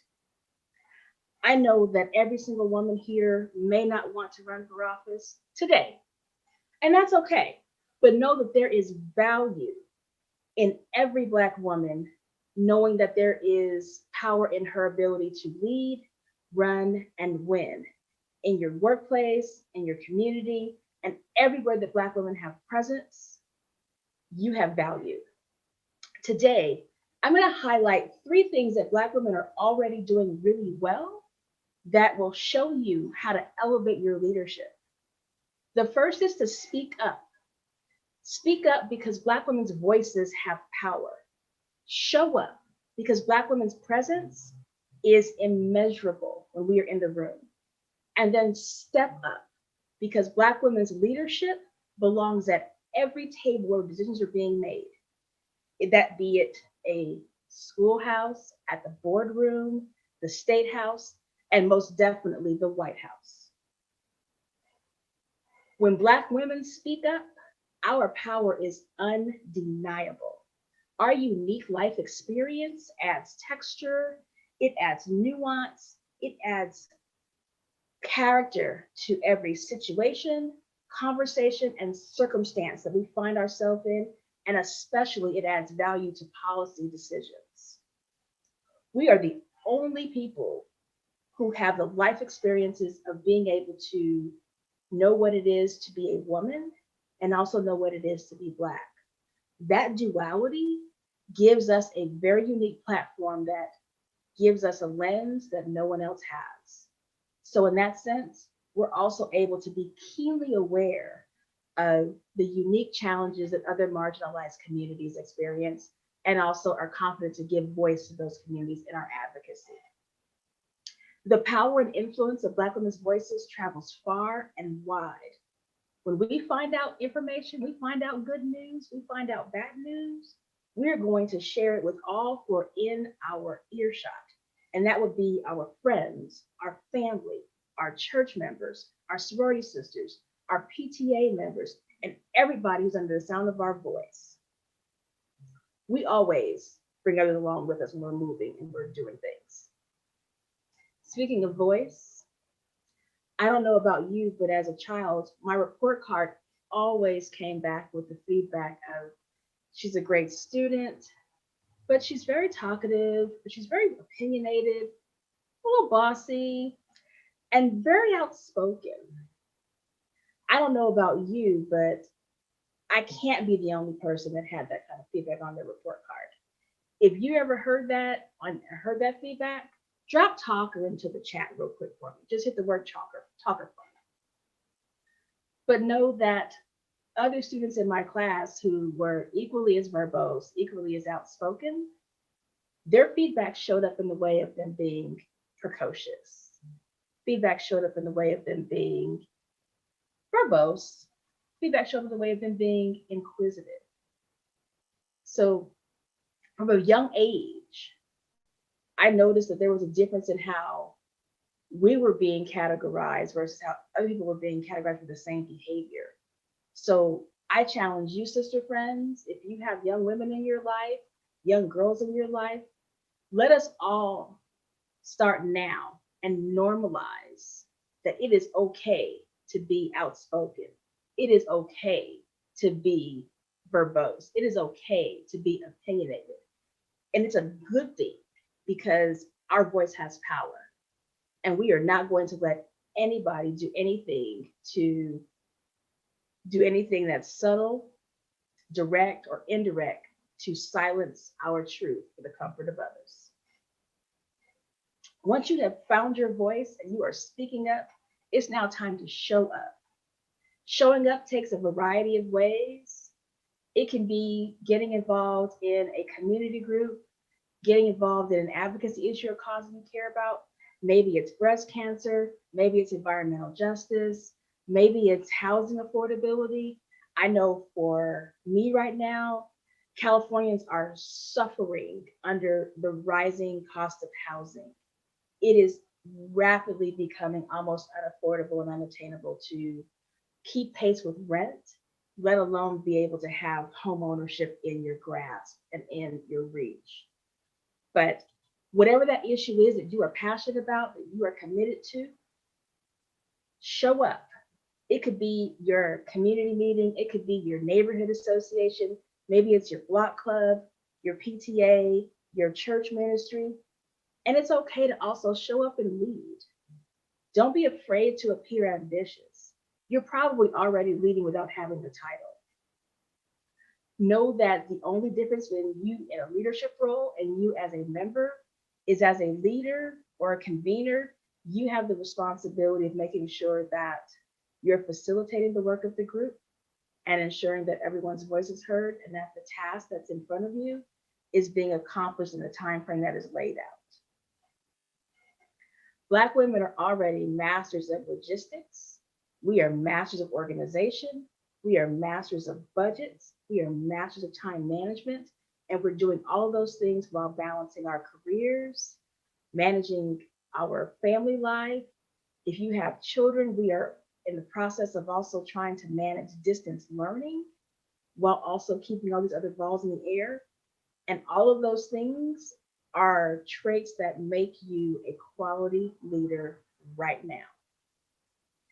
I'll tell you a story about leaders who definitely did the work, but didn't always have the title or the recognition. Many people are familiar with the success of the Montgomery bus boycott, but very few people know that the boycott was organized by Black women, many of whom were faculty and staff members at Alabama State University. They were convened through a group called the Women's Political Council under the leadership of Miss Joanne Robinson. And they got together and they started having these conversations about how just absolutely abhorrent the treatment was that Black women were enduring while riding the bus to and from work and around town to handle their errands and run their, take care of their business. And they decided they didn't want to be subjected to this treatment anymore. So they came together, they put together a plan, they put together a strategy, they met after work, they met in their churches, they created flyers, they passed them out door to door, they got on the phone and they called their friends, and they pulled this boycott together. At the point in time that we see Dr. King enter the frame for the boycott, the work had been done. The boycott actually had already started too. He was elected to be the spokesperson for the boycott because he was new to Montgomery at the time. He didn't have the community ties, he didn't have that local investment, and he was in a much less vulnerable position than the women were who were organizing it because they needed to be able to keep their jobs, protect their livelihood, and take care of their families without the potential blowback from being involved in this movement in that way. So oftentimes what we see and what we know and what the story is being told to us isn't always exactly the way it goes. So know that you are leading, you can run and you can win and you can do so in a position, out of a position, without the title, with the title. What matters most is the body of your work and the quality of your service. I'm going to now challenge you to step up after you have raised your voice, rolled up your sleeve, and you have shown up for your community. It might be time for you to think about how best can you be effective in moving your work forward. Sometimes you come to a point where the next logical step in your advocacy is to put your name on a ballot. It's a little scary sometimes, but if not you, then who? Who speaks for Black women? Who speaks for our issues? Who raises our concerns? Who gives voice to us when we are not in the room? I would imagine that if we're not there, we're not being talked about. So I challenge all of you to think about what you can do to give voice to the real needs of Black women in an elected capacity. There is not a reason for you to think about doubting yourself, wondering if you have enough knowledge, expertise, skill, etc. All those things are already there in you. You are smart enough, capable enough, qualified enough, able enough, and knowledgeable enough right now. Don't take another class. Don't take another training. Don't go try and acquire another degree. Don't do any of those things because men do not do it. They get up on Tuesday and decide, I'm going to run for office. Doesn't matter what the position is, doesn't matter what the scope of responsibility is, doesn't matter what the job entails, doesn't matter if they're knowledgeable about the policy issue or not. They get up, they decide to run, and they go and do it. I want women to embrace that same level of confidence and go do it. That is all it requires. And men are often able to run and win simply because they ask for the vote. So I'm asking you, sister friends, I'm asking you, Black women, I'm asking you, beautiful, bold, brave warriors, what stops you from running for office? Because you're already enough, you're already able, and you're already capable, and you already know way more than you need to. If you manage a household, if you manage a budget, if you manage your family life and your kids, all of that juggling, all of that time management, all of those things are the skills that you need to be successful when you run for office. Don't be worried about the money. The budget at the city is a little bit bigger. There's a few more zeros, but it's the same premise of add, subtract, multiply, and divide. You have a finite amount of money. You've got to figure out how you're going to divide it up. They do that same practice with the money at the elected official level that you do in your home. Okay, so if you're really sure that public office is not for you, consider an appointed office. There are a number of boards and commissions that serve in an advisory capacity to elected bodies. They make policy recommendations on a multitude of issues that really have impact on our quality of life. That may be a place for you to give your voice and to serve and to also elevate the needs of Black women in that role. I have a friend who serves on a statewide commission here in California that reviews appeals from people who have been denied the opportunity to acquire a private security license. And now that their meetings are happening by teleconference, it's much, much easier for the public to be involved So I was listening in to one of her meetings one day, and there was a gentleman who I had gotten in trouble when he was probably in his teen years. And because of the infraction on his record at the time, he was unable to receive the private security license. And this young man came forward and said, I know I made mistakes when I was young. I have done all of these things to correct that behavior. I now have a family, I have children. I want to set a good example for them. I want to be able to have gainful, steady, consistent employment that allows me to be able to support my family. And being able to have this license will help me be on that path.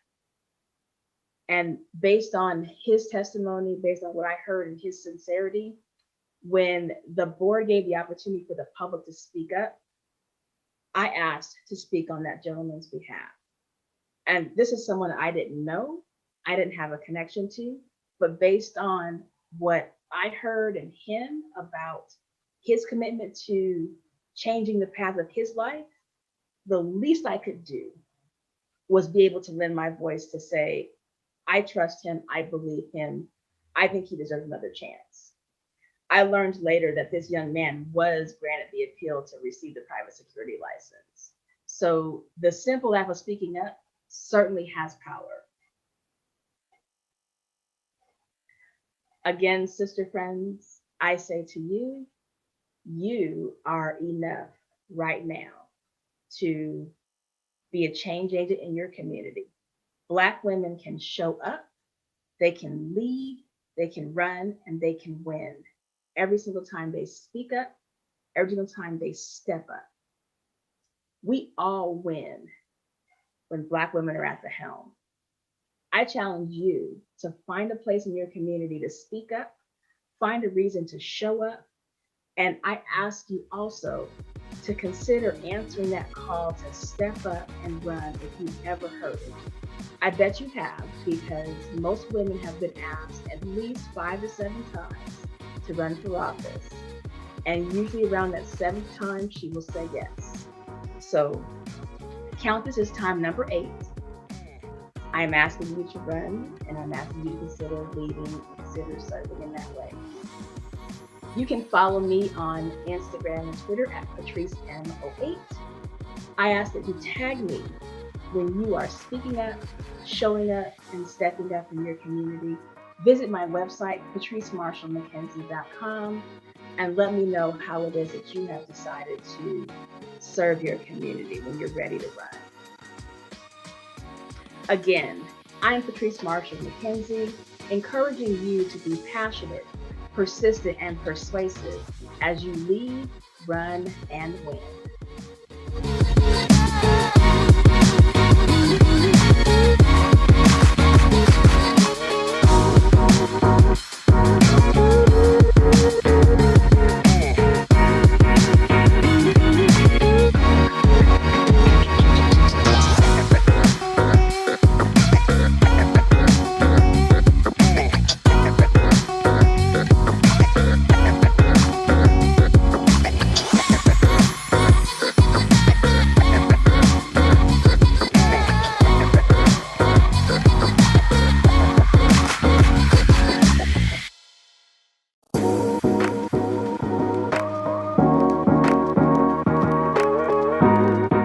Her essence.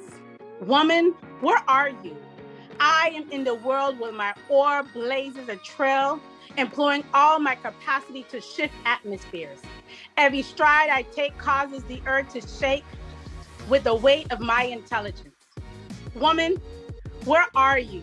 I am in the boardroom setting the bar higher, successfully maneuvering through the forces that seek to tell me I am not enough. But yet, I am more than enough. Woman, where are you? I am in the king's palace where I've been summoned to bring the wise counsel that my intuition provides, delivering insight on governing a nation for a world of tomorrow. Woman, where are you? I am in the home where I nurture with the love of a mother, laying the foundation for the future generations and building a home as a wife. The roots of my femininity build a framework for the greatness that lies within me. The purpose of my womb is not just for birthing children, but also to inspire nations. It is through the essence of my being that the world steps into its own destiny, like traversing the Nile River to get to the peak of Mount Everest. The vision of my soul is the path for purpose. Woman, do you not see? It is your essence that causes every other creature to veer your existence.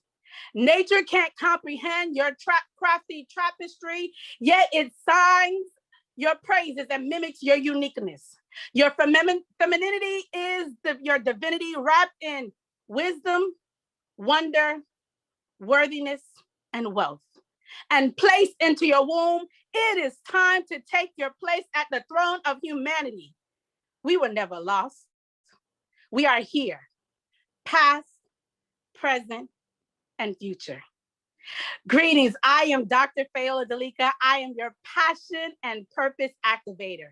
I hail from the Sunshine State of Florida. I'm an apostle, ordained pastor, global marketplace influencer, international TV show host, coach, consultant, mentor, spiritual mother and midwife, educator, youth advocate, community leader, and a political strategist. And having said all that, I'm your modern day Renaissance woman. I have been honored to receive awards on an international platform in the following categories: fivefold ministry leader, healthcare professional, serial entrepreneur, motivational speaker, beauty queen. I'm your current Miss International Excellence 2021 and 2022. I have won multiple times #1 international best-selling author, as well as multiple times #1 Amazon best-selling author. Well, I'm honored to be before you today, as this is the month of March, where it's Women's History Month. And let me tell you, Black women, we are making history. In this season, we are shaking up the establishment. We have come to realize our power, purpose, and destiny on the earth. That is why I come to you today to speak to you, my sisters, about dominating in this season. Ladies, hear me roar. We didn't come to play. I say that with all confidence and boldness. We have sat on the sideline long enough in the supportive roles in the many seasons of our lives.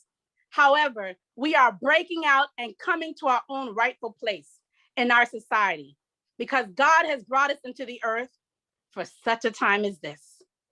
That means you are created and we're even equipped to withstand the test of trials that are taking place in our world, especially during this pandemic. As powerful and influential women that you all are, many of you are CEOs of your own business, ministry, and or nonprofit, or maybe you may be in the C-suite of major corporations, or maybe you're just even working a 9 to 5. No matter what level in the workforce you are in need to position yourselves to function at your full capacity. It is doing so, we have to understand our worth and our value. Do you know that you are the baddest chick in the game? Yes, I said it. Let me say it again for those in the back. Do you know that you are the baddest chick in the game? No matter how many other awesome women or even Black women there are in your space or in your industry, there is no one like you. They say that we are replaceable, but are we really? Yes, someone may take your position, but they can never do it like you. Therefore, the key to dominating in this season, you guessed it, is you. Yes, it is truly you. Once we come to realize we are the best at what we do, we start to think and even function differently. In 2021, after all that you've been through, especially making it through this year as what was taking place last year, you can't allow anyone, and I mean anyone, anything. I don't care if it's your mama, your daddy, your children, your grandchildren, or even your spouse. We are not allowing anyone to make us play small in this season. You know why? Because you owe it to yourself. You don't owe it just to yourself, but you owe it to your dreams, your destiny, your family, generations after you, considering your bloodline, and even the world. It is now to birth everything that is on the inside of you. During this pandemic, many may be still quarantined. But yet I challenge you. Yes, I'm going to challenge you during this presentation. I'm going to challenge you to do a self-inventory of who you really are. What are you made of? And what do you bring to the table? Whether that table is in your church, whether that table is in a boardroom, whether that table is in a community or any other platform, what do you bring to the table? And having said that, that's talking about looking at the gifts and talents that you have, including the qualities that people notice in you and even the skills that people continue to come to you for.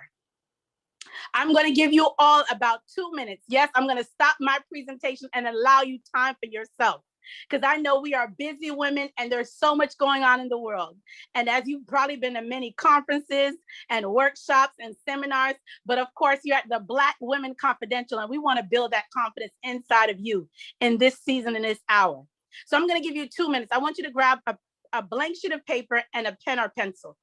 And what you're going to do in these 2 minutes is you're going to make a list of all your gifts, all your talents, and all your skills. Because what I've truly come to understand is that when you do self-inventory, you truly know your value and your gifts because you know what you have on the inside. Then that's when you know how to dominate in the season. That's when you know no longer how to play small, but play big. As they say, you play big or you're going home. And let me tell you, my sisters, we're not going home in this season, this hour. So I'm going to give you all 2 minutes to once again make a list of your gifts and talents and skills. And after that, we'll continue the presentation.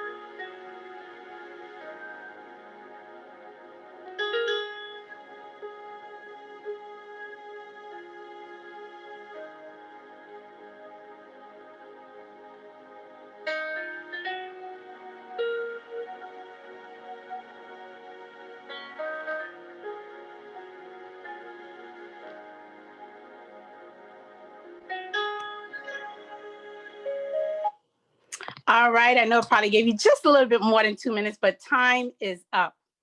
See, after completing this process, I want you to realize that you need to process these findings and understand how to be strategic in this season.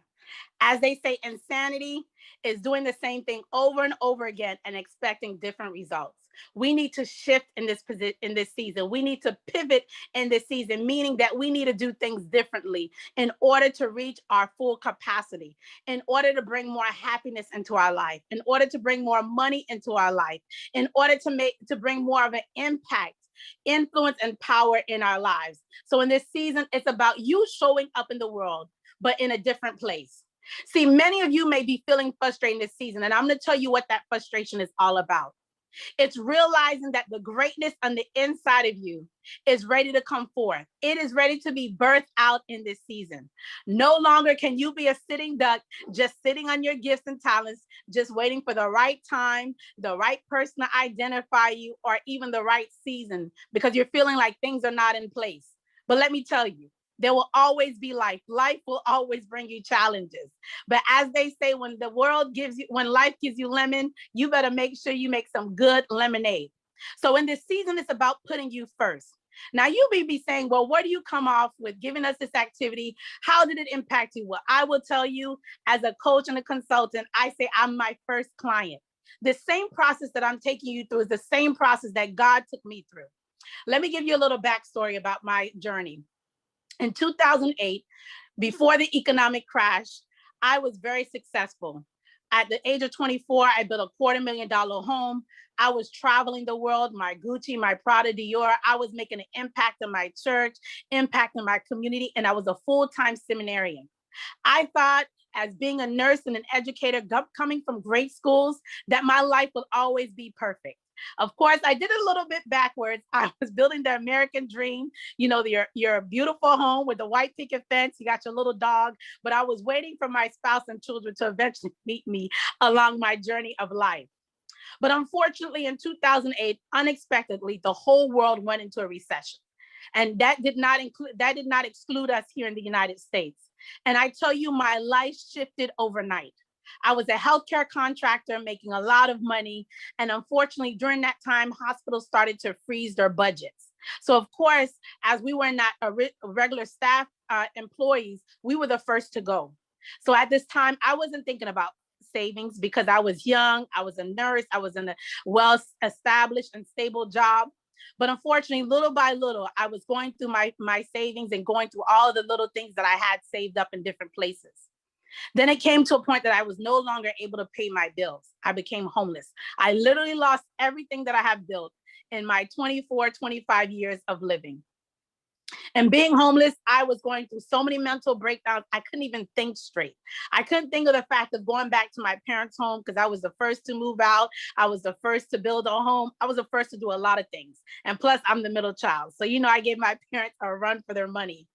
But then I realized that I eventually had to go back home, just like the prodigal son, and realizing, why am I putting myself through all these struggles when I can go back home knowing my parents would receive me? So in going back home, I had to reinvent myself. I couldn't use my nursing license because I've been out of the hospital for so long. It was hard to get a hospital job. So I was very frustrated because I came from two great institutions, I would like to think, around the world. And none of those things, accomplishments, all the success that I had gained over the years mattered at that point. So I had to do my own self-reflection. I had to realize, Fayola, what do you bring to the table? Besides the home that you used to own, besides the car that you used to own, besides all the luxury and materialistic things that you used to own, but what do you have on the inside that has value? And through this process, I remember one day I was sitting at Barnes & Noble trying to get my life together. And this lady walks up to me and she says, do I know you? And of course I had a chip on my shoulder because I couldn't figure out how my life got to this point. And so I was about to brush her off and something said, allow her to speak into your life. So she asked me, what do you do for a living? And at this point, I didn't know what to say. I didn't have 2 pennies to rub together. Every morning I was knocking on my parents' door, asking them for quarters, nickels, and dimes to put gas in my car and to make sure my bank account did not go negative at the age of 30. And at this point, I don't know how these words came out of my mouth, but I told her I was a speaker. She was like, wow, that's awesome. You have a great voice. And I would love to invite you to be one of our guest speakers in our upcoming biannual women's event. So of course I jumped on the opportunity, but I did not have a business. I wasn't even a professional speaker. But what I did after that opportunity, I went home and I literally lived at FedEx every day from open to close and creating my website, my business cards, my portfolio, everything that I needed to be able to present myself as a professional speaker. And fast forwarding 8 years later, I'm an international award-winning speaker. I am a 9-time published author, multiple #1 Amazon bestselling author, multiple #1 international bestselling author, and doing a lot of great things. But I had to understand my value. I had to understand what I bring to the world. And so I challenge you in this season, this hour. It is time to invest in yourself. See, I started taking classes and putting myself in different spaces to really allow these gifts that I never realized to be able to help me to understand my value. So in this season, this hour, I challenge you to put yourself first. And in doing so, it's about investing in you. So you have to learn how to say yes, not to good opportunities, but to the best opportunities that will allow you to bring your greatness to full manifestation. See, when you are occupied with things that do not align with your path of greatness, it is a distraction. It takes away from your time, your money, your energy, and even your skills that you can't even tap in to the fullness of what's on the inside of you. Well, today, I want to tell you that I am setting you free from being a people pleaser. I am setting you free from the feeling of wanting to be accepted by others. I am even setting you free from the disappointments and the betrayal that you have experienced in the hands of others. Let me tell you, I've been there and done that. But when I came to realize that I have an obligation to leave out my gifts and talents in this world, I can't say it's because of people that allowed me to not be who I was created to be, but I had to take life in my own hands. So no longer can you take the time to wail in your challenges, but it is time to get your breakthrough, setting you in a wealthy place. And I'm not just talking about finances. I'm talking about self-love, relationships, health, and even spirituality. You know, this day, why don't you choose this day to be the best version of yourself? As you do, you will know how to dominate in this season, because you know what will happen? Success will be your companion in life. No matter what you do, no matter what goals and dreams you place out, because you've invested in yourself, because you know what you bring to the table, success will follow you. It will chase you down. My Black sisters, you are bosses. You are history makers. You're change agents. And this year, let you walk into the power and influence to dominate in this season. I tell you, my Black sisters, as I hope that you're enjoying this experience of the BlackWoman Confidential, do not allow this experience and opportunity to pass you by, that you don't come out with great exploits, that you don't come out understanding who you really are and what you're meant to give and leave in this world. Once again, I am Dr. Fayola Dalika. I am your passion and purpose activator. You can follow me on all social media platforms, and I look forward to seeing you real soon in the world called success, because it's your time to dominate in this season.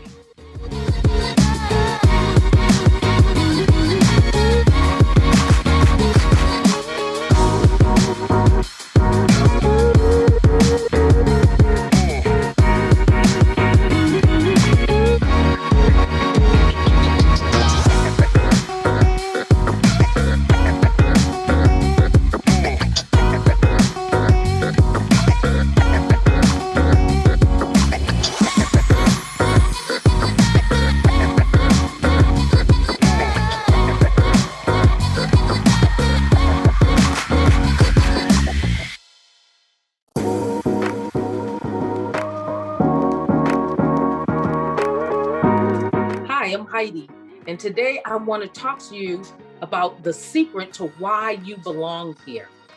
Well, listen, I grew up in a family of strong women. You know, the kind of women that through any obstacle in life, they were able to make it happen, right? They were resilient. And you know what? I'm quite sure that there was all sorts of sacrifices. In fact, I recall being told that my grandmother went to work in the winter with no stockings so that her girls could have lunch money, right? It wasn't until I was a preteen that I realized that my grandmother wasn't a nurse. In fact, my grandmother cleaned houses and was the companion and caretaker for elderly white women. My grandmother would go into high-end department stores and comb through the racks, looking through the dresses. And then she would go home and create and cut patterns out of newspaper to make those same dresses that she saw in the department store. My own mother was widowed at 29 years old, left with 3 very young children, but she learned how to provide for us. The women in my family instilled in me a spirit of pride, a spirit of excellence.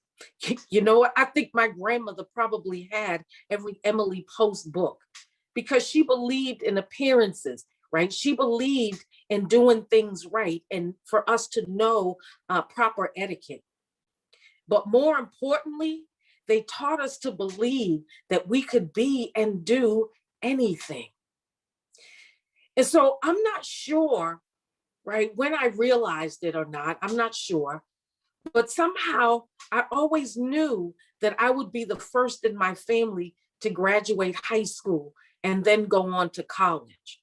You see, I carried the hopes and dreams of my entire family. And so because of that, I spent a lot of time in the library reading and expanding my knowledge. It was my high school freshman English teacher that mentored me, right, to make sure that I had the grades to attend college. Listen, the day that acceptance letter came, that I had been accepted into this prestigious school of my choice, man, it was huge, right? I can still hear the screaming that went on in the house, and people, I can still see in my mind's eye, people jumping up and down, right? Their dreams were starting to come to fruition. And so it was awesome. I know my mother bragged to any and everybody she knew that her daughter was going off to college. But the excitement ended for me in the fall when I stepped onto that campus. I was not ready. I was not prepared for the world that I entered into. I wasn't used to being the only Black woman. I wasn't used to being around, or I had never encountered wealthy people. They spoke differently, they behaved differently. And for the first time in my life, I was exposed to what wealth and privilege looked like. But I became a quick study. I learned their language and I learned their behavior. I knew how to speak. I knew how to behave. And see, no one knew that I was from the projects, right? I made the decision to mask, or as I call it, hide in plain sight. And so this leads me to my first point. I didn't know that I didn't have to hide. Let me ask you something. Have you ever done this? Have you hid your brilliance and who you were or who you are in order to fit in? Hang on to that thought, because I'm going somewhere. And so the environment at school became too difficult for me. And so I left school after my freshman year. And you know something? I don't even know what impact that had on my family, because remember, I told you that I carried the hopes and dreams of my entire family. So I don't really know what the impact of my leaving after the freshman year. But this one thing I didn't do.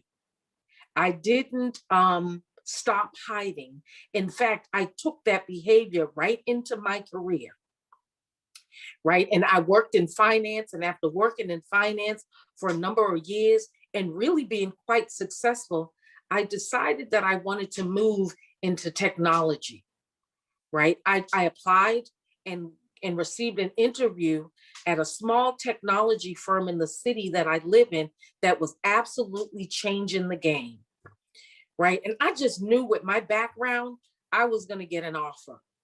And so after the interview with the team that I would have been working with, I met with the recruiter. And let me tell you something. He said something that absolutely revolutionized my entire life.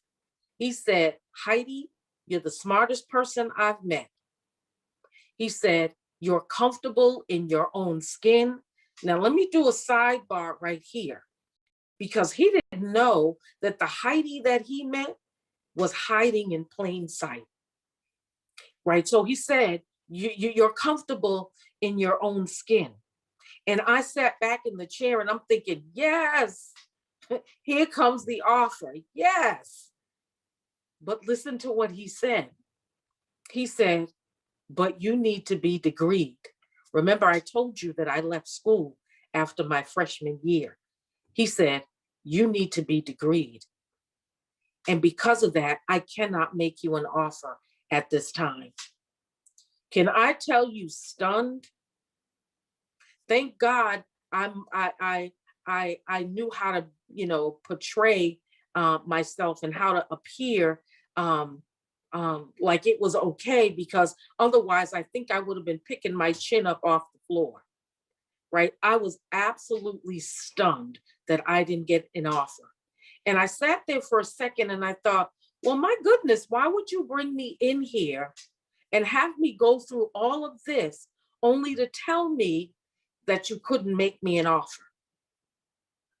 And as I walked out of his office and I started walking down the street, I realized something, right? I didn't focus on the fact that he said that I needed to be degreed. That wasn't my focus. My focus was the fact that I knew that I was hiding in plain sight, that the Heidi he met was not the real me, was not the authentic me, right? So I realized three things, and I want to leave them with you, right? But think about this for a second. I left that office, not degreed, and realizing that there's some work that I needed to do. I did the work, not the degree, I did the self-work and turned that into a career where I became an executive at a large financial institution, lived and worked in London, had my own apartment, the whole thing, because I had done the work, but not the degree. So listen, let me leave these three things with you, right? And I'm not telling you not to go to school, go to school. Let me also say that I finally did finish my degree, but I want to leave these three things with you because they really, really did revolutionize my life. Number one is you don't need to hide in plain sight. The fact that you're in the room says that you're more than enough. And just being in the room isn't enough. How you show up in the room is what's important. So show up in all of your brilliance. You were built differently. You don't have to pretend to be something or somebody you were never created to be. Show up as you. Show up in your brilliance. How you show up now in this moment, it will determine your next. Number two, hiding meant that I didn't realize that I could be successful. I was afraid to be me. And more importantly, I had forgotten what my mother and my grandmother and my aunts had taught me as a child. And so listen, your mindset determines your success or your failure. What do you say about yourself every day? When you see yourself in the mirror, when you look in the mirror, what do you say about yourself and what you want to do and where you want to be 5, 10, 15 years from now? What you say and what you believe determines what you will receive. James Allen, the author of As a Man Thinketh, says this: our souls attract what we secretly harbor, what we love, and what we fear. So ask yourself, what have you manifested in your life? Right? What have you manifested in your life? Is it what you believe? Is it what you want? And if it isn't, what have you been saying? I want you to sit with that because that's important. You have the power to change your mindset. Remember that we manifest what we think and what we believe and what we say. Right? So change your mindset, believe, begin to speak and believe that you can be and do anything that you want, right? I learned something about myself too. I learned that, and maybe this is you, I learned that I'm not afraid to fail because I know what that looks like. And I know how to dust myself off. And as my mother would say, put one foot in front of the other and keep moving. Guess what? My fear was, what if I could actually do it? Sounds strange? Listen to what Audre Lorde said. She said, when we dare to be powerful, to use my strength in the service of my vision, it becomes less and less important whether I am afraid. That's so deep. In other words, do it afraid. You have nothing to lose and absolutely everything to gain. Walk through every door that's open for you, right? Do it afraid. And finally, listen, your past doesn't dictate your future. It's a stepping stone. You see, I was ashamed that I grew up in the projects, right? I was ashamed that we didn't have a whole lot of money. I lost my focus. I didn't focus on the fact that I made it out of the projects. I made it out of the P, as we call it. I'm the girl from the projects that made good.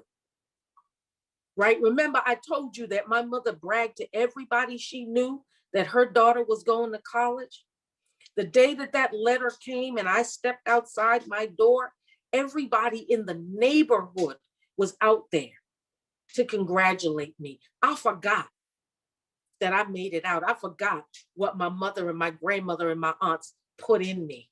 So listen, your past, don't forget what's been instilled in you. Your past doesn't dictate your future. In fact, it is the stepping stone. It's the reason and the source that you've been transformed into the woman that you are today.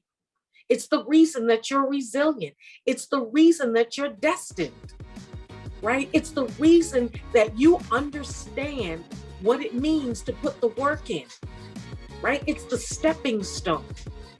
It's also the reason that you can show empathy to somebody else. It's also the reason that I must, you must reach back and pull up another young woman that's looking at her own circumstance, believing that it's not possible, when in fact we know that it is. We can show her, right, the way. We can show her our path. We can tell her our story and let her know that her past doesn't dictate her future. So these are the secrets to why you belong here. So you might be asking, where's here? Here is anywhere you want to be. You belong here in this moment, in this hour. You were destined to be here.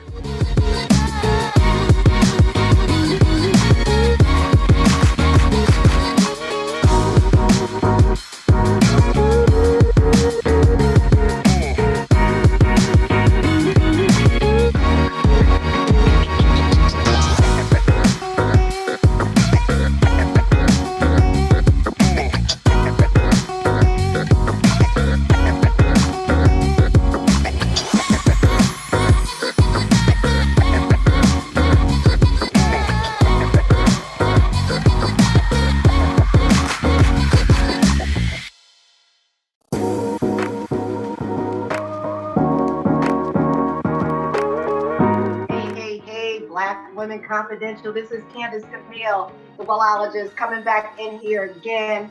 Let me just say this, like, right before, I want you to remember what? My health is the first thing. Everything else is the next thing. Yes, say it again. Your health is the first thing. Everything else is the next thing.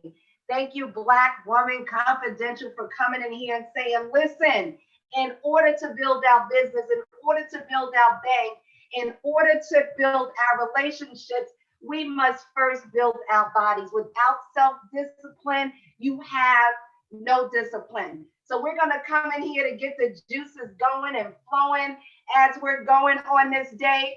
Right here, I want you to get up, move away from your chair, stand up straight. Come on, get the girls up, stomach in, squeeze the booty cheeks. Yes, get cute.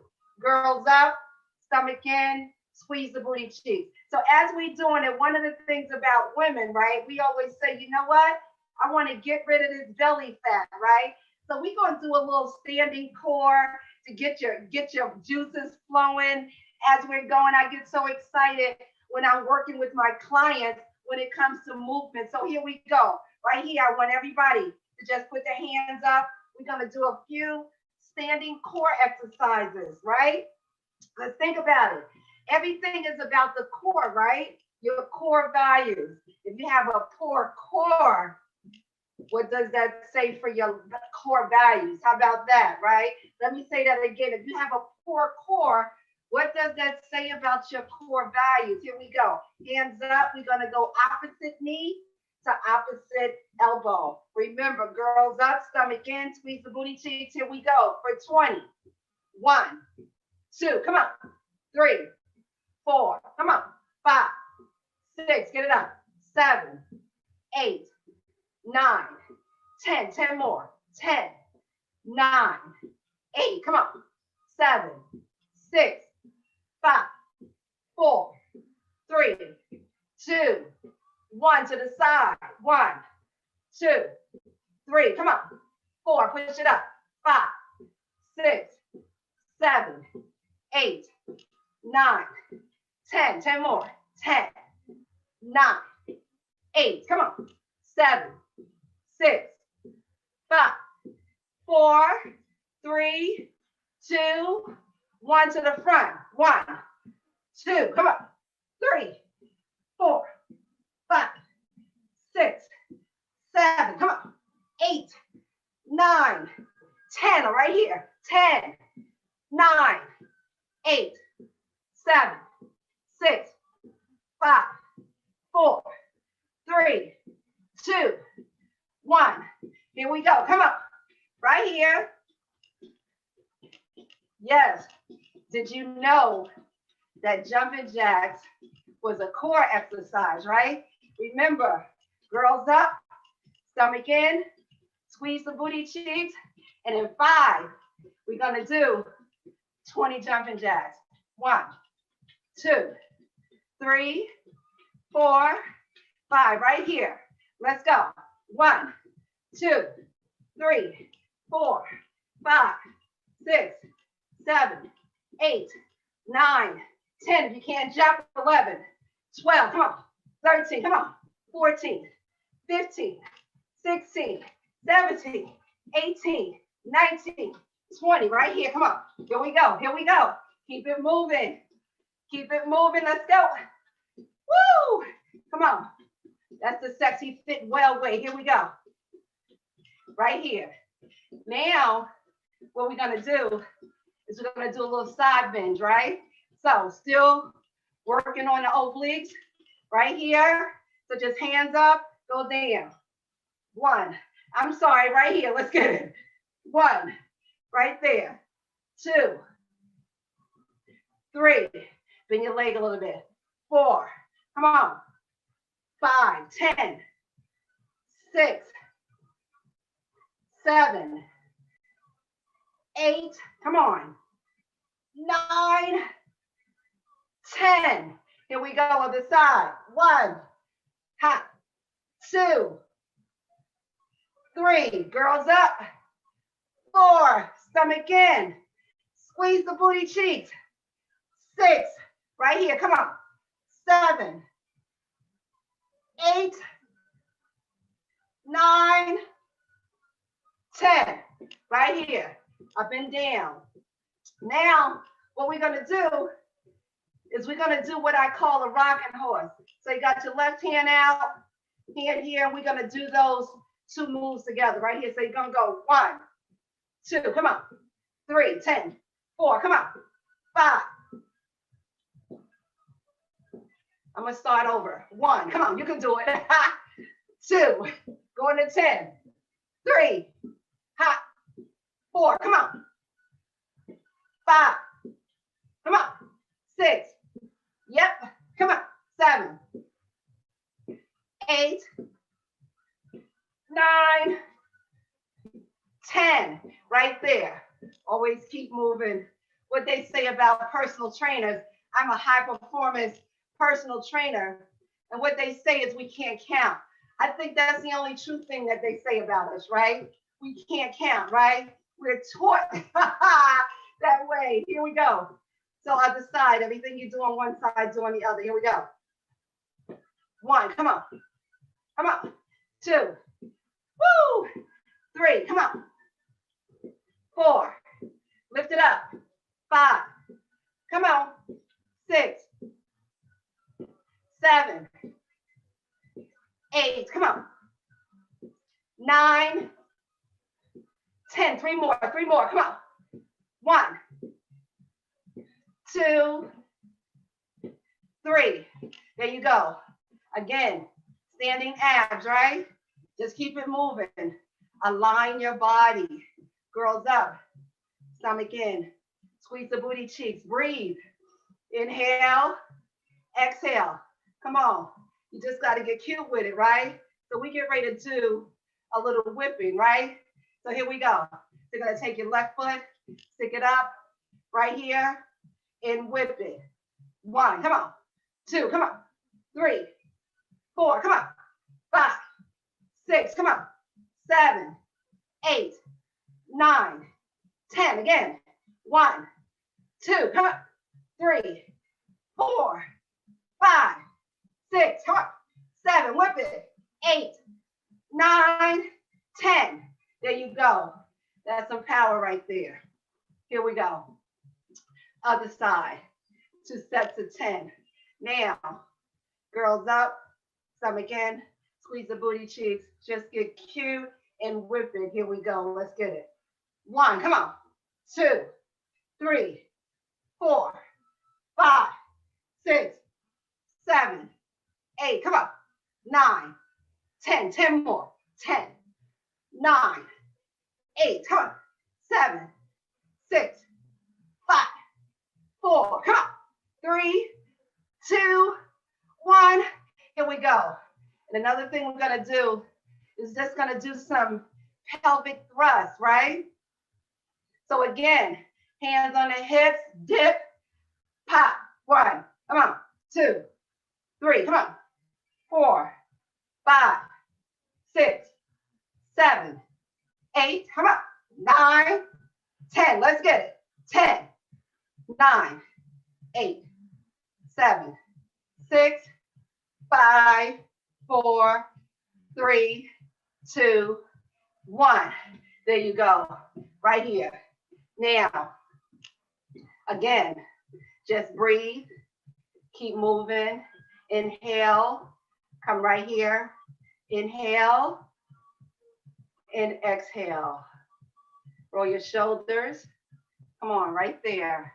Just a little standing ab. Y'all want to know what this is all about? Come and check us out in the fitness club Monday through Friday. It's Sexy Fit Well Fitness Club, where we get up live 6 a.m. and get the body moving. Did you know when you move your body first thing in the morning, you have 2 to 3 more hours of focus and clarity. Focus and clarity is what we need in our business, but we have to do it through our body. So come on, get up with us. Shoulders, here we go. Let's circle it out. Here we go. 1, give me 3, 2, 3. Stop right here. Go the other way. 1, 2. Come on, fly out to victory. Claim victory over what you want right here, right here. Come on, take it out. Exhale down. Namaste. Your health is the first thing. Everything else is the next thing, right? Your health is the first thing. Everything else is the next thing. Say it, come on. My health is the first thing. Everything else is the next thing. Come on, get it, get it, get it, get it. Here we go. See y'all later.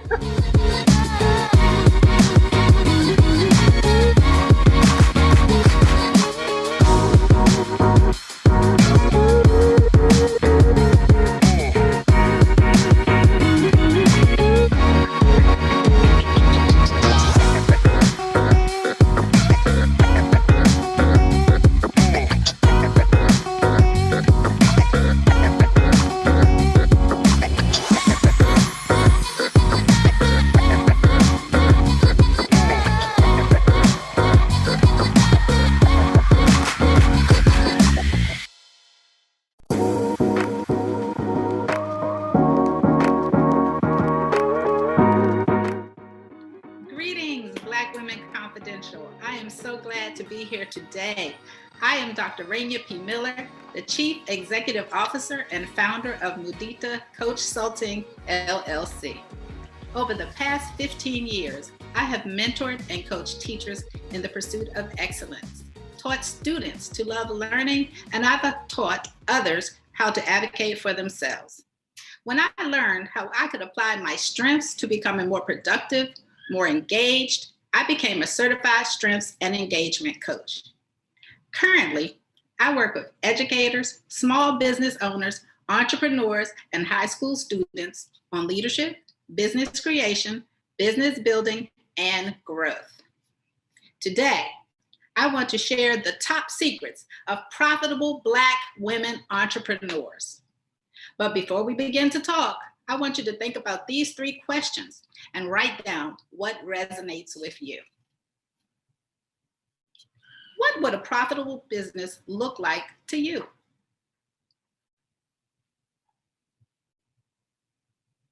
What will make the difference between success and failure?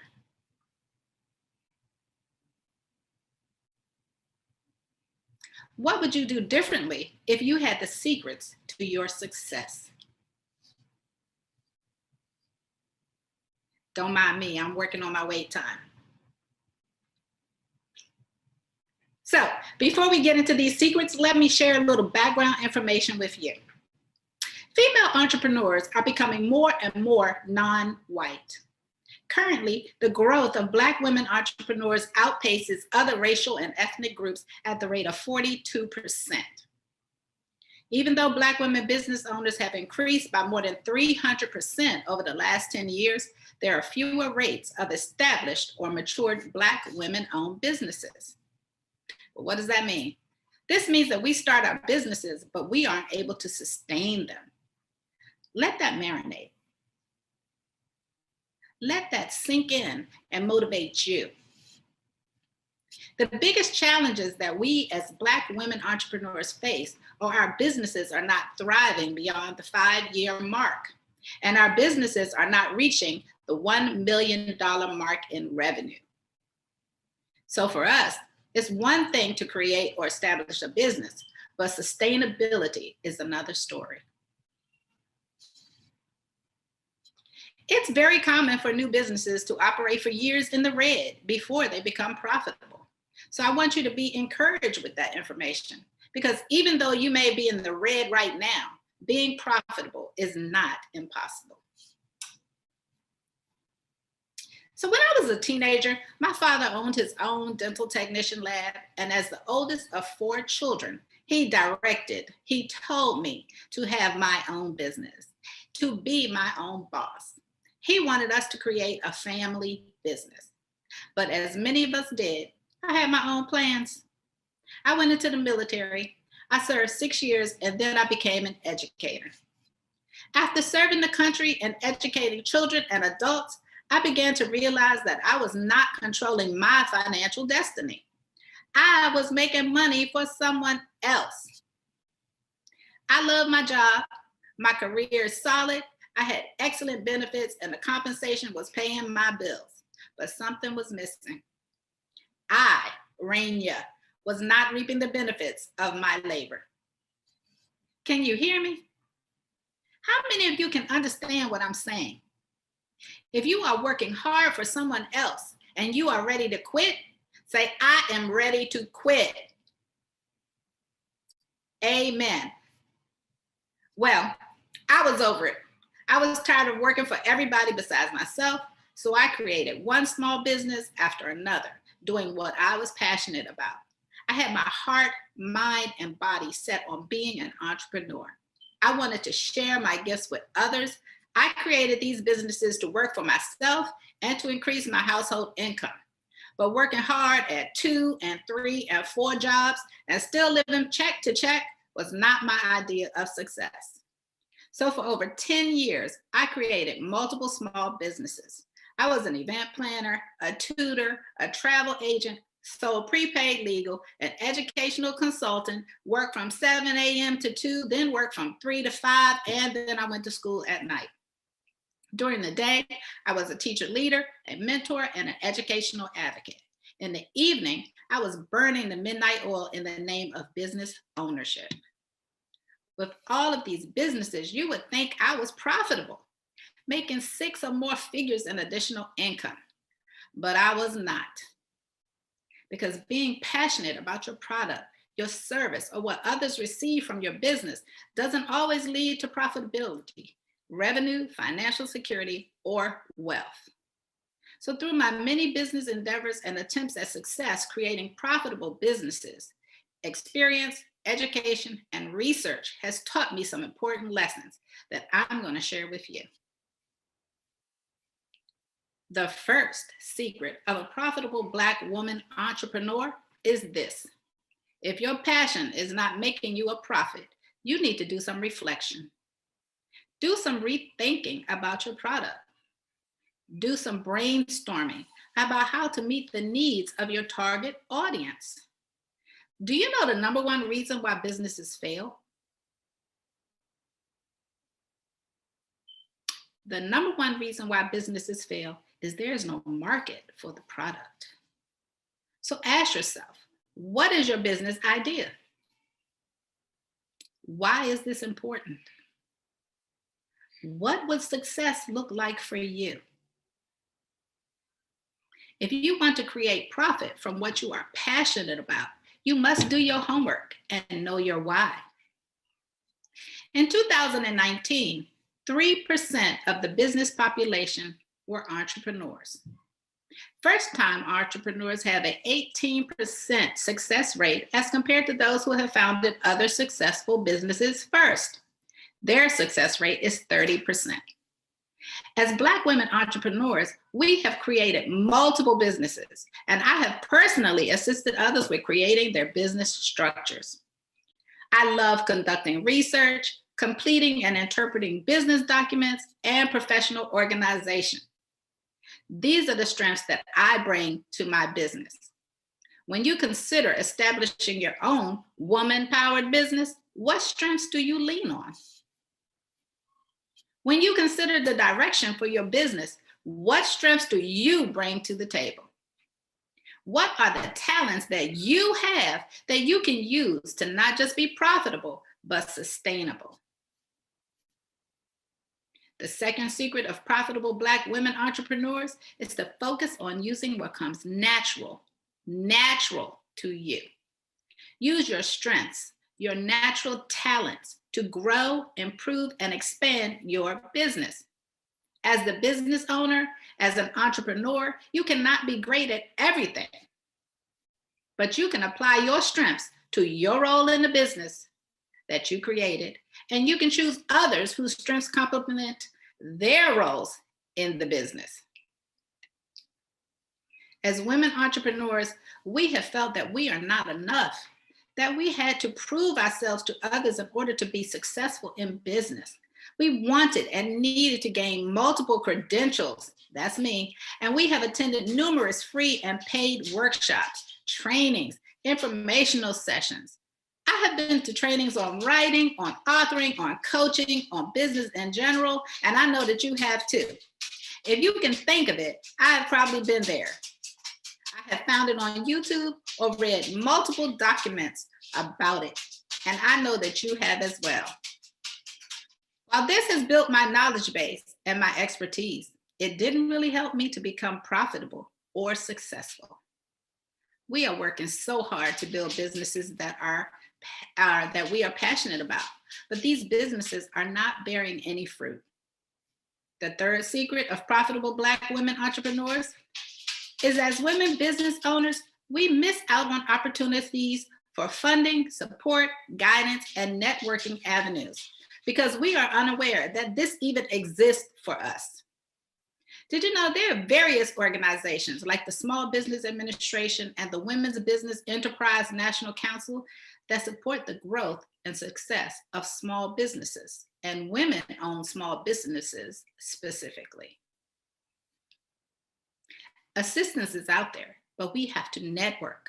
We have to write letters of inquiry, do research, fill out multiple grant applications, and locate the resources and support that our businesses need to become profitable.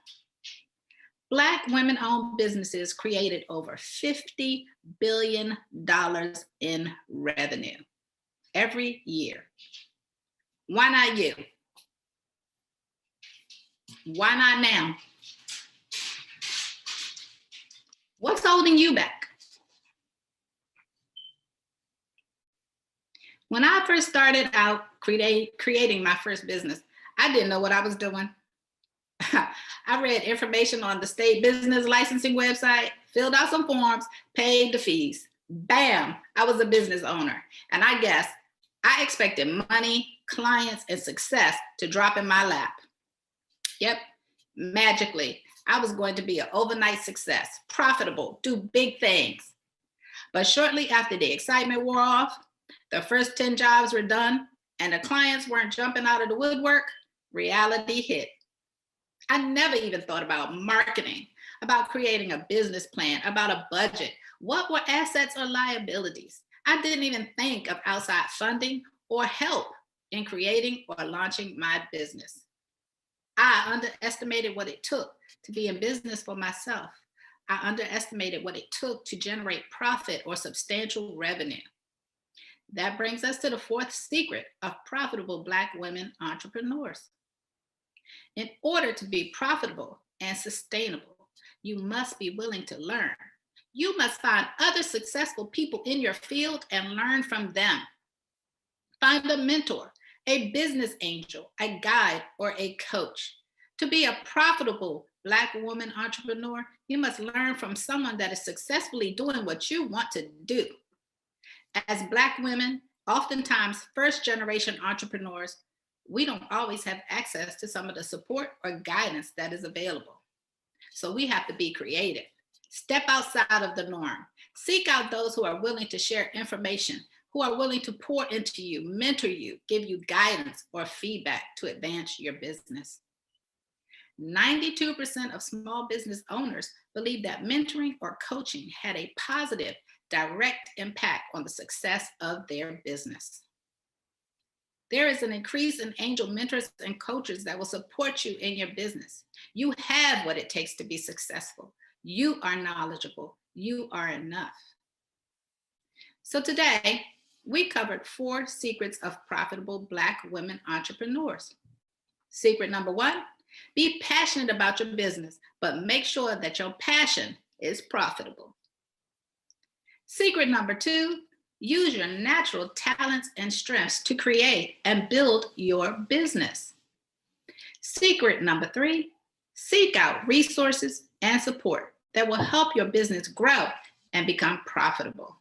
Secret number 4, be willing to learn from someone who is successful in your area of business, a mentor or a coach. Before we close for today, I have a couple of questions for you. What would be one small step that you could take to move your business forward? Think about that. What would be one small step that you could take to move your business forward?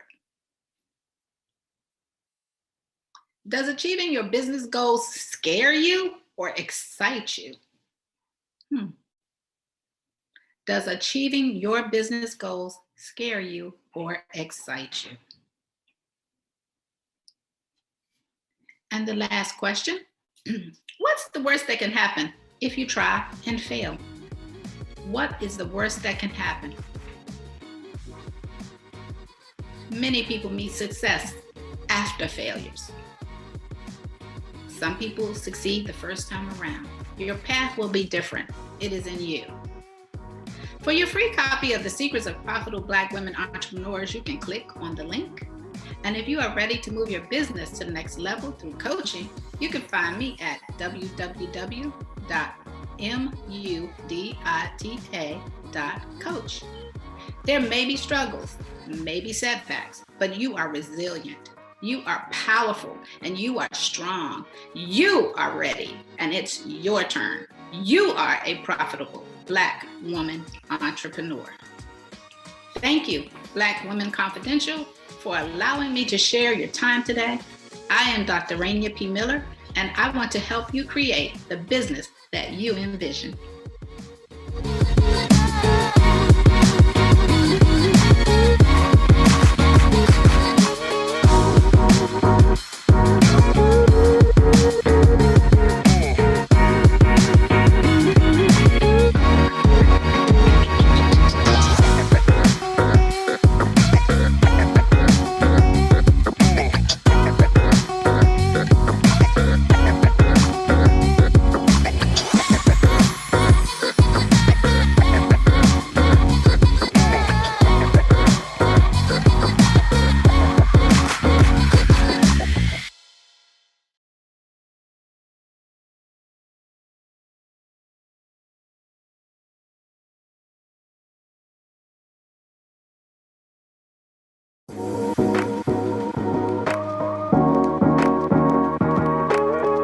they've called me bitch. Whore, hoe, slut, dyke, butch, tomboy, runner, buster, your crazy ass baby's mama, fat, obese, chubby, skinny, anorexic, ugly, thick chick, trick, tramp, and prostitute, only to stare in awe, amazed at hips that spread centuries to transport God from heaven to earth, peek my full figure lips, the last person who used them said, let there be light, so naturally I'm a divine go-getter, I'm the reason streets be paved with gold, I turn the hood into glitter, I'm a woman, a black woman, before Jesus died on the cross, he sat 9 months in my womb, skin like bronze, hair like sheep wool, Jesus take after his mama. Before noble Jew Ali conversed with the Lord, he got his nourishment from my umbilical cord. I gave birth to Marcus Garvey to make Malcolm X's blueprint to build a bigger movement. I was created in the image of God and I got the titties to prove it. I ordered the moon to give birth to the stars, so the sun to align them. Your brain power ain't got the strength to comprehend my assignments. When I laid in labor with Jupiter, I spit out Pluto just so I can confuse all the sciences. I'm a woman, a mastermind who you undermine, which is natural since your mind is undermined. I'm undefined, mother of earth, sister of a universe that took centuries to create. Once I went to Saturn just to give birth to Saturday, a woman, a written legacy liberated by a heart beating the Congo drum, a psychic read my palm, found the book of songs, tangled in Solomon's songs, covered in scriptures of the Quran. You know I cycle generations every 28 days. I got saviors waiting in my fallopian tube for their turn to surface. I am the church and the mosque and the trap house. My Lord self, to build those builders. God say my needs will be met, so I'm never hungry, I'm never thirsty. I was built with my own milk. If I say it, then it will manifest. When I gave birth to the son, I gave him his own day to put the week to rest, so every Sunday the week would rest. I'm a woman storing stories of stories in my bras. You know, the closest thing I've ever been to failure was when I gave birth to Fall, a woman, descendant of a field Negro, the caged bird who sang, so I put locks in my head to remember those chains. What you know about a woman, a black woman to be exact. Didn't y'all witness Katrina's impact? Random fact. Once I took a nap, I overslept, so time got pushed back an hour. I'm the power of angels, so I be chilling with my wings up. They told me I didn't have any taste, so I spit out 4 seasons just to spice things up. Let me tell you about this skin. This is chocolate covered coated moon. How many licks would it take to get to heaven? Reflection of the nightlight. Daytime didn't come from nightlight. Darkness don't give birth to light, right? So the very next time you decide to hold my equal pay, remember who holds your namesake. The woman, the original woman from the motherland, Mother Nature, navigating national night storms, no GPS, just me on PMS. I'm a woman. You'll find God in my battle scars. You'll find God in my womb. You'll find God in all of my ruins. So you keep on waiting on your Savior, brother, and I'll continue to give birth to him.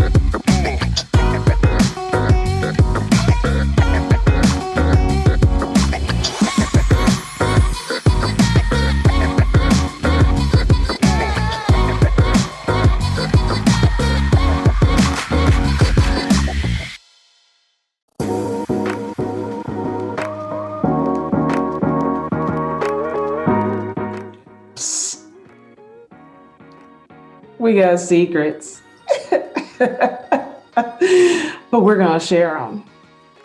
Welcome. BlackWoman Startup is a movement.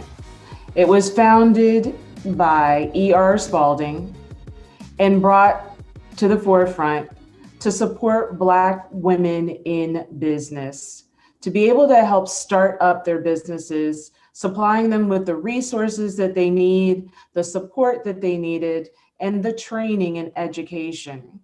So this is the second anniversary here in the month of March of BlackWoman Startup, and it is time for a celebration.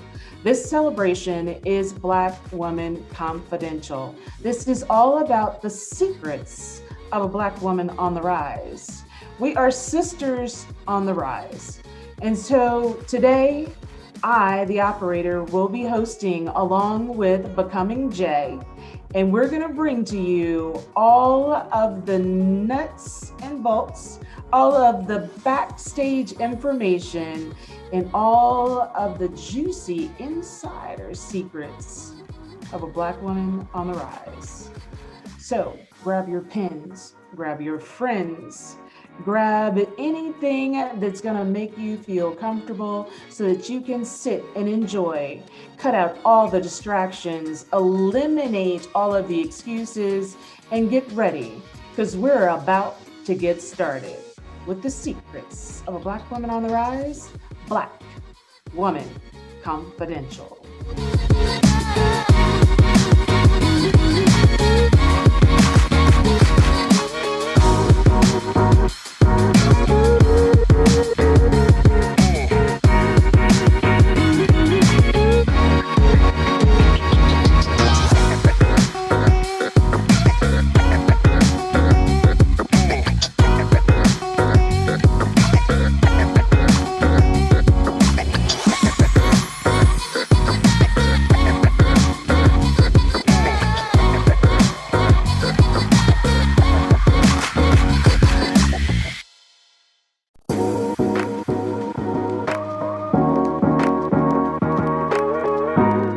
Hey everybody, aren't you glad to be here? I am super excited to be here. We are getting started with BlackWoman Confidential. I know you've been waiting. I've been waiting. Jay, have you been waiting?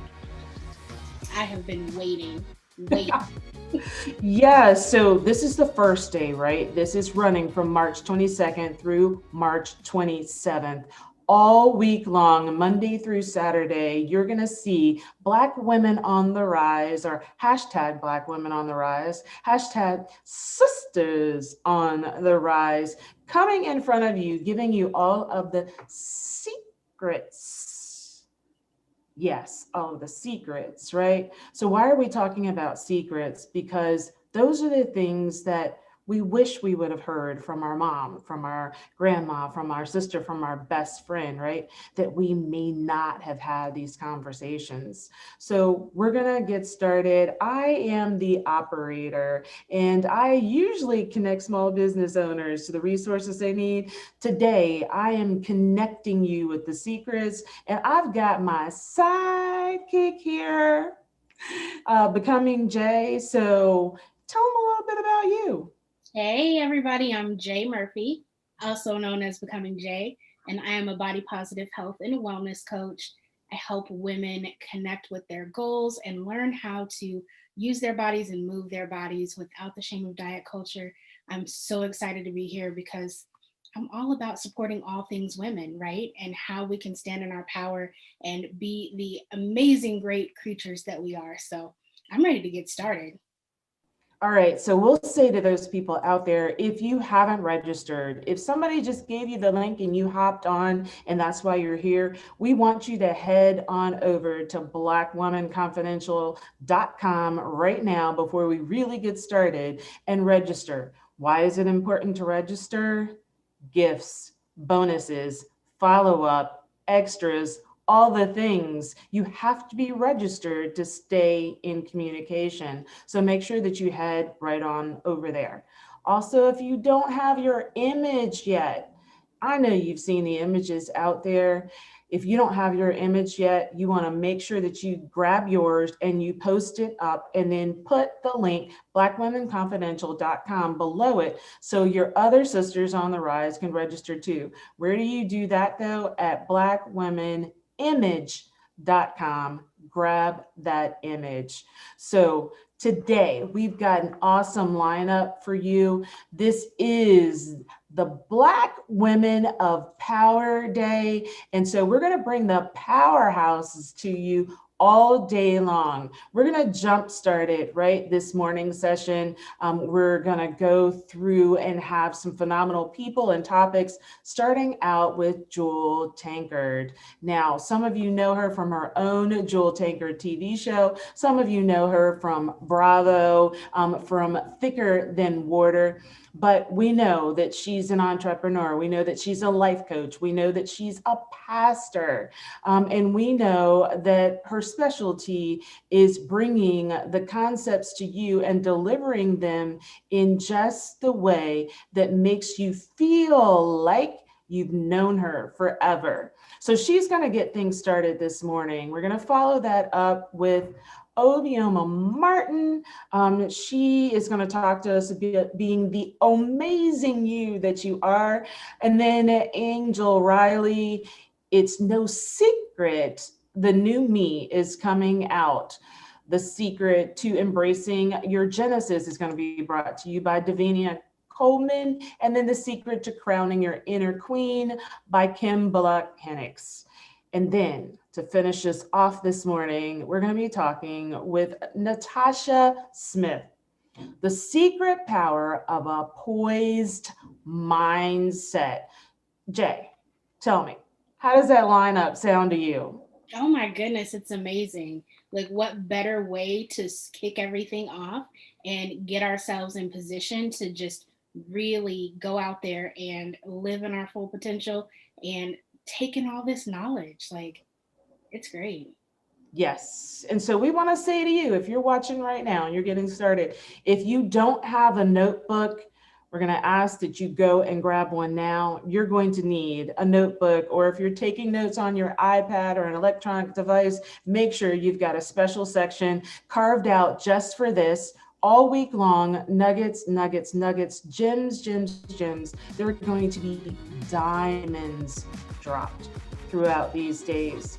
And so to every woman who has done whatever it took to be a success, we want to honor you today and all week long. And we're honoring you all the time, but we want to say it to you right now because we know that you are women winners. There are women warriors out there and women wonders.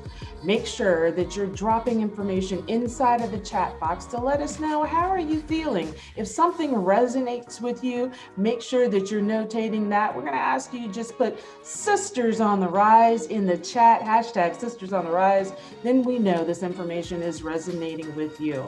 So we're going to go ahead and bring on up Jewel Tankard so that she can get you started on this day. Black Women Power.